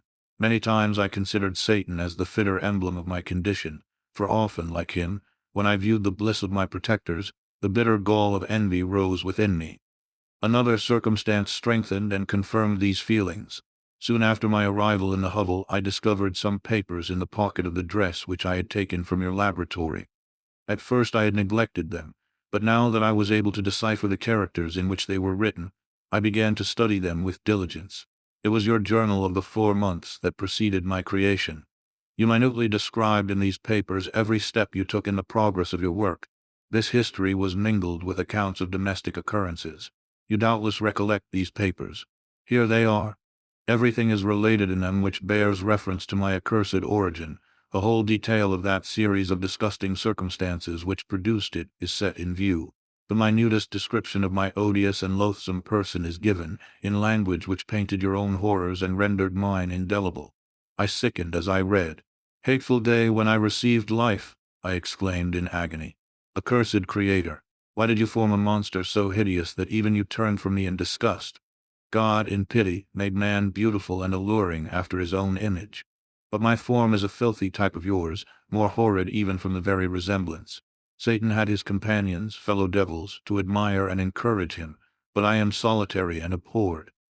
These were the reflections of my hours of despondency and solitude, but when I contemplated the virtues of the cottagers, their amiable and benevolent dispositions, I persuaded myself that, when they should become acquainted with my admiration of their virtues, they would compassionate me, and overlook my personal deformity. Could they turn from their door one, however monstrous, who solicited their compassion and friendship? I resolved, at least, not to despair, but in every way to fit myself for an interview with them which would decide my fate. I postponed this attempt for some months longer, for the importance attached to its success inspired me with a dread lest I should fail. Besides, I found that my understanding improved so much with every day's experience that I was unwilling to commence this undertaking until a few more months should have added to my sagacity. Several changes in the meantime took place in the cottage. The presence of safety diffused happiness among its inhabitants, and I also found that a greater degree of plenty reigned there. Felix and Agatha spent more time in amusement and conversation, and were assisted in their labors by servants. They did not appear rich, but they were contented and happy. Their feelings were serene and peaceful, while mine became every day more tumultuous. Increase of knowledge only discovered to me more clearly what a wretched outcast I was. I cherished hope, it is true, but it vanished when I beheld my person reflected in water or my shadow in the moonshine, even as that frail image and that inconstant shade. I endeavored to crush these fears, and to fortify myself for the trial which in a few months I resolved to undergo. And sometimes I allowed my thoughts, unchecked by reason, to ramble in the fields of paradise, and dared to fancy amiable and lovely creatures sympathizing with my feelings and cheering my gloom. Their angelic countenances breathed smiles of consolation. But it was all a dream. No Eve soothed my sorrows nor shared my thoughts. I was alone. I remembered Adam's supplication to his Creator, but where was mine? He had abandoned me, and in the bitterness of my heart I cursed him. Autumn passed thus. I saw with surprise and grief the leaves decay and fall, and nature again assume the barren and bleak appearance it had worn when I first beheld the woods and the lovely moon. Yet I did not heed the bleakness of the weather. I was better fitted by my conformation for the endurance of cold than heat. But my chief delights were the sight of the flowers, the birds, and all the gay apparel of summer. When those deserted me, I turned with more attention towards the cottagers. Their happiness was not decreased by the absence of summer. They loved and sympathized with one another, and their joys, depending on each other, were not interrupted by the casualties that took place around them. The more I saw of them, the greater became my desire to claim their protection and kindness. My heart yearned to be known and loved by these amiable creatures. To see their sweet looks directed towards me with affection was the utmost limit of my ambition. I dared not think that they would turn them from me with disdain and horror. The poor that stopped at their door were never driven away. I asked, it is true, for greater treasures than a little food or rest. I required kindness and sympathy, but I did not believe myself utterly unworthy of it. The winter advanced, and an entire revolution of the seasons had taken place since I awoke into life. My attention at this time was solely directed towards my plan of introducing myself into the cottage of my protectors. I revolved many projects, but that on which I finally fixed was to enter the dwelling when the blind old man should be alone. I had sagacity enough to discover that the unnatural hideousness of my person was the chief object of horror with those who had formerly beheld me. My voice, although harsh, had nothing terrible in it. I thought, therefore, that if in the absence of his children I could gain the good will and mediation of the old de Lacy, I might by his means be tolerated by my younger protectors. One day, when the sun shone on the red leaves that strewed the ground and diffused cheerfulness, although it denied warmth, Safie, Agatha, and Felix departed on a long country walk, and the old man, at his own desire, was left alone in the cottage. When his children had departed, he took up his guitar and played several mournful but sweet airs, more sweet and mournful than I had ever heard him play before. At first his countenance was illuminated with pleasure, but as he continued, thoughtfulness and sadness succeeded. At length, laying aside the instrument, he sat absorbed in reflection. My heart beat quick. This was the hour and moment of trial, which would decide my hopes or realize my fears. The servants were gone to a neighboring fair. All was silent in and around the cottage. It was an excellent opportunity. Yet when I proceeded to execute my plan, my limbs failed me and I sank to the ground. Again I rose, and exerting all the firmness of which I was master, removed the planks which I had placed before my hovel to conceal my retreat. The fresh air revived me, and with renewed determination I approached the door of their cottage. I knocked. "Who is there?" said the old man. "Come in." I entered. "Pardon this intrusion," said I. "I am a traveler in want of a little rest. You would greatly oblige me if you would allow me to remain a few minutes before the fire." "Enter," said de Lacy, "and I will try in what manner I can to relieve your wants. But unfortunately my children are from home, and as I am blind, I am afraid I shall find it difficult to procure food for you." "Do not trouble yourself, my kind host, I have food. It is warmth and rest only that I need." I sat down, and a silence ensued. I knew that every minute was precious to me, yet I remained irresolute in what manner to commence the interview when the old man addressed me. "By your language, stranger, I suppose you are my countryman. Are you French?" "No, but I was educated by a French family and understand that language only. I am now going to claim the protection of some friends whom I sincerely love and of whose favor I have some hopes. Are they Germans? No, they are French. But let us change the subject. I am an unfortunate and deserted creature. I look around, and I have no relation or friend upon earth. These amiable people to whom I go have never seen me and know little of me. I am full of fears, for if I fail there I am an outcast in the world forever. Do not despair. To be friendless is indeed to be unfortunate, but the hearts of men, when unprejudiced by any obvious self-interest, are full of brotherly love and charity. Rely therefore on your hopes, and if these friends are good and amiable, do not despair. They are kind, they are the most excellent creatures in the world, but unfortunately they are prejudiced against me. I have good dispositions. My life has been hitherto harmless and in some degree beneficial, but a fatal prejudice clouds their eyes, and where they ought to see a feeling and kind friend, they behold only a detestable monster. That is indeed unfortunate, but if you are really blameless, cannot you undeceive them? I am about to undertake that task, and it is on that account that I feel so many overwhelming terrors. I tenderly love these friends. I have, unknown to them, been for many months in the habits of daily kindness towards them, but they believe that I wish to injure them, and it is that prejudice which I wish to overcome. Where do these friends reside? Near this spot. The old man paused and then continued, If you will unreservedly confide to me the particulars of your tale, I perhaps may be of use in undeceiving them. I am blind and cannot judge of your countenance, but there is something in your words which persuades me that you are sincere. I am poor and an exile, but it will afford me true pleasure to be in any way serviceable to a human creature. Excellent man, I thank you and accept your generous offer. You raise me from the dust by this kindness, and I trust that by your aid I shall not be driven from the society and sympathy of your fellow creatures. Heaven forbid, even if you were really criminal, for that can only drive you to desperation and not instigate you to virtue. I also am unfortunate. I and my family have been condemned, although innocent. Judge therefore if I do not feel for your misfortunes. How can I thank you, my best and only benefactor? From your lips first have I heard the voice of kindness directed towards me. I shall be forever grateful, and your present humanity assures me of success with those friends whom I am on the point of meeting. May I know the names and residence of those friends? I paused. This, I thought, was the moment of decision, which was to rob me of or bestow happiness on me forever.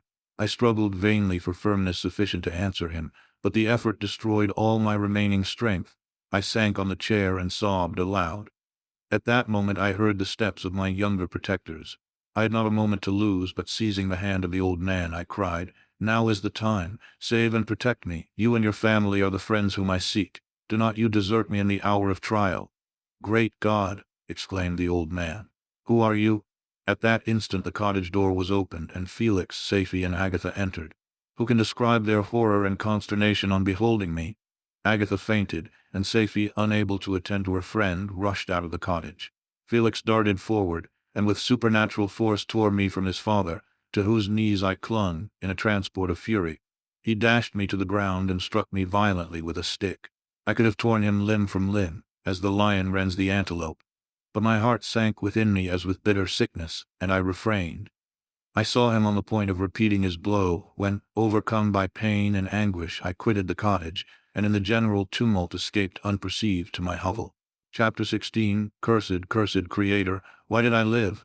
Why in that instant did I not extinguish the spark of existence which you had so wantonly bestowed? I know not. Despair had not yet taken possession of me. My feelings were those of rage and revenge. I could with pleasure have destroyed the cottage and its inhabitants, and have glutted myself with their shrieks and misery. When night came, I quitted my retreat and wandered in the wood, and now, no longer restrained by the fear of discovery, I gave vent to my anguish in fearful howlings.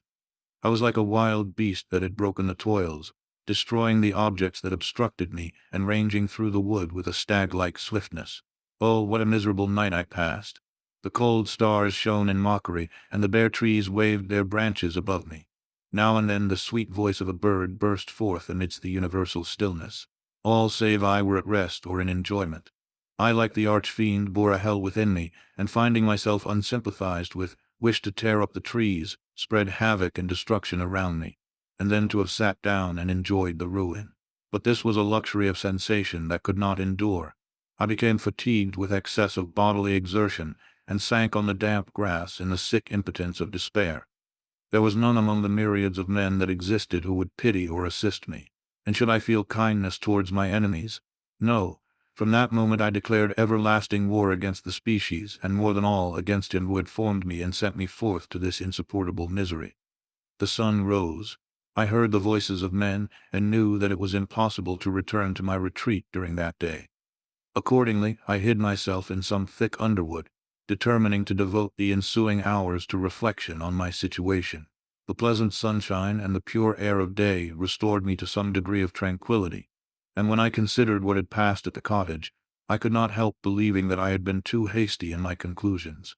I had certainly acted imprudently. It was apparent that my conversation had interested the father in my behalf, and I was a fool in having exposed my person to the horror of his children. I ought to have familiarized the old de Lacy to me, and by degrees to have discovered myself to the rest of his family, when they should have been prepared for my approach. But I did not believe my errors to be irretrievable, and after much consideration I resolved to return to the cottage, seek the old man, and by my representations win him to my party. These thoughts calmed me, and in the afternoon I sank into a profound sleep, but the fever of my blood did not allow me to be visited by peaceful dreams.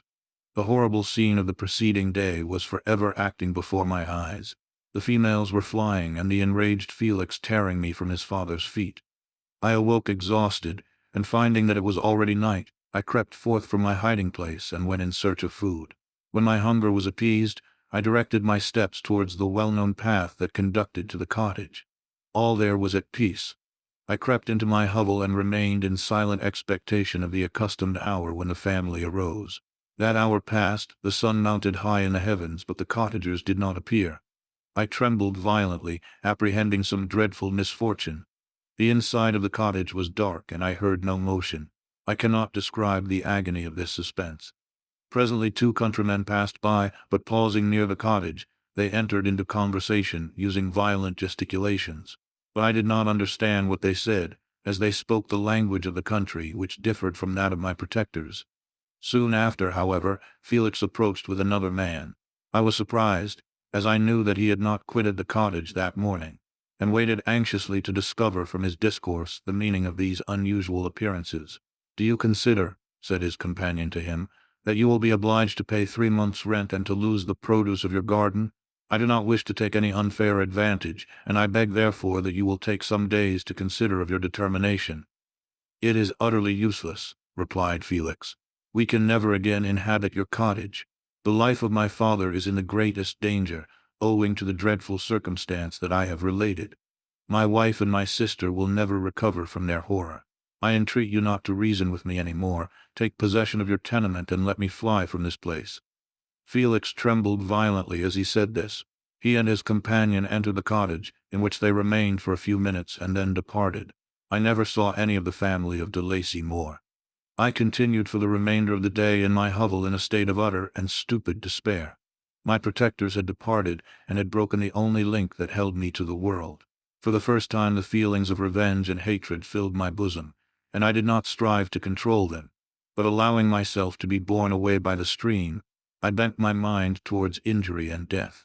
When I thought of my friends, of the mild voice of de Lacy, the gentle eyes of Agatha, and the exquisite beauty of the Arabian, these thoughts vanished, and a gush of tears somewhat soothed me. But again, when I reflected that they had spurned and deserted me, anger returned, a rage of anger, and unable to injure anything human. I turned my fury towards inanimate objects. As night advanced, I placed a variety of combustibles around the cottage, and after having destroyed every vestige of cultivation in the garden, I waited with forced impatience until the moon had sunk to commence my operations. As the night advanced, a fierce wind arose from the woods and quickly dispersed the clouds that had loitered in the heavens. The blast tore along like a mighty avalanche, and produced a kind of insanity in my spirits that burst all bounds of reason and reflection. I lighted the dry branch of a tree and danced with fury around the devoted cottage, my eyes still fixed on the western horizon, the edge of which the moon nearly touched. A part of its orb was at length hid, and I waved my brand.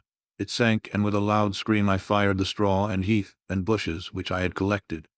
The wind fanned the fire, and the cottage was quickly enveloped by the flames, which clung to it and licked it with their forked and destroying tongues. As soon as I was convinced that no assistance could save any part of the habitation, I quitted the scene and sought for refuge in the woods. And now, with the world before me, whither should I bend my steps? I resolved to fly far from the scene of my misfortunes. But to me, hated and despised, every country must be equally horrible. At length the thought of you crossed my mind. I learned from your papers that you were my father, my creator, and to whom could I apply with more fitness than to him who had given me life? Among the lessons that Felix had bestowed upon Safie, geography had not been omitted. I had learned from these the relative situations of the different countries of the earth. You had mentioned Geneva as the name of your native town, and towards this place I resolved to proceed. But how was I to direct myself? I knew that I must travel in a southwesterly direction to reach my destination, but the sun was my only guide. I did not know the names of the towns that I was to pass through, nor could I ask information from a single human being. But I did not despair. From you only could I hope for succor, although towards you I felt no sentiment but that of hatred. Unfeeling, heartless creator. You had endowed me with perceptions and passions, and then cast me abroad an object for the scorn and horror of mankind. But on you only had I any claim for pity and redress. And from you I determined to seek that justice which I vainly attempted to gain from any other being that wore the human form. My travels were long, and the sufferings I endured intense. It was late in autumn when I quitted the district where I had so long resided. I traveled only at night, fearful of encountering the visage of a human being. Nature decayed around me, and the sun became heatless. Rain and snow poured around me. Mighty rivers were frozen. The surface of the earth was hard and chill and bare, and I found no shelter. O earth, how often did I imprecate curses on the cause of my being? The mildness of my nature had fled, and all within me was turned to gall and bitterness. The nearer I approached to your habitation, the more deeply did I feel the spirit of revenge enkindled in my heart. Snow fell and the waters were hardened, but I rested not. A few incidents now and then directed me, and I possessed a map of the country, but I often wandered wide from my path. The agony of my feelings allowed me no respite. No incident occurred from which my rage and misery could not extract its food. But a circumstance that happened when I arrived on the confines of Switzerland, when the sun had recovered its warmth, and the earth again began to look green, confirmed in an especial manner the bitterness and horror of my feelings. I generally rested during the day, and traveled only when I was secured by night from the view of man. One morning, however, finding that my path lay through a deep wood, I ventured to continue my journey after the sun had risen. The day, which was one of the first of spring, cheered even me by the loveliness of its sunshine and the balminess of the air. I felt emotions of gentleness and pleasure that had long appeared dead, revive within me. Half surprised by the novelty of these sensations, I allowed myself to be borne away by them, and forgetting my solitude and deformity, dared to be happy. Soft tears again bedewed my cheeks, and I even raised my humid eyes with thankfulness towards the blessed sun, which bestowed such joy upon me. I continued to wind among the paths of the wood, until I came to its boundary, which was skirted by a deep and rapid river, into which many of the trees bent their branches, now budding with the fresh spring. Here I paused, not exactly knowing what path to pursue, when I heard the sound of voices, that induced me to conceal myself under the shade of a cypress. I was scarcely hid when a young girl came running towards the spot where I was concealed, laughing, as if she ran from someone in sport. She continued her course along the precipitous sides of the river, when suddenly her foot slipped, and she fell into the rapid stream. I rushed from my hiding place, and with extreme labor from the force of the current, saved her and dragged her to shore. She was senseless, and I endeavored by every means in my power to restore animation, when I was suddenly interrupted by the approach of a rustic, who was probably the person from whom she had playfully fled. On seeing me, he darted towards me, and tearing the girl from my arms, hastened towards the deeper parts of the wood. I followed speedily, I hardly knew why, but when the man saw me draw near, he aimed a gun which he carried at my body and fired. I sank to the ground, and my injurer with increased swiftness escaped into the wood. This was then the reward of my benevolence. I had saved a human being from destruction, and as a recompense I now writhed under the miserable pain of a wound which shattered the flesh and bone. The feelings of kindness and gentleness which I had entertained but a few moments before gave place to hellish rage and gnashing of teeth. Inflamed by pain, I vowed eternal hatred and vengeance to all mankind. But the agony of my wound overcame me, my pulses paused, and I fainted. For some weeks I led a miserable life in the woods, endeavoring to cure the wound which I had received. The ball had entered my shoulder, and I knew not whether it had remained there or passed through. At any rate, I had no means of extracting it. My sufferings were augmented also by the oppressive sense of the injustice and ingratitude of their infliction. My daily vows rose for revenge, a deep and deadly revenge, such as would alone compensate for the outrages and anguish I had endured. After some weeks my wound healed, and I continued my journey. The labors I endured were no longer to be alleviated by the bright sun or gentle breezes of spring. All joy was but a mockery which insulted my desolate state, and made me feel more painfully that I was not made for the enjoyment of pleasure. But my toils now drew near a close, and in 2 months from this time I reached the environs of Geneva. It was evening when I arrived, and I retired to a hiding place among the fields that surround it to meditate in what manner I should apply to you. I was oppressed by fatigue and hunger, and far too unhappy to enjoy the gentle breezes of evening, or the prospect of the sun setting behind the stupendous mountains of Jura. At this time a slight sleep relieved me from the pain of reflection, which was disturbed by the approach of a beautiful child, who came running into the recess I had chosen, with all the sportiveness of infancy. Suddenly, as I gazed on him, an idea seized me that this little creature was unprejudiced, and had lived too short a time to have imbibed a horror of deformity. If, therefore, I could seize him and educate him as my companion and friend, I should not be so desolate in this peopled earth. Urged by this impulse, I seized on the boy as he passed and drew him towards me. As soon as he beheld my form, he placed his hands before his eyes and uttered a shrill scream. I drew his hand forcibly from his face and said, "Child, what is the meaning of this? I do not intend to hurt you. Listen to me." He struggled violently. "Let me go," he cried. "Monster, ugly wretch. You wish to eat me and tear me to pieces. You are an ogre. Let me go, or I will tell my papa. Boy, you will never see your father again. You must come with me. Hideous monster, let me go. My papa is a syndic. He is an Frankenstein. He will punish you. You dare not keep me. Frankenstein, you belong then to my enemy, to him towards whom I have sworn eternal revenge. You shall be my first victim." The child still struggled and loaded me with epithets which carried despair to my heart. I grasped his throat to silence him, and in a moment he lay dead at my feet. I gazed on my victim, and my heart swelled with exultation and hellish triumph. Clapping my hands, I exclaimed, "I too can create desolation. My enemy is not invulnerable. This death will carry despair to him, and 1,000 other miseries shall torment and destroy him." As I fixed my eyes on the child, I saw something glittering on his breast. I took it. It was a portrait of a most lovely woman. In spite of my malignity, it softened and attracted me. For a few moments I gazed with delight on her dark eyes, fringed by deep lashes, and her lovely lips, but presently my rage returned. I remembered that I was forever deprived of the delights that such beautiful creatures could bestow, and that she whose resemblance I contemplated would, in regarding me, have changed that air of divine benignity to one expressive of disgust and affright. Can you wonder that such thoughts transported me with rage? I only wonder that at that moment, instead of venting my sensations in exclamations and agony, I did not rush among mankind and perish in the attempt to destroy them.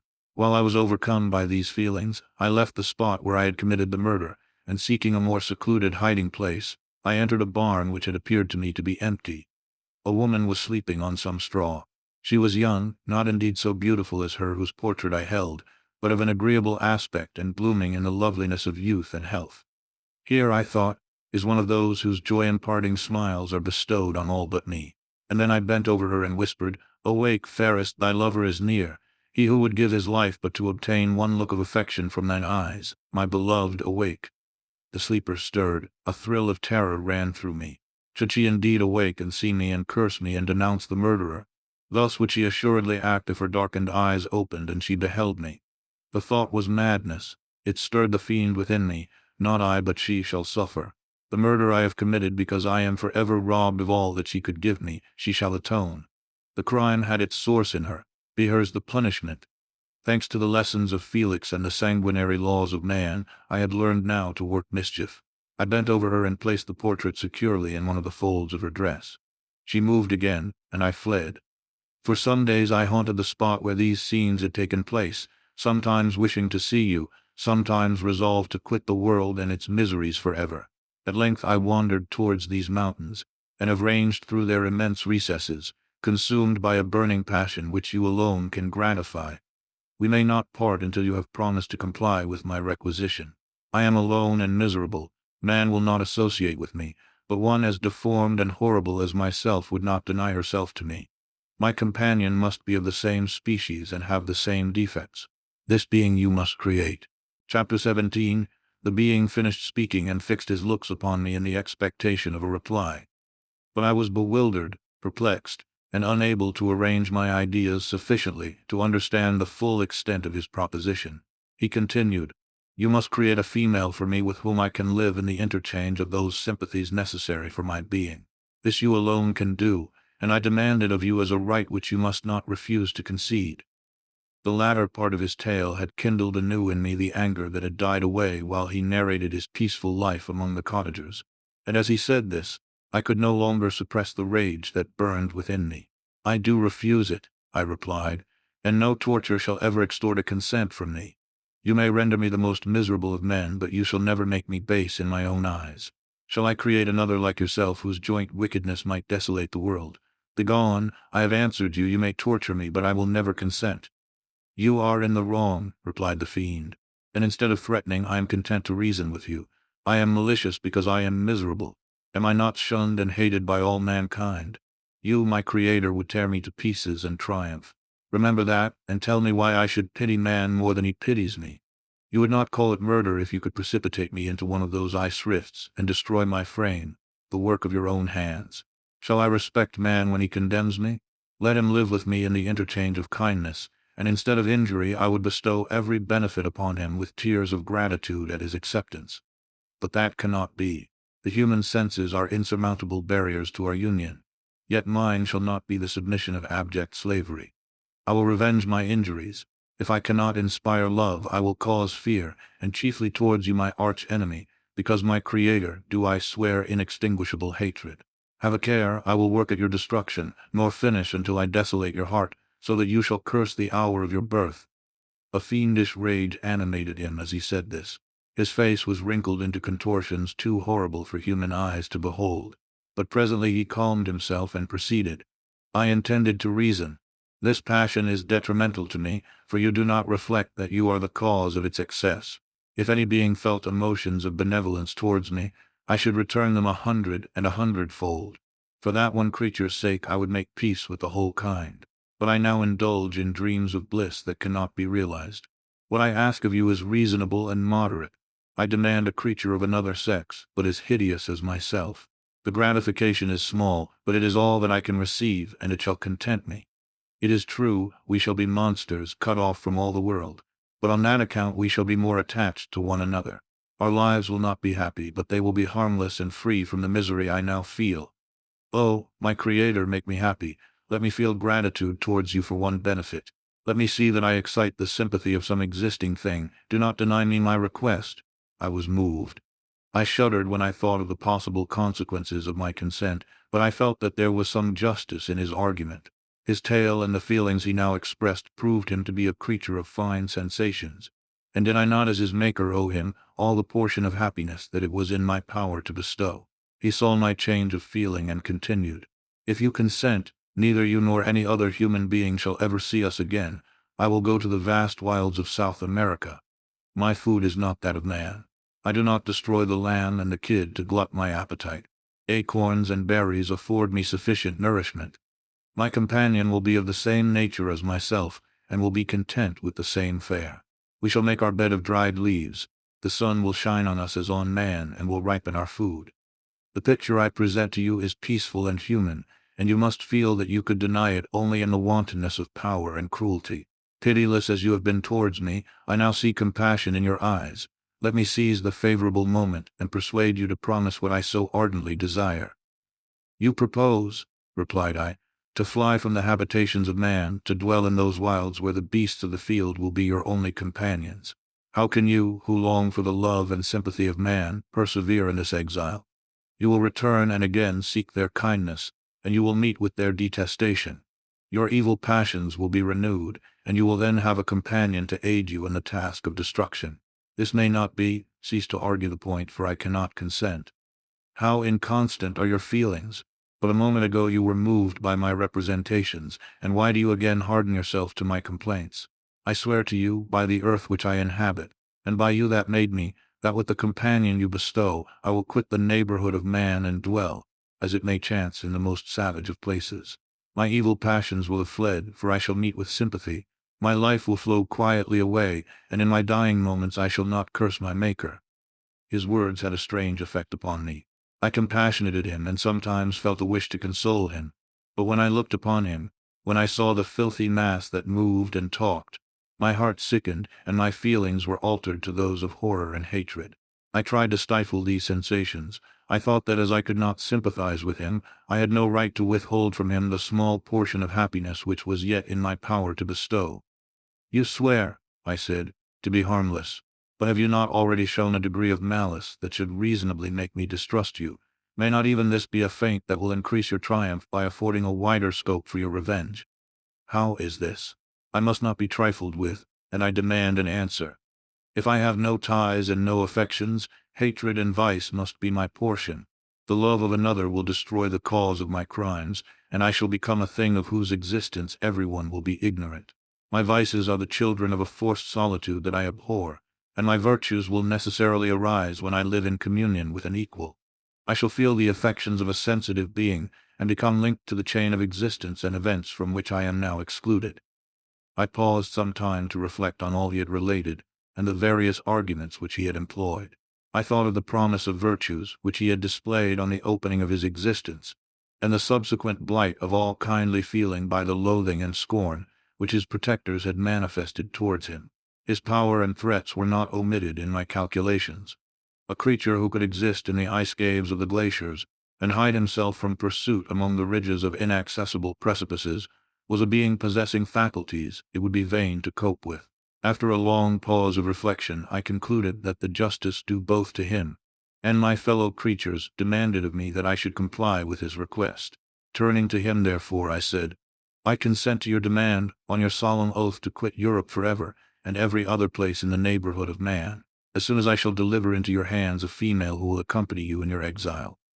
"I swear," he cried, "by the sun and by the blue sky of heaven, and by the fire of love that burns my heart, that if you grant my prayer, while they exist, you shall never behold me again. Depart to your home and commence your labors. I shall watch their progress with unutterable anxiety, and fear not but that when you are ready I shall appear." Saying this, he suddenly quitted me, fearful, perhaps, of any change in my sentiments. I saw him descend the mountain with greater speed than the flight of an eagle, and quickly lost among the undulations of the sea of ice. His tale had occupied the whole day, and the sun was upon the verge of the horizon when he departed. I knew that I ought to hasten my descent towards the valley, as I should soon be encompassed in darkness. But my heart was heavy, and my steps slow. The labor of winding among the little paths of the mountain and fixing my feet firmly as I advanced perplexed me, occupied as I was by the emotions which the occurrences of the day had produced. Night was far advanced when I came to the halfway resting place and seated myself beside the fountain. The stars shone at intervals as the clouds passed from over them. The dark pines rose before me, and every here and there a broken tree lay on the ground. It was a scene of wonderful solemnity and stirred strange thoughts within me. I wept bitterly, and clasping my hands in agony, I exclaimed, "Oh, stars and clouds and winds, ye are all about to mock me. If ye really pity me, crush sensation and memory, let me become as naught. But if not, depart, depart, and leave me in darkness."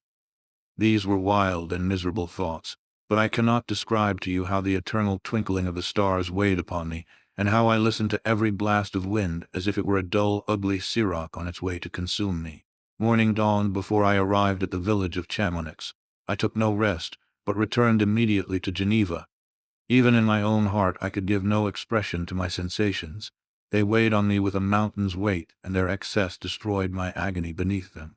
Thus I returned home, and entering the house presented myself to the family. My haggard and wild appearance awoke intense alarm, but I answered no question, scarcely did I speak.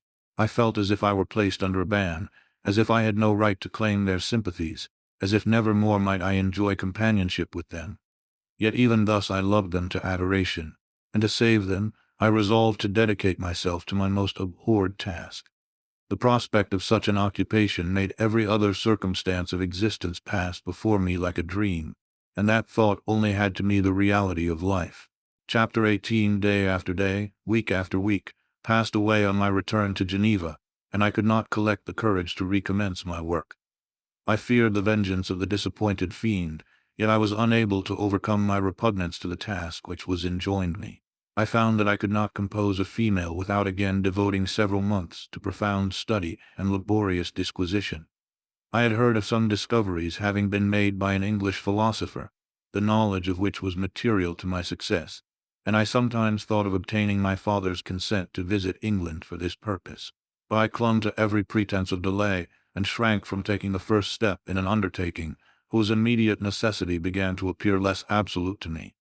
A change indeed had taken place in me. My health, which had hitherto declined, was now much restored, and my spirits, when unchecked by the memory of my unhappy promise, rose proportionably. My father saw this change with pleasure, and he turned his thoughts towards the best method of eradicating the remains of my melancholy, which every now and then would return by fits, and with a devouring blackness overcast the approaching sunshine. At these moments I took refuge in the most perfect solitude. I passed whole days on the lake alone in a little boat, watching the clouds and listening to the rippling of the waves, silent and listless. But the fresh air and bright sun seldom failed to restore me to some degree of composure, and on my return I met the salutations of my friends with a readier smile and a more cheerful heart. It was after my return from one of these rambles that my father, calling me aside, thus addressed me. "I am happy to remark, my dear son, that you have resumed your former pleasures and seem to be returning to yourself. And yet you are still unhappy and still avoid our society. For some time I was lost in conjecture as to the cause of this, but yesterday an idea struck me, and if it is well founded, I conjure you to avow it. Reserve on such a point would be not only useless, but draw down treble misery on us all." I trembled violently at his exordium, and my father continued, "I confess, my son, that I have always looked forward to your marriage with our dear Elizabeth as the tie of our domestic comfort and the stay of my declining years. You were attached to each other from your earliest infancy. You studied together, and appeared, in dispositions and tastes, entirely suited to one another. But so blind is the experience of man that what I conceived to be the best assistance to my plan may have entirely destroyed it. You perhaps regard her as your sister, without any wish that she might become your wife. Nay, you may have met with another whom you may love, and considering yourself as bound in honor to Elizabeth, this struggle may occasion the poignant misery which you appear to feel. My dear father, reassure yourself. I love my cousin tenderly and sincerely. I never saw any woman who excited, as Elizabeth does, my warmest admiration and affection. My future hopes and prospects are entirely bound up in the expectation of our union. The expression of your sentiments of this subject, my dear Victor, gives me more pleasure than I have for some time experienced. If you feel thus, we shall assuredly be happy, however present events may cast a gloom over us. But it is this gloom which appears to have taken so strong a hold of your mind that I wish to dissipate. Tell me, therefore, whether you object to an immediate solemnization of the marriage. We have been unfortunate, and recent events have drawn us from that everyday tranquillity befitting my years and infirmities. You are younger, yet I do not suppose, possessed as you are of a competent fortune, that an early marriage would at all interfere with any future plans of honor and utility that you may have formed. Do not suppose, however, that I wish to dictate happiness to you, or that a delay on your part would cause me any serious uneasiness. Interpret my words with candor and answer me, I conjure you, with confidence and sincerity." I listened to my father in silence, and remained for some time incapable of offering any reply. I revolved rapidly in my mind a multitude of thoughts, and endeavored to arrive at some conclusion. Alas! To me the idea of an immediate union with my Elizabeth was one of horror and dismay. I was bound by a solemn promise which I had not yet fulfilled and dared not break. Or if I did, what manifold miseries might not impend over me and my devoted family? Could I enter into a festival with this deadly weight yet hanging round my neck and bowing me to the ground? I must perform my engagement, and let the monster depart with his mate, before I allowed myself to enjoy the delight of a union from which I expected peace. I remembered also the necessity imposed upon me of either journeying to England, or entering into a long correspondence with those philosophers of that country, whose knowledge and discoveries were of indispensable use to me in my present undertaking. The latter method of obtaining the desired intelligence was dilatory and unsatisfactory. Besides, I had an insurmountable aversion to the idea of engaging myself in my loathsome task in my father's house, while in habits of familiar intercourse with those I loved. I knew that 1,000 fearful accidents might occur, the slightest of which would disclose a tale to thrill all connected with me with horror. I was aware also that I should often lose all self-command, all capacity of hiding the harrowing sensations that would possess me during the progress of my unearthly occupation. I must absent myself from all I loved while thus employed. Once commenced, it would quickly be achieved, and I might be restored to my family in peace and happiness. My promise fulfilled, the monster would depart forever. Or so my fond fancy imaged. Some accident might meanwhile occur to destroy him and put an end to my slavery forever. These feelings dictated my answer to my father. I expressed a wish to visit England, but concealing the true reasons of this request, I clothed my desires under a guise which excited no suspicion, while I urged my desire with an earnestness that easily induced my father to comply. After so long a period of an absorbing melancholy that resembled madness in its intensity and effects, he was glad to find that I was capable of taking pleasure in the idea of such a journey, and he hoped that change of scene and varied amusement would, before my return, have restored me entirely to myself. The duration of my absence was left to my own choice. A few months, or at most a year, was the period contemplated. One paternal kind precaution he had taken to ensure my having a companion. Without previously communicating with me, he had, in concert with Elizabeth, arranged that Clerval should join me at Strasbourg. This interfered with the solitude I coveted for the prosecution of my task. Yet at the commencement of my journey, the presence of my friend could in no way be an impediment, and truly I rejoiced that thus I should be saved many hours of lonely, maddening reflection. Nay, Henry might stand between me and the intrusion of my foe. If I were alone, would he not at times force his abhorred presence on me to remind me of my task, or to contemplate its progress? To England, therefore, I was bound, and it was understood that my union with Elizabeth should take place immediately on my return. My father's age rendered him extremely averse to delay. For myself, there was one reward I promised myself for my detested toils, one consolation for my unparalleled sufferings. It was the prospect of that day when, enfranchised from my miserable slavery, I might claim Elizabeth and forget the past in my union with her. I now made arrangements for my journey, but one feeling haunted me which filled me with fear and agitation.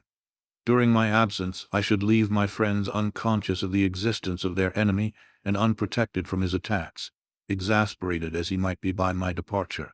But he had promised to follow me wherever I might go, and would he not accompany me to England? This imagination was dreadful in itself, but soothing inasmuch as it supposed the safety of my friends. I was agonized with the idea of the possibility that the reverse of this might happen. But through the whole period during which I was the slave of my creature, I allowed myself to be governed by the impulses of the moment, and my present sensations strongly intimated that the fiend would follow me and exempt my family from the danger of his machinations. It was in the latter end of September that I again quitted my native country. My journey had been my own suggestion, and Elizabeth therefore acquiesced, but she was filled with disquiet at the idea of my suffering, away from her, the inroads of misery and grief. It had been her care which provided me a companion in Clerval, and yet a man is blind to 1,000-minute circumstances which call forth a woman's sedulous attention. She longed to bid me hasten my return. 1,000 conflicting emotions rendered her mute as she bade me a tearful, silent farewell. I threw myself into the carriage that was to convey me away, hardly knowing whither I was going, and careless of what was passing around. I remembered only, and it was with a bitter anguish that I reflected on it, to order that my chemical instruments should be packed to go with me. Filled with dreary imaginations, I passed through many beautiful and majestic scenes, but my eyes were fixed and unobserving. I could only think of the bourne of my travels and the work which was to occupy me whilst they endured. After some days spent in listless indolence, during which I traversed many leagues, I arrived at Strasbourg, where I waited 2 days for Clerval. He came, alas, how great was the contrast between us! He was alive to every new scene, joyful when he saw the beauties of the setting sun, and more happy when he beheld it rise and recommence a new day. He pointed out to me the shifting colors of the landscape and the appearances of the sky. "This is what it is to live," he cried. "Now I enjoy existence, but you, my dear Frankenstein, wherefore are you desponding and sorrowful?" In truth, I was occupied by gloomy thoughts, and neither saw the descent of the evening star nor the golden sunrise reflected in the Rhine. And you, my friend, would be far more amused with the journal of Clerval, who observed the scenery with an eye of feeling and delight, than in listening to my reflections. I, a miserable wretch, haunted by a curse that shut up every avenue to enjoyment. We had agreed to descend the Rhine in a boat from Strasbourg to Rotterdam, whence we might take shipping for London. During this voyage we passed many willowy islands and saw several beautiful towns. We stayed a day at Mannheim, and on the 5th from our departure from Strasbourg, arrived at Mainz. The course of the Rhine below Mainz becomes much more picturesque. The river descends rapidly and winds between hills, not high but steep, and of beautiful forms. We saw many ruined castles standing on the edges of precipices, surrounded by black woods, high and inaccessible. This part of the Rhine, indeed, presents a singularly variegated landscape. In one spot you view rugged hills, ruined castles overlooking tremendous precipices, with the dark Rhine rushing beneath. And on the sudden turn of a promontory, flourishing vineyards with green sloping banks, and a meandering river and populous towns occupy the scene. We traveled at the time of the vintage, and heard the song of the laborers as we glided down the stream. Even I, depressed in mind, and my spirits continually agitated by gloomy feelings, even I was pleased. I lay at the bottom of the boat, and as I gazed on the cloudless blue sky, I seemed to drink in a tranquillity to which I had long been a stranger. And if these were my sensations, who can describe those of Henry? He felt as if he had been transported to fairyland, and enjoyed a happiness seldom tasted by man. I have seen, he said, the most beautiful scenes of my own country. I have visited the lakes of Lucerne and Uri, where the snowy mountains descend almost perpendicularly to the water, casting black and impenetrable shades, which would cause a gloomy and mournful appearance were it not for the most verdant islands that relieve the eye by their gay appearance. I have seen this lake agitated by a tempest, when the wind tore up whirlwinds of water and gave you an idea of what the waterspout must be on the great ocean. And the waves dash with fury the base of the mountain, where the priest and his mistress were overwhelmed by an avalanche, and where their dying voices are still said to be heard amid the pauses of the nightly wind. I have seen the mountains of La Vallée and the Pays de Vaud, but this country, Victor, pleases me more than all those wonders. The mountains of Switzerland are more majestic and strange, but there is a charm in the banks of this divine river that I never before saw equaled. Look at that castle which overhangs yon precipice, and that also on the island, almost concealed amongst the foliage of those lovely trees, and now that group of laborers coming from among their vines, and that village half hid in the recess of the mountain. Oh, surely the spirit that inhabits and guards this place has a soul more in harmony with man than those who pile the glacier or retire to the inaccessible peaks of the mountains of our own country. Clerval, beloved friend, even now it delights me to record your words and to dwell on the praise of which you are so eminently deserving. He was a being formed in the very poetry of nature. His wild and enthusiastic imagination was chastened by the sensibility of his heart. His soul overflowed with ardent affections, and his friendship was of that devoted and wondrous nature that the worldly minded teach us to look for only in the imagination. But even human sympathies were not sufficient to satisfy his eager mind. The scenery of external nature, which others regard only with admiration, he loved with ardor. The sounding cataract haunted him like a passion. The tall rock, the mountain, and the deep and gloomy wood, their colors and their forms, were then to him an appetite, a feeling and a love that had no need of a remoter charm by thought supplied, or any interest unborrowed from the eye. Wordsworth's Tintern Abbey? And where does he now exist? Is this gentle and lovely being lost forever? Has this mind, so replete with ideas, imaginations fanciful and magnificent, which formed a world whose existence depended on the life of its creator, has this mind perished? Does it now only exist in my memory? No, it is not thus. Your form so divinely wrought and beaming with beauty has decayed, but your spirit still visits and consoles your unhappy friend. Pardon this gush of sorrow. These ineffectual words are but a slight tribute to the unexampled worth of Henry, but they soothe my heart, overflowing with the anguish which his remembrance creates. I will proceed with my tale. Beyond Cologne we descended to the plains of Holland, and we resolved to post the remainder of our way, for the wind was contrary and the stream of the river was too gentle to aid us. Our journey here lost the interest arising from beautiful scenery, but we arrived in a few days at Rotterdam, whence we proceeded by sea to England. It was on a clear morning in the latter days of December that I first saw the white cliffs of Britain. The banks of the Thames presented a new scene. They were flat but fertile, and almost every town was marked by the remembrance of some story. We saw Tilbury Fort and remembered the Spanish Armada, Gravesend, Woolwich, and Greenwich, places which I had heard of even in my country. At length we saw the numerous steeples of London, St. Paul's towering above all, and the Tower famed in English history. Chapter 19. London was our present point of rest. We determined to remain several months in this wonderful and celebrated city. Clerval desired the intercourse of the men of genius and talent who flourished at this time, but this was with me a secondary object. I was principally occupied with the means of obtaining the information necessary for the completion of my promise, and quickly availed myself of the letters of introduction that I had brought with me, addressed to the most distinguished natural philosophers. If this journey had taken place during my days of study and happiness, it would have afforded me inexpressible pleasure. But a blight had come over my existence, and I only visited these people for the sake of the information they might give me on the subject in which my interest was so terribly profound. Company was irksome to me. When alone, I could fill my mind with the sights of heaven and earth. The voice of Henry soothed me, and I could thus cheat myself into a transitory peace. But busy, uninteresting, joyous faces brought back despair to my heart. I saw an insurmountable barrier placed between me and my fellow men. This barrier was sealed with the blood of William and Justine, and to reflect on the events connected with those names filled my soul with anguish. But in Clerval I saw the image of my former self. He was inquisitive and anxious to gain experience and instruction. The difference of manners which he observed was to him an inexhaustible source of instruction and amusement. He was also pursuing an object he had long had in view.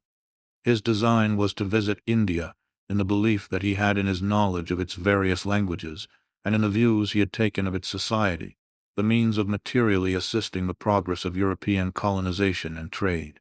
In Britain only could he further the execution of his plan. He was forever busy, and the only check to his enjoyments was my sorrowful and dejected mind. I tried to conceal this as much as possible, that I might not debar him from the pleasures natural to one who was entering on a new scene of life, undisturbed by any care or bitter recollection. I often refused to accompany him, alleging another engagement, that I might remain alone. I now also began to collect the materials necessary for my new creation, and this was to me like the torture of single drops of water continually falling on the head. Every thought that was devoted to it was an extreme anguish, and every word that I spoke in allusion to it caused my lips to quiver, and my heart to palpitate. After passing some months in London, we received a letter from a person in Scotland who had formerly been our visitor at Geneva. He mentioned the beauties of his native country, and asked us if those were not sufficient allurements to induce us to prolong our journey as far north as Perth, where he resided. Clerval eagerly desired to accept this invitation, and I, although I abhorred society, wished to view again mountains and streams and all the wondrous works with which nature adorns her chosen dwelling places. We had arrived in England at the beginning of October, and it was now February. We accordingly determined to commence our journey towards the north at the expiration of another month. In this expedition we did not intend to follow the great road to Edinburgh, but to visit Windsor, Oxford, Matlock, and the Cumberland Lakes, resolving to arrive at the completion of this tour about the end of July. I packed up my chemical instruments and the materials I had collected, resolving to finish my labors in some obscure nook in the northern highlands of Scotland. We quitted London on the 27th of March and remained a few days at Windsor, rambling in its beautiful forest. This was a new scene to us mountaineers. The majestic oaks, the quantity of game, and the herds of stately deer were all novelties to us. From thence we proceeded to Oxford.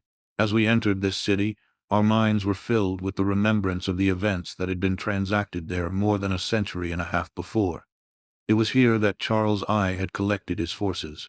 This city had remained faithful to him, after the whole nation had forsaken his cause to join the standard of Parliament and liberty. The memory of that unfortunate king and his companions, the amiable Falkland, the insolent Goring, his queen and son, gave a peculiar interest to every part of the city which they might be supposed to have inhabited. The spirit of elder days found a dwelling here, and we delighted to trace its footsteps.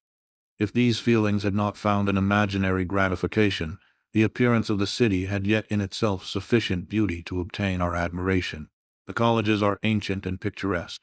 The streets are almost magnificent, and the lovely Isis, which flows beside it through meadows of exquisite verdure, is spread forth into a placid expanse of waters, which reflects its majestic assemblage of towers and spires and domes, embosomed among aged trees.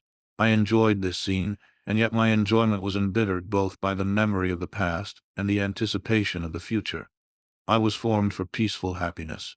During my youthful days, discontent never visited my mind, and if I was ever overcome by ennui, the sight of what is beautiful in nature, or the study of what is excellent and sublime in the productions of man, could always interest my heart and communicate elasticity to my spirits. But I am a blasted tree.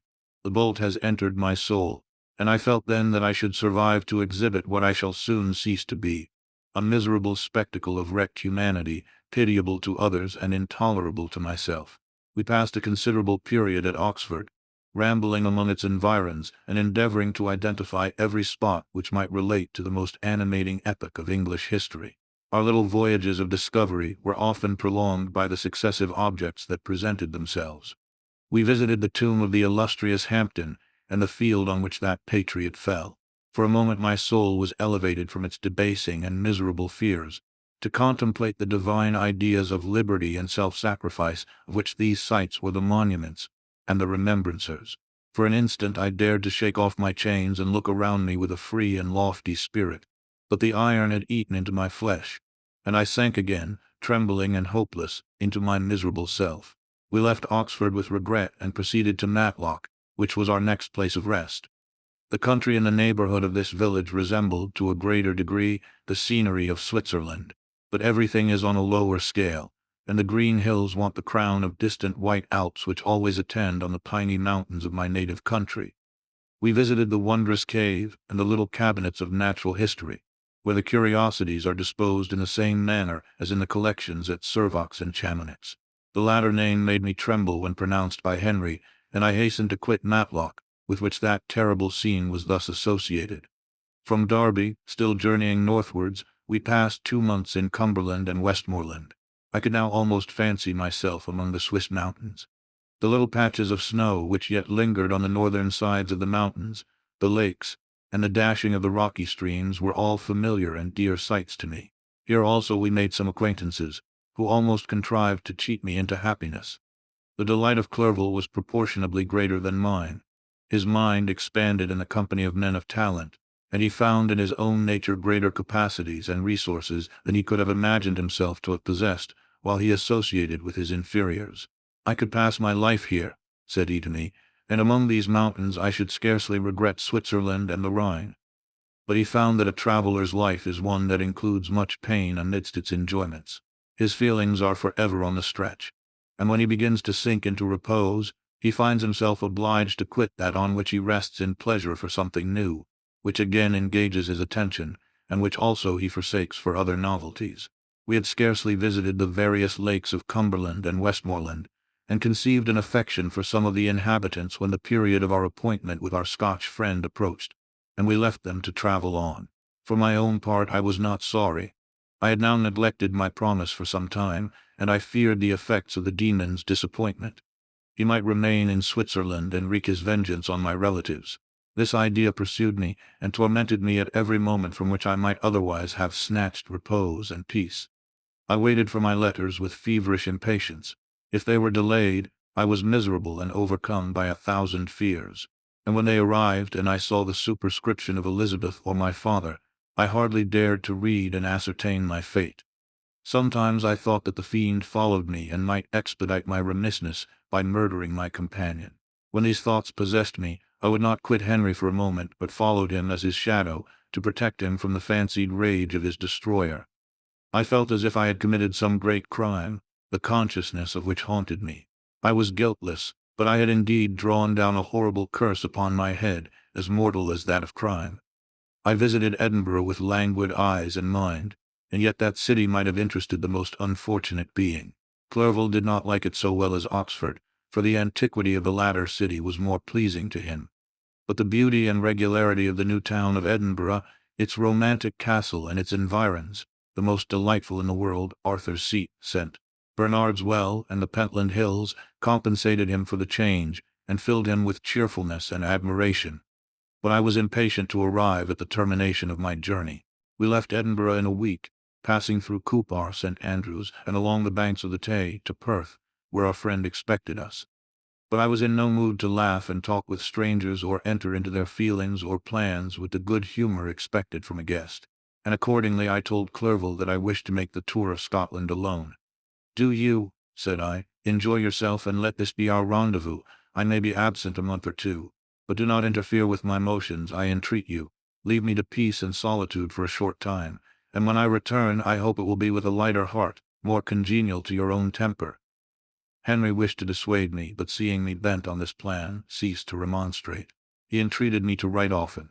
"I had rather be with you," he said, "in your solitary rambles than with these Scotch people whom I do not know. Hasten then, my dear friend, to return, that I may again feel myself somewhat at home, which I cannot do in your absence." Having parted from my friend, I determined to visit some remote spot of Scotland and finish my work in solitude. I did not doubt but that the monster followed me and would discover himself to me when I should have finished, that he might receive his companion. With this resolution, I traversed the northern highlands and fixed on one of the remotest of the Orkneys as the scene of my labors. It was a place fitted for such a work, being hardly more than a rock whose high sides were continually beaten upon by the waves. The soil was barren, scarcely affording pasture for a few miserable cows, and oatmeal for its inhabitants, which consisted of 5 persons, whose gaunt and scraggy limbs gave tokens of their miserable fare. Vegetables and bread, when they indulged in such luxuries, and even fresh water, was to be procured from the mainland, which was about 5 miles distant. On the whole island there were but 3 miserable huts, and one of these was vacant when I arrived. This I hired. It contained but 2 rooms, and these exhibited all the squalidness of the most miserable penury. The thatch had fallen in, the walls were unplastered, and the door was off its hinges. I ordered it to be repaired, bought some furniture, and took possession, an incident which would doubtless have occasioned some surprise, had not all the senses of the cottagers been benumbed by want and squalid poverty. As it was, I lived ungazed at and unmolested, hardly thanked for the pittance of food and clothes which I gave. So much does suffering blunt even the coarsest sensations of men. In this retreat I devoted the morning to labor, but in the evening, when the weather permitted, I walked on the stony beach of the sea to listen to the waves as they roared and dashed at my feet. It was a monotonous yet ever-changing scene. I thought of Switzerland. It was far different from this desolate and appalling landscape. Its hills are covered with vines, and its cottages are scattered thickly in the plains. Its fair lakes reflect a blue and gentle sky, and when troubled by the winds, their tumult is but as the play of a lively infant when compared to the roarings of the giant ocean. In this manner I distributed my occupations when I first arrived, but as I proceeded in my labor, it became every day more horrible and irksome to me. Sometimes I could not prevail on myself to enter my laboratory for several days, and at other times I toiled day and night in order to complete my work. It was, indeed, a filthy process in which I was engaged. During my first experiment, a kind of enthusiastic frenzy had blinded me to the horror of my employment. My mind was intently fixed on the consummation of my labor, and my eyes were shut to the horror of my proceedings. But now I went to it in cold blood, and my heart often sickened at the work of my hands. Thus situated, employed in the most detestable occupation, immersed in a solitude where nothing could for an instant call my attention from the actual scene in which I was engaged, my spirits became unequal. I grew restless and nervous. Every moment I feared to meet my persecutor. Sometimes I sat with my eyes fixed on the ground, fearing to raise them lest they should encounter the object which I so much dreaded to behold. I feared to wander from the sight of my fellow creatures, lest when alone he should come to claim his companion. In the meantime I worked on, and my labor was already considerably advanced. I looked towards its completion with a tremulous and eager hope, which I dared not trust myself to question, but which was intermixed with obscure forebodings of evil that made my heart sicken in my bosom. Chapter 20. I sat one evening in my laboratory. The sun had set, and the moon was just rising from the sea. I had not sufficient light for my employment, and I remained idle, in a pause of consideration of whether I should leave my labor for the night or hasten its conclusion by an unremitting attention to it. As I sat, a train of reflection occurred to me which led me to consider the effects of what I was now doing. 3 years before, I was engaged in the same manner, and had created a fiend whose unparalleled barbarity had desolated my heart, and filled it forever with the bitterest remorse. I was now about to form another being of whose dispositions I was alike ignorant. She might become 10,000 times more malignant than her mate and delight, for its own sake, in murder and wretchedness. He had sworn to quit the neighborhood of man and hide himself in deserts, but she had not. And she, who in all probability was to become a thinking and reasoning animal, might refuse to comply with a compact made before her creation. They might even hate each other. The creature who already lived loathed his own deformity, and might he not conceive a greater abhorrence for it when it came before his eyes in the female form? She also might turn with disgust from him to the superior beauty of man. She might quit him, and he be again alone, exasperated by the fresh provocation of being deserted by one of his own species. Even if they were to leave Europe and inhabit the deserts of the New World. Yet one of the first results of those sympathies for which the demon thirsted would be children, and a race of devils would be propagated upon the earth, who might make the very existence of the species of man a condition precarious and full of terror. Had I right for my own benefit to inflict this curse upon everlasting generations? I had before been moved by the sophisms of the being I had created. I had been struck senseless by his fiendish threats. But now, for the first time, the wickedness of my promise burst upon me. I shuddered to think that future ages might curse me as their pest, whose selfishness had not hesitated to buy its own peace at the price, perhaps, of the existence of the whole human race. I trembled and my heart failed within me, when, on looking up, I saw by the light of the moon the demon at the casement. A ghastly grin wrinkled his lips as he gazed on me, where I sat fulfilling the task which he had allotted to me. Yes, he had followed me in my travels. He had loitered in forests, hid himself in caves, or taken refuge in wide and desert heaths, and he now came to mark my progress and claim the fulfillment of my promise. As I looked on him, his countenance expressed the utmost extent of malice and treachery. I thought with a sensation of madness on my promise of creating another like to him, and trembling with passion, tore to pieces the thing on which I was engaged. The wretch saw me destroy the creature on whose future existence he depended for happiness, and with a howl of devilish despair and revenge, withdrew. I left the room, and locking the door, made a solemn vow in my own heart never to resume my labors. And then, with trembling steps, I sought my own apartment. I was alone. None were near me to dissipate the gloom and relieve me from the sickening oppression of the most terrible reveries. Several hours passed, and I remained near my window gazing on the sea. It was almost motionless, for the winds were hushed, and all nature reposed under the eye of the quiet moon.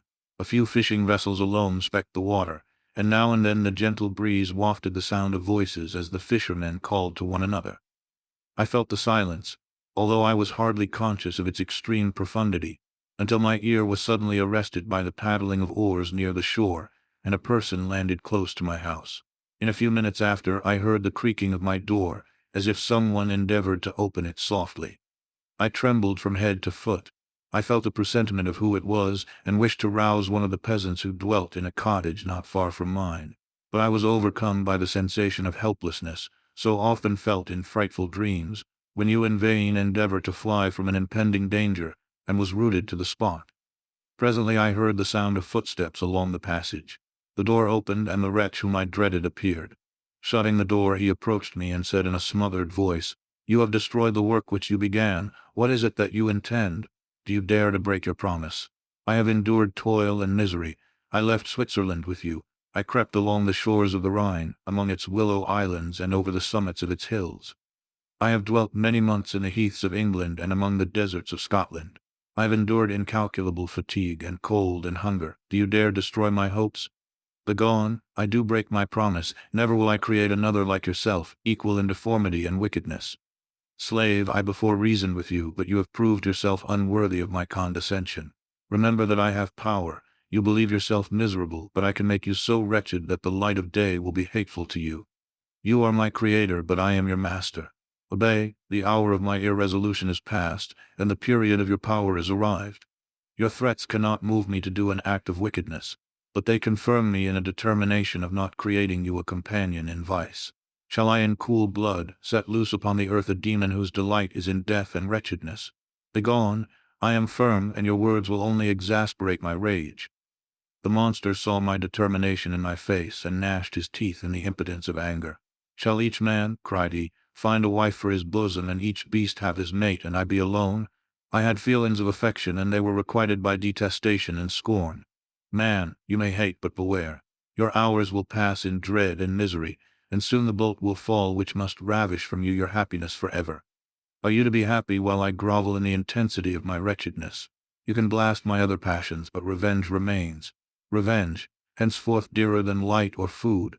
I may die, but first you, my tyrant and tormentor, shall curse the sun that gazes on your misery. Beware, for I am fearless and therefore powerful. I will watch with the wiliness of a snake, that I may sting with its venom. Man, you shall repent of the injuries you inflict. Devil, cease, and do not poison the air with these sounds of malice. I have declared my resolution to you, and I am no coward to bend beneath words. Leave me, I am inexorable. It is well, I go, but remember I shall be with you on your wedding night.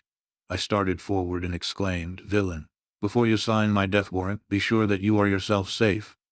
I would have seized him, but he eluded me and quitted the house with precipitation. In a few moments I saw him in his boat, which shot across the waters with an arrowy swiftness, and was soon lost amidst the waves. All was again silent, but his words rang in my ears. I burned with rage to pursue the murderer of my peace and precipitate him into the ocean. I walked up and down my room hastily and perturbed, while my imagination conjured up 1,000 images to torment and sting me. Why had I not followed him and closed with him in mortal strife? But I had suffered him to depart, and he had directed his course towards the mainland. I shuddered to think who might be the next victim sacrificed to his insatiate revenge. And then I thought again of his words, I will be with you on your wedding night.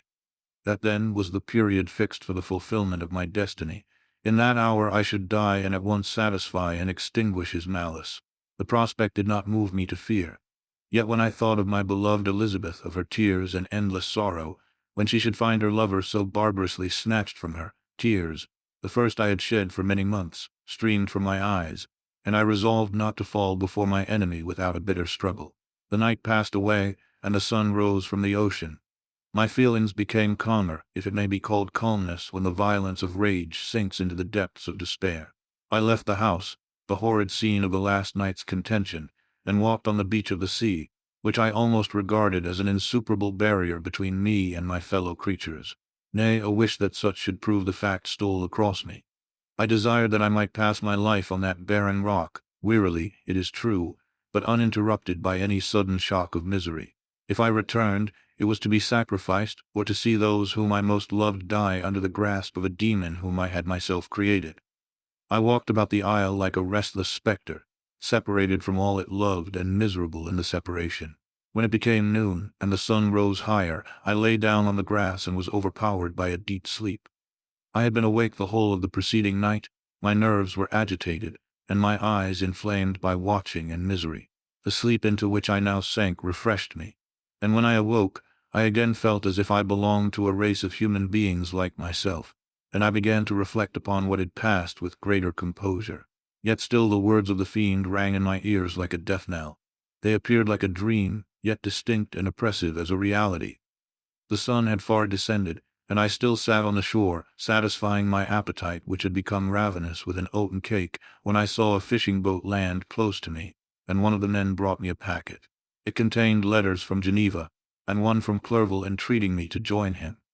He said that he was wearing away his time fruitlessly where he was, that letters from the friends he had formed in London desired his return to complete the negotiation they had entered into for his Indian enterprise. He could not any longer delay his departure, but as his journey to London might be followed, even sooner than he now conjectured, by his longer voyage, he entreated me to bestow as much of my society on him as I could spare. He besought me, therefore, to leave my solitary isle and to meet him at Perth, that we might proceed southwards together. This letter in a degree recalled me to life, and I determined to quit my island at the expiration of 2 days. Yet before I departed, there was a task to perform, on which I shuddered to reflect. I must pack up my chemical instruments, and for that purpose I must enter the room which had been the scene of my odious work, and I must handle those utensils the sight of which was sickening to me. The next morning at daybreak, I summoned sufficient courage and unlocked the door of my laboratory. The remains of the half-finished creature whom I had destroyed lay scattered on the floor, and I almost felt as if I had mangled the living flesh of a human being. I paused to collect myself, and then entered the chamber. With trembling hand I conveyed the instruments out of the room, but I reflected that I ought not to leave the relics of my work to excite the horror and suspicion of the peasants, and I accordingly put them into a basket, with a great quantity of stones, and laying them up, determined to throw them into the sea that very night. And in the meantime I sat upon the beach, employed in cleaning and arranging my chemical apparatus. Nothing could be more complete than the alteration that had taken place in my feelings since the night of the appearance of the demon. I had before regarded my promise with a gloomy despair as a thing that, with whatever consequences, must be fulfilled. But I now felt as if a film had been taken from before my eyes, and that I for the first time saw clearly. The idea of renewing my labors did not for one instant occur to me. The threat I had heard weighed on my thoughts, but I did not reflect that a voluntary act of mine could avert it. I had resolved in my own mind that to create another like the fiend I had first made would be an act of the basest and most atrocious selfishness, and I banished from my mind every thought that could lead to a different conclusion. Between 2 and 3 in the morning the moon rose, and I then, putting my basket aboard a little skiff, sailed out about 4 miles from the shore. The scene was perfectly solitary. A few boats were returning towards land, but I sailed away from them. I felt as if I was about the commission of a dreadful crime, and avoided with shuddering anxiety any encounter with my fellow creatures. At one time the moon, which had before been clear, was suddenly overspread by a thick cloud, and I took advantage of the moment of darkness and cast my basket into the sea. I listened to the gurgling sound as it sank and then sailed away from the spot. The sky became clouded, but the air was pure, although chilled by the northeast breeze that was then rising. But it refreshed me, and filled me with such agreeable sensations, that I resolved to prolong my stay on the water, and fixing the rudder in a direct position, stretched myself at the bottom of the boat. Clouds hid the moon, everything was obscure, and I heard only the sound of the boat as its keel cut through the waves. The murmur lulled me, and in a short time I slept soundly. I do not know how long I remained in this situation, but when I awoke I found that the sun had already mounted considerably. The wind was high, and the waves continually threatened the safety of my little skiff. I found that the wind was northeast, and must have driven me far from the coast from which I had embarked. I endeavored to change my course, but quickly found that if I again made the attempt the boat would be instantly filled with water. Thus situated, my only resource was to drive before the wind. I confess that I felt a few sensations of terror. I had no compass with me, and was so slenderly acquainted with the geography of this part of the world that the sun was of little benefit to me. I might be driven into the wide Atlantic, and feel all the tortures of starvation, or be swallowed up in the immeasurable waters that roared and buffeted around me.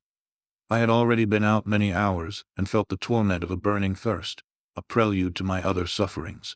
I looked on the heavens, which were covered by clouds that flew before the wind, only to be replaced by others. I looked upon the sea, it was to be my grave. "Fiend," I exclaimed, "your task is already fulfilled." I thought of Elizabeth, of my father, and of Clerval, all left behind, on whom the monster might satisfy his sanguinary and merciless passions.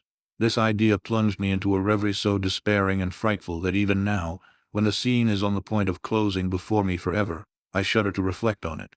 Some hours passed thus, but by degrees, as the sun declined towards the horizon, the wind died away into a gentle breeze, and the sea became free from breakers.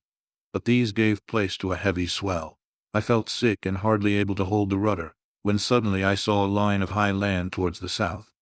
Almost spent, as I was, by fatigue and the dreadful suspense I endured for several hours, this sudden certainty of life rushed like a flood of warm joy to my heart, and tears gushed from my eyes. How mutable are our feelings, and how strange is that clinging love we have of life even in the excess of misery. I constructed another sail with a part of my dress, and eagerly steered my course towards the land. It had a wild and rocky appearance, but as I approached nearer I easily perceived the traces of cultivation.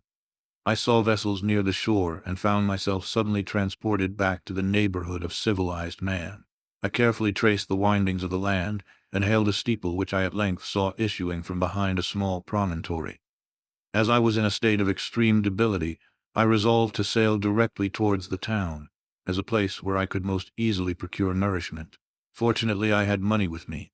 As I turned the promontory I perceived a small neat town and a good harbor, which I entered, my heart bounding with joy at my unexpected escape. As I was occupied in fixing the boat and arranging the sails, several people crowded towards the spot. They seemed much surprised at my appearance, but instead of offering me any assistance, whispered together with gestures that at any other time might have produced in me a slight sensation of alarm. As it was, I merely remarked that they spoke English, and I therefore addressed them in that language. "My good friends," said I, "will you be so kind as to tell me the name of this town and inform me where I am?" "You will know that soon enough," replied a man with a hoarse voice. "Maybe you are come to a place that will not prove much to your taste, but you will not be consulted as to your quarters, I promise you." I was exceedingly surprised on receiving so rude an answer from a stranger, and I was also disconcerted on perceiving the frowning and angry countenances of his companions. "Why do you answer me so roughly?" I replied. "Surely it is not the custom of Englishmen to receive strangers so inhospitably." "I do not know," said the man, "what the custom of the English may be, but it is the custom of the Irish to hate villains." While this strange dialogue continued, I perceived the crowd rapidly increase. Their faces expressed a mixture of curiosity and anger, which annoyed and in some degree alarmed me. I inquired the way to the inn, but no one replied. I then moved forward, and a murmuring sound arose from the crowd as they followed and surrounded me, when an ill-looking man approaching tapped me on the shoulder and said, "Come, sir, you must follow me to Mr. Kerwin's to give an account of yourself." "Who is Mr. Kerwin? Why am I to give an account of myself? Is not this a free country?" "Aye, sir, free enough for honest folks. Mr. Kerwin is a magistrate, and you are to give an account of the death of a gentleman who was found murdered here last night." This answer startled me, but I presently recovered myself. I was innocent. That could easily be proved. Accordingly, I followed my conductor in silence and was led to one of the best houses in the town. I was ready to sink from fatigue and hunger, but being surrounded by a crowd, I thought it politic to rouse all my strength, that no physical debility might be construed into apprehension or conscious guilt. Little did I then expect the calamity that was in a few moments to overwhelm me and extinguish in horror and despair all fear of ignominy or death.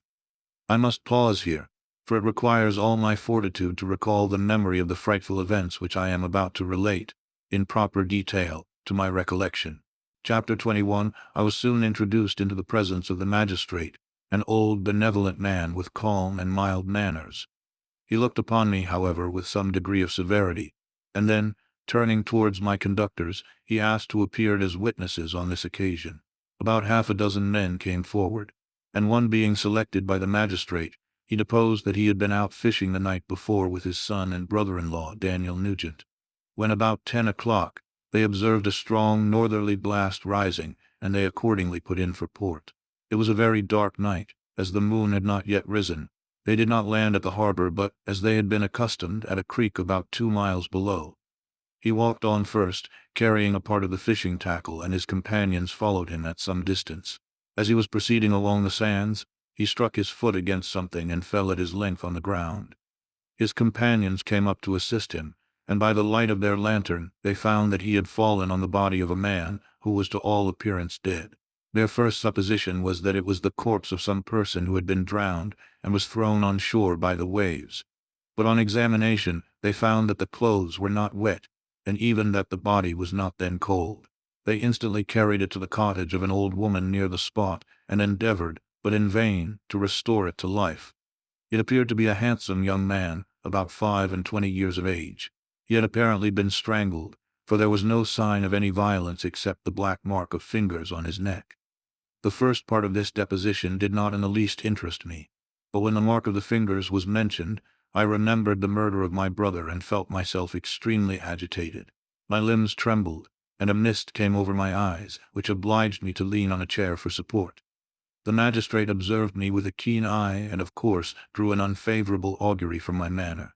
The son confirmed his father's account, but when Daniel Nugent was called he swore positively that just before the fall of his companion, he saw a boat, with a single man in it, at a short distance from the shore, and as far as he could judge by the light of a few stars, it was the same boat in which I had just landed. A woman deposed that she lived near the beach and was standing at the door of her cottage, waiting for the return of the fishermen, about an hour before she heard of the discovery of the body, when she saw a boat with only one man in it push off from that part of the shore where the corpse was afterwards found. Another woman confirmed the account of the fishermen having brought the body into her house. It was not cold. They put it into a bed and rubbed it, and Daniel went to the town for an apothecary, but life was quite gone. Several other men were examined concerning my landing, and they agreed that, with the strong north wind that had arisen during the night. It was very probable that I had beaten about for many hours, and had been obliged to return nearly to the same spot from which I had departed. Besides, they observed that it appeared that I had brought the body from another place, and it was likely that, as I did not appear to know the shore, I might have put into the harbor ignorant of the distance of the town from the place where I had deposited the corpse. Mr. Kerwin, on hearing this evidence, desired that I should be taken into the room where the body lay for interment, that it might be observed what effect the sight of it would produce upon me. This idea was probably suggested by the extreme agitation I had exhibited when the mode of the murder had been described. I was accordingly conducted, by the magistrate and several other persons, to the inn. I could not help being struck by the strange coincidences that had taken place during this eventful night. But, knowing that I had been conversing with several persons in the island I had inhabited about the time that the body had been found, I was perfectly tranquil as to the consequences of the affair. I entered the room where the corpse lay, and was led up to the coffin. How can I describe my sensations on beholding it? I feel yet parched with horror, nor can I reflect on that terrible moment without shuddering in agony. The examination, the presence of the magistrate and witnesses, passed like a dream from my memory when I saw the lifeless form of Henry Clerval stretched before me. I gasped for breath, and throwing myself on the body, I exclaimed, "Have my murderous machinations deprived you also, my dearest Henry, of life? 2 I have already destroyed, other victims await their destiny. But you, Clerval, my friend, my benefactor?" The human frame could no longer support the agonies that I endured, and I was carried out of the room in strong convulsions. A fever succeeded to this. I lay for 2 months on the point of death. My ravings, as I afterwards heard, were frightful. I called myself the murderer of William, of Justine, and of Clerval. Sometimes I entreated my attendants to assist me in the destruction of the fiend by whom I was tormented, and at others I felt the fingers of the monster already grasping my neck, and screamed aloud with agony and terror. Fortunately, as I spoke my native language, Mr. Kerwin alone understood me, but my gestures and bitter cries were sufficient to affright the other witnesses. Why did I not die? More miserable than man ever was before, why did I not sink into forgetfulness and rest? Death snatches away many blooming children, the only hopes of their doting parents. How many brides and youthful lovers have been one day in the bloom of health and hope, and the next a prey for worms and the decay of the tomb? Of what materials was I made that I could thus resist so many shocks, which, like the turning of the wheel, continually renewed the torture? But I was doomed to live, and in 2 months found myself as awaking from a dream, in a prison, stretched on a wretched bed, surrounded by jailers, turnkeys, bolts, and all the miserable apparatus of a dungeon. It was morning, I remember, when I thus awoke to understanding. I had forgotten the particulars of what had happened, and only felt as if some great misfortune had suddenly overwhelmed me. But when I looked around and saw the barred windows and the squalidness of the room in which I was, all flashed across my memory, and I groaned bitterly. This sound disturbed an old woman who was sleeping in a chair beside me. She was a hired nurse, the wife of one of the turnkeys, and her countenance expressed all those bad qualities which often characterize that class. The lines of her face were hard and rude, like that of persons accustomed to see without sympathizing in sights of misery. Her tone expressed her entire indifference. She addressed me in English, and the voice struck me as one that I had heard during my sufferings. "Are you better now, sir?" said she. I replied in the same language with a feeble voice. "I believe I am. But if it be all true, if indeed I did not dream, I am sorry that I am still alive to feel this misery and horror." "For that matter," replied the old woman, "if you mean about the gentleman you murdered, I believe that it were better for you if you were dead, for I fancy it will go hard with you. However, that's none of my business. I am sent to nurse you and get you well. I do my duty with a safe conscience. It were well if everybody did the same." I turned with loathing from the woman who could utter so unfeeling a speech to a person just saved, on the very edge of death, but I felt languid and unable to reflect on all that had passed. The whole series of my life appeared to me as a dream. I sometimes doubted if indeed it were all true, for it never presented itself to my mind with the force of reality. As the images that floated before me became more distinct, I grew feverish. A darkness pressed around me. No one was near me who soothed me with the gentle voice of love. No dear hand supported me.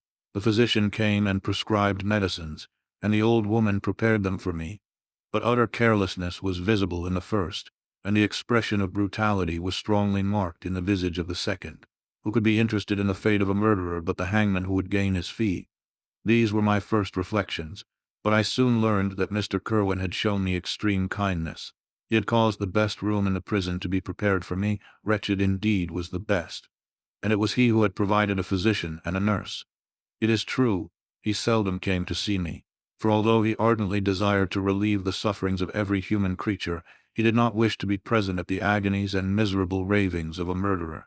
He came, therefore, sometimes to see that I was not neglected, but his visits were short and with long intervals. One day, while I was gradually recovering, I was seated in a chair, my eyes half open and my cheeks livid like those in death. I was overcome by gloom and misery, and often reflected I had better seek death than desire to remain in a world which to me was replete with wretchedness. At one time I considered whether I should not declare myself guilty and suffer the penalty of the law, less innocent than poor Justine had been. Such were my thoughts when the door of my apartment was opened and Mr. Kerwin entered. His countenance expressed sympathy and compassion. He drew a chair close to mine and addressed me in French. "I fear that this place is very shocking to you. Can I do anything to make you more comfortable?" "I thank you, but all that you mention is nothing to me. On the whole earth there is no comfort which I am capable of receiving. I know that the sympathy of a stranger can be but of little relief to one borne down as you are by so strange a misfortune. But you will, I hope, soon quit this melancholy abode, for doubtless evidence can easily be brought to free you from the criminal charge." "That is my least concern. I am, by a course of strange events, become the most miserable of mortals. Persecuted and tortured as I am and have been, can death be any evil to me? Nothing indeed could be more unfortunate and agonizing than the strange chances that have lately occurred. You are thrown by some surprising accident on this shore, renowned for its hospitality, seized immediately and charged with murder. The first sight that was presented to your eyes was the body of your friend, murdered in so unaccountable a manner and placed, as it were, by some fiend across your path." As Mr. Kerwin said this, notwithstanding the agitation I endured on this retrospect of my sufferings, I also felt considerable surprise at the knowledge he seemed to possess concerning me. I suppose some astonishment was exhibited in my countenance, for Mr. Kerwin hastened to say, "Immediately upon your being taken ill, all the papers that were on your person were brought me, and I examined them that I might discover some trace by which I could send to your relations an account of your misfortune and illness. I found several letters, and among others one which I discovered from its commencement to be from your father. I instantly wrote to Geneva. Nearly 2 months have elapsed since the departure of my letter. But you are ill. Even now you tremble. You are unfit for agitation of any kind. This suspense is 1,000 times worse than the most horrible event. Tell me what new scene of death has been acted, and whose murder I am now to lament." "Your family is perfectly well," said Mr. Kerwin with gentleness, "and someone, a friend, is come to visit you." I know not by what chain of thought the idea presented itself, but it instantly darted into my mind that the murderer had come to mock at my misery and taunt me with the death of Clerval, as a new incitement for me to comply with his hellish desires. I put my hand before my eyes and cried out in agony, "Oh, take him away! I cannot see him! For God's sake, do not let him enter!" Mr. Kerwin regarded me with a troubled countenance. He could not help regarding my exclamation as a presumption of my guilt, and said in rather a severe tone, "I should have thought, young man, that the presence of your father would have been welcome instead of inspiring such violent repugnance." "My father!" cried I, while every feature and every muscle was relaxed from anguish to pleasure. "Is my father indeed come? How kind, how very kind! But where is he? Why does he not hasten to me?" My change of manner surprised and pleased the magistrate. Perhaps he thought that my former exclamation was a momentary return of delirium, and now he instantly resumed his former benevolence. He rose and quitted the room with my nurse, and in a moment my father entered it. Nothing at this moment could have given me greater pleasure than the arrival of my father. I stretched out my hand to him and cried, "Are you then safe, and Elizabeth and Ernest?" My father calmed me with assurances of their welfare and endeavored, by dwelling on these subjects so interesting to my heart, to raise my desponding spirits. But he soon felt that a prison cannot be the abode of cheerfulness. "What a place is this that you inhabit, my son?" said he, looking mournfully at the barred windows and wretched appearance of the room. "You travel to seek happiness, but a fatality seems to pursue you, and poor Clerval!" The name of my unfortunate and murdered friend was an agitation too great to be endured in my weak state. I shed tears. "Alas! Yes, my father," replied I. Some destiny of the most horrible kind hangs over me, and I must live to fulfill it, or surely I should have died on the coffin of Henry. We were not allowed to converse for any length of time, for the precarious state of my health rendered every precaution necessary that could ensure tranquillity. Mr. Kerwin came in and insisted that my strength should not be exhausted by too much exertion. But the appearance of my father was to me like that of my good angel, and I gradually recovered my health. As my sickness quitted me, I was absorbed by a gloomy and black melancholy that nothing could dissipate. The image of Clerval was forever before me, ghastly and murdered. More than once the agitation into which these reflections threw me made my friends dread a dangerous relapse. Alas, why did they preserve so miserable and detested a life? It was surely that I might fulfill my destiny, which is now drawing to a close. Soon, oh very soon, will death extinguish these throbbings, and relieve me from the mighty weight of anguish that bears me to the dust. And in executing the award of justice, I shall also sink to rest. Then the appearance of death was distant, although the wish was ever present to my thoughts, and I often sat for hours motionless and speechless, wishing for some mighty revolution that might bury me and my destroyer in its ruins.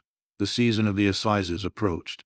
I had already been 3 months in prison, and although I was still weak and in continual danger of a relapse, I was obliged to travel nearly 100 miles to the country town where the court was held.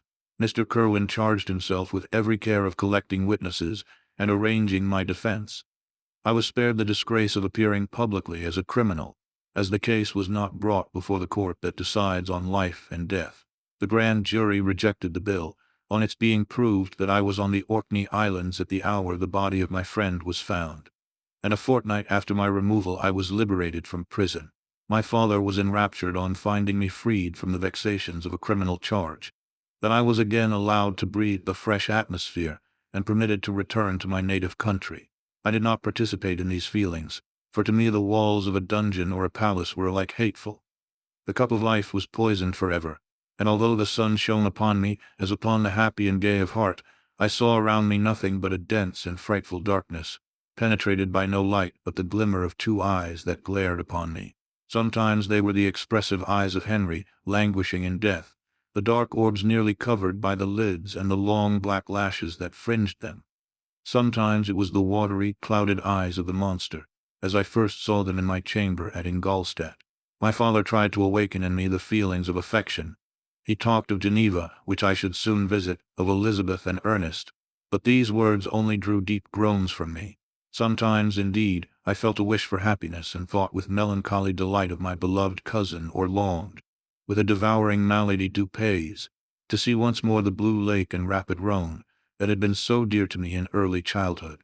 But my general state of feeling was a torpor in which a prison was as welcome a residence as the divinest scene in nature. And these fits were seldom interrupted, but by paroxysms of anguish and despair. At these moments, I often endeavored to put an end to the existence I loathed, and it required unceasing attendance and vigilance to restrain me from committing some dreadful act of violence. Yet one duty remained to me, the recollection of which finally triumphed over my selfish despair. It was necessary that I should return without delay to Geneva, there to watch over the lives of those I so fondly loved, and to lie in wait for the murderer, that if any chance led me to the place of his concealment, or if he dared again to blast me by his presence, I might, with unfailing aim, put an end to the existence of the monstrous image which I had endued with the mockery of a soul still more monstrous. My father still desired to delay our departure, fearful that I could not sustain the fatigues of a journey, for I was a shattered wreck, the shadow of a human being. My strength was gone. I was a mere skeleton, and fever night and day preyed upon my wasted frame. Still, as I urged our leaving Ireland with such inquietude and impatience, my father thought it best to yield. We took our passage on board a vessel bound for Havre de Grace, and sailed with a fair wind from the Irish shores. It was midnight. I lay on the deck looking at the stars and listening to the dashing of the waves. I hailed the darkness that shut Ireland from my sight, and my pulse beat with a feverish joy when I reflected that I should soon see Geneva. The past appeared to me in the light of a frightful dream. Yet the vessel in which I was, the wind that blew me from the detested shore of Ireland, and the sea which surrounded me, told me too forcibly that I was deceived by no vision, and that Clerval, my friend and dearest companion, had fallen a victim to me and the monster of my creation. I repassed in my memory my whole life, my quiet happiness while residing with my family in Geneva, the death of my mother, and my departure for Ingolstadt. I remembered, shuddering, the mad enthusiasm that hurried me on to the creation of my hideous enemy, and I called to mind the night in which he first lived. I was unable to pursue the train of thought. 1,000 feelings pressed upon me, and I wept bitterly. Ever since my recovery from the fever, I had been in the custom of taking every night a small quantity of laudanum, for it was by means of this drug only that I was enabled to gain the rest necessary for the preservation of life. Oppressed by the recollection of my various misfortunes, I now swallowed double my usual quantity, and soon slept profoundly. But sleep did not afford me respite from thought and misery. My dreams presented 1,000 objects that scared me. Towards morning I was possessed by a kind of nightmare. I felt the fiend's grasp in my neck and could not free myself from it. Groans and cries rang in my ears. My father, who was watching over me, perceiving my restlessness, awoke me. The dashing waves were around, the cloudy sky above. The fiend was not here. A sense of security, a feeling that a truce was established between the present hour and the irresistible, disastrous future, imparted to me a kind of calm forgetfulness, of which the human mind is by its structure peculiarly susceptible. Chapter 22. The voyage came to an end. We landed, and proceeded to Paris. I soon found that I had overtaxed my strength, and that I must repose before I could continue my journey. My father's care and attentions were indefatigable, but he did not know the origin of my sufferings and sought erroneous methods to remedy the incurable ill. He wished me to seek amusement in society. I abhorred the face of man. Oh, not abhorred. They were my brethren, my fellow beings, and I felt attracted even to the most repulsive among them, as to creatures of an angelic nature and celestial mechanism. But I felt that I had no right to share their intercourse. I had unchained an enemy among them whose joy it was to shed their blood and to revel in their groans. How they would, each and all, abhor me and hunt me from the world, did they know my unhallowed acts and the crimes which had their source in me. My father yielded at length to my desire to avoid society, and strove by various arguments to banish my despair. Sometimes he thought that I felt deeply the degradation of being obliged to answer a charge of murder, and he endeavored to prove to me the futility of pride. "Alas, my father," said I, "how little do you know me. Human beings, their feelings and passions would indeed be degraded if such a wretch as I felt pride. Justine, poor unhappy Justine, was as innocent as I, and she suffered the same charge. She died for it, and I am the cause of this. I murdered her. William, Justine, and Henry, they all died by my hands." My father had often, during my imprisonment, heard me make the same assertion. When I thus accused myself, he sometimes seemed to desire an explanation, and at others he appeared to consider it as the offspring of delirium, and that, during my illness, some idea of this kind had presented itself to my imagination, the remembrance of which I preserved in my convalescence. I avoided explanation, and maintained a continual silence concerning the wretch I had created. I had a persuasion that I should be supposed mad, and this in itself would forever have chained my tongue. But besides, I could not bring myself to disclose a secret which would fill my hearer with consternation, and make fear and unnatural horror the inmates of his breast. I checked, therefore, my impatient thirst for sympathy, and was silent when I would have given the world to have confided the fatal secret. Yet, still, words like those I have recorded would burst uncontrollably from me. I could offer no explanation of them, but their truth in part relieved the burden of my mysterious woe. Upon this occasion my father said, with an expression of unbounded wonder, "My dearest Victor, what infatuation is this? My dear son, I entreat you never to make such an assertion again." "I am not mad," I cried energetically. "The sun and the heavens, who have viewed my operations, can bear witness of my truth.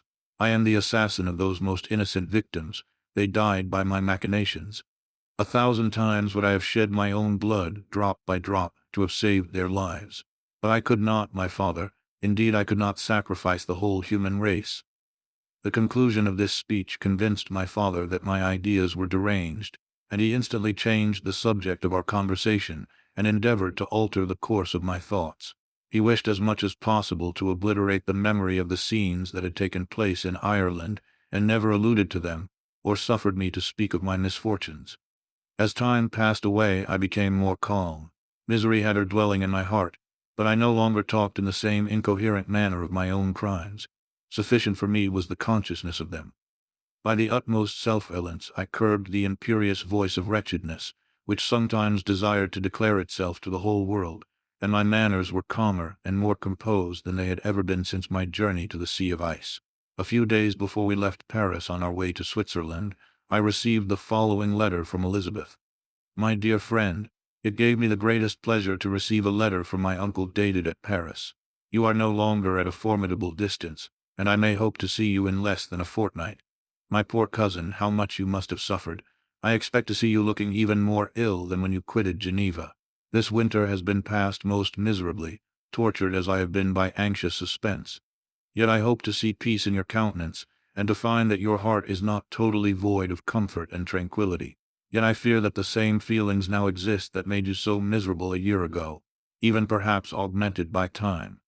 I would not disturb you at this period, when so many misfortunes weigh upon you, but a conversation that I had with my uncle previous to his departure renders some explanation necessary before we meet. Explanation, you may possibly say, what can Elizabeth have to explain?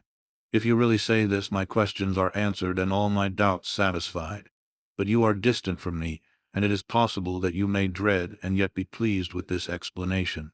And in a probability of this being the case, I dare not any longer postpone writing what, during your absence, I have often wished to express to you but have never had the courage to begin. You well know, Victor, that our union had been the favorite plan of your parents ever since our infancy. We were told this when young, and taught to look forward to it as an event that would certainly take place. We were affectionate playfellows during childhood, and I believe, dear and valued friends to one another as we grew older. But as brother and sister often entertain a lively affection towards each other without desiring a more intimate union, may not such also be our case? Tell me, dearest Victor, answer me, I conjure you by our mutual happiness with simple truth, do you not love another? You have traveled, you have spent several years of your life at Ingolstadt, and I confess to you, my friend, that when I saw you last autumn so unhappy, flying to solitude from the society of every creature, I could not help supposing that you might regret our connection and believe yourself bound in honor to fulfill the wishes of your parents, although they opposed themselves to your inclinations. But this is false reasoning. I confess to you, my friend, that I love you, and that in my airy dreams of futurity you have been my constant friend and companion. But it is your happiness I desire as well as my own when I declare to you that our marriage would render me eternally miserable unless it were the dictate of your own free choice. Even now I weep to think that, borne down as you are by the cruelest misfortunes, you may stifle, by the word honor, all hope of that love and happiness which would alone restore you to yourself. I who have so disinterested an affection for you, may increase your miseries tenfold by being an obstacle to your wishes. Ah, Victor, be assured that your cousin and playmate has too sincere a love for you not to be made miserable by this supposition. Be happy, my friend, and if you obey me in this one request, remain satisfied that nothing on earth will have the power to interrupt my tranquillity. Do not let this letter disturb you. Do not answer tomorrow, or the next day, or even until you come if it will give you pain. My uncle will send me news of your health, and if I see but one smile on your lips when we meet, occasioned by this or any other exertion of mine, I shall need no other happiness. Elizabeth Lavenza, Geneva, May 18th, 17. This letter revived in my memory what I had before forgotten, the threat of the fiend. I will be with you on your wedding night. Such was my sentence, and on that night would the demon employ every art to destroy me and tear me from the glimpse of happiness which promised partly to console my sufferings. On that night he had determined to consummate his crimes by my death. Well, be it so. A deadly struggle would then assuredly take place, in which if he were victorious I should be at peace, and his power over me be at an end. If he were vanquished I should be a free man. Alas, what freedom! Such as the peasant enjoys when his family have been massacred before his eyes, his cottage burnt, his lands laid waste, and he is turned adrift, homeless, penniless, and alone but free. Such would be my liberty, except that in my Elizabeth I possessed a treasure, alas, balanced by those horrors of remorse and guilt which would pursue me until death. Sweet and beloved Elizabeth, I read and reread her letter, and some softened feeling stole into my heart and dared to whisper paradisiacal dreams of love and joy. But the apple was already eaten, and the angel's arm bared to drive me from all hope. Yet I would die to make her happy. If the monster executed his threat, death was inevitable. Yet again I considered whether my marriage would hasten my fate. My destruction might indeed arrive a few months sooner, but if my torturer should suspect that I postponed it, influenced by his menaces, He would surely find other, and perhaps more dreadful means of revenge. He had vowed to be with me on my wedding night, yet he did not consider that threat as binding him to peace in the meantime.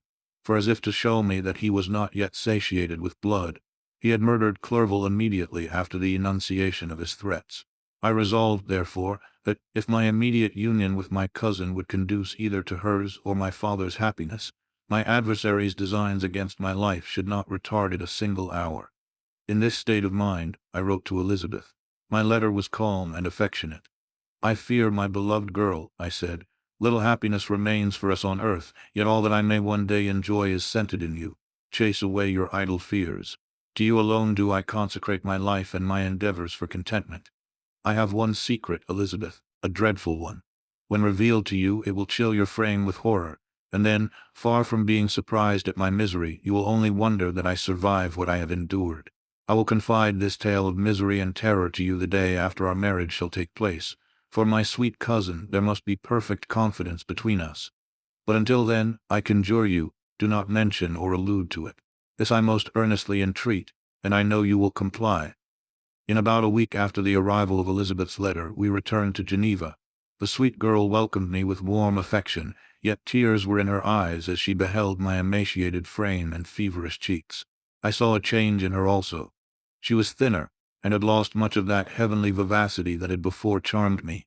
But her gentleness and soft looks of compassion made her a more fit companion for one blasted and miserable as I was. The tranquillity which I now enjoyed did not endure. Memory brought madness with it, and when I thought of what had passed, a real insanity possessed me. Sometimes I was furious and burnt with rage, sometimes low and despondent. I neither spoke nor looked at anyone, but sat motionless, bewildered by the multitude of miseries that overcame me. Elizabeth alone had the power to draw me from these fits. Her gentle voice would soothe me when transported by passion, and inspire me with human feelings when sunk in torpor. She wept with me and for me. When reason returned, she would remonstrate and endeavor to inspire me with resignation. Ah, it is well for the unfortunate to be resigned, but for the guilty there is no peace. The agonies of remorse poison the luxury there is otherwise sometimes found in indulging the excess of grief. Soon after my arrival, my father spoke of my immediate marriage with Elizabeth. I remained silent. "Have you, then, some other attachment?" "None on earth. I love Elizabeth and look forward to our union with delight. Let the day therefore be fixed, and on it I will consecrate myself, in life or death, to the happiness of my cousin." "My dear Victor, do not speak thus. Heavy misfortunes have befallen us, but let us only cling closer to what remains and transfer our love for those whom we have lost to those who yet live. Our circle will be small, but bound close by the ties of affection and mutual misfortune.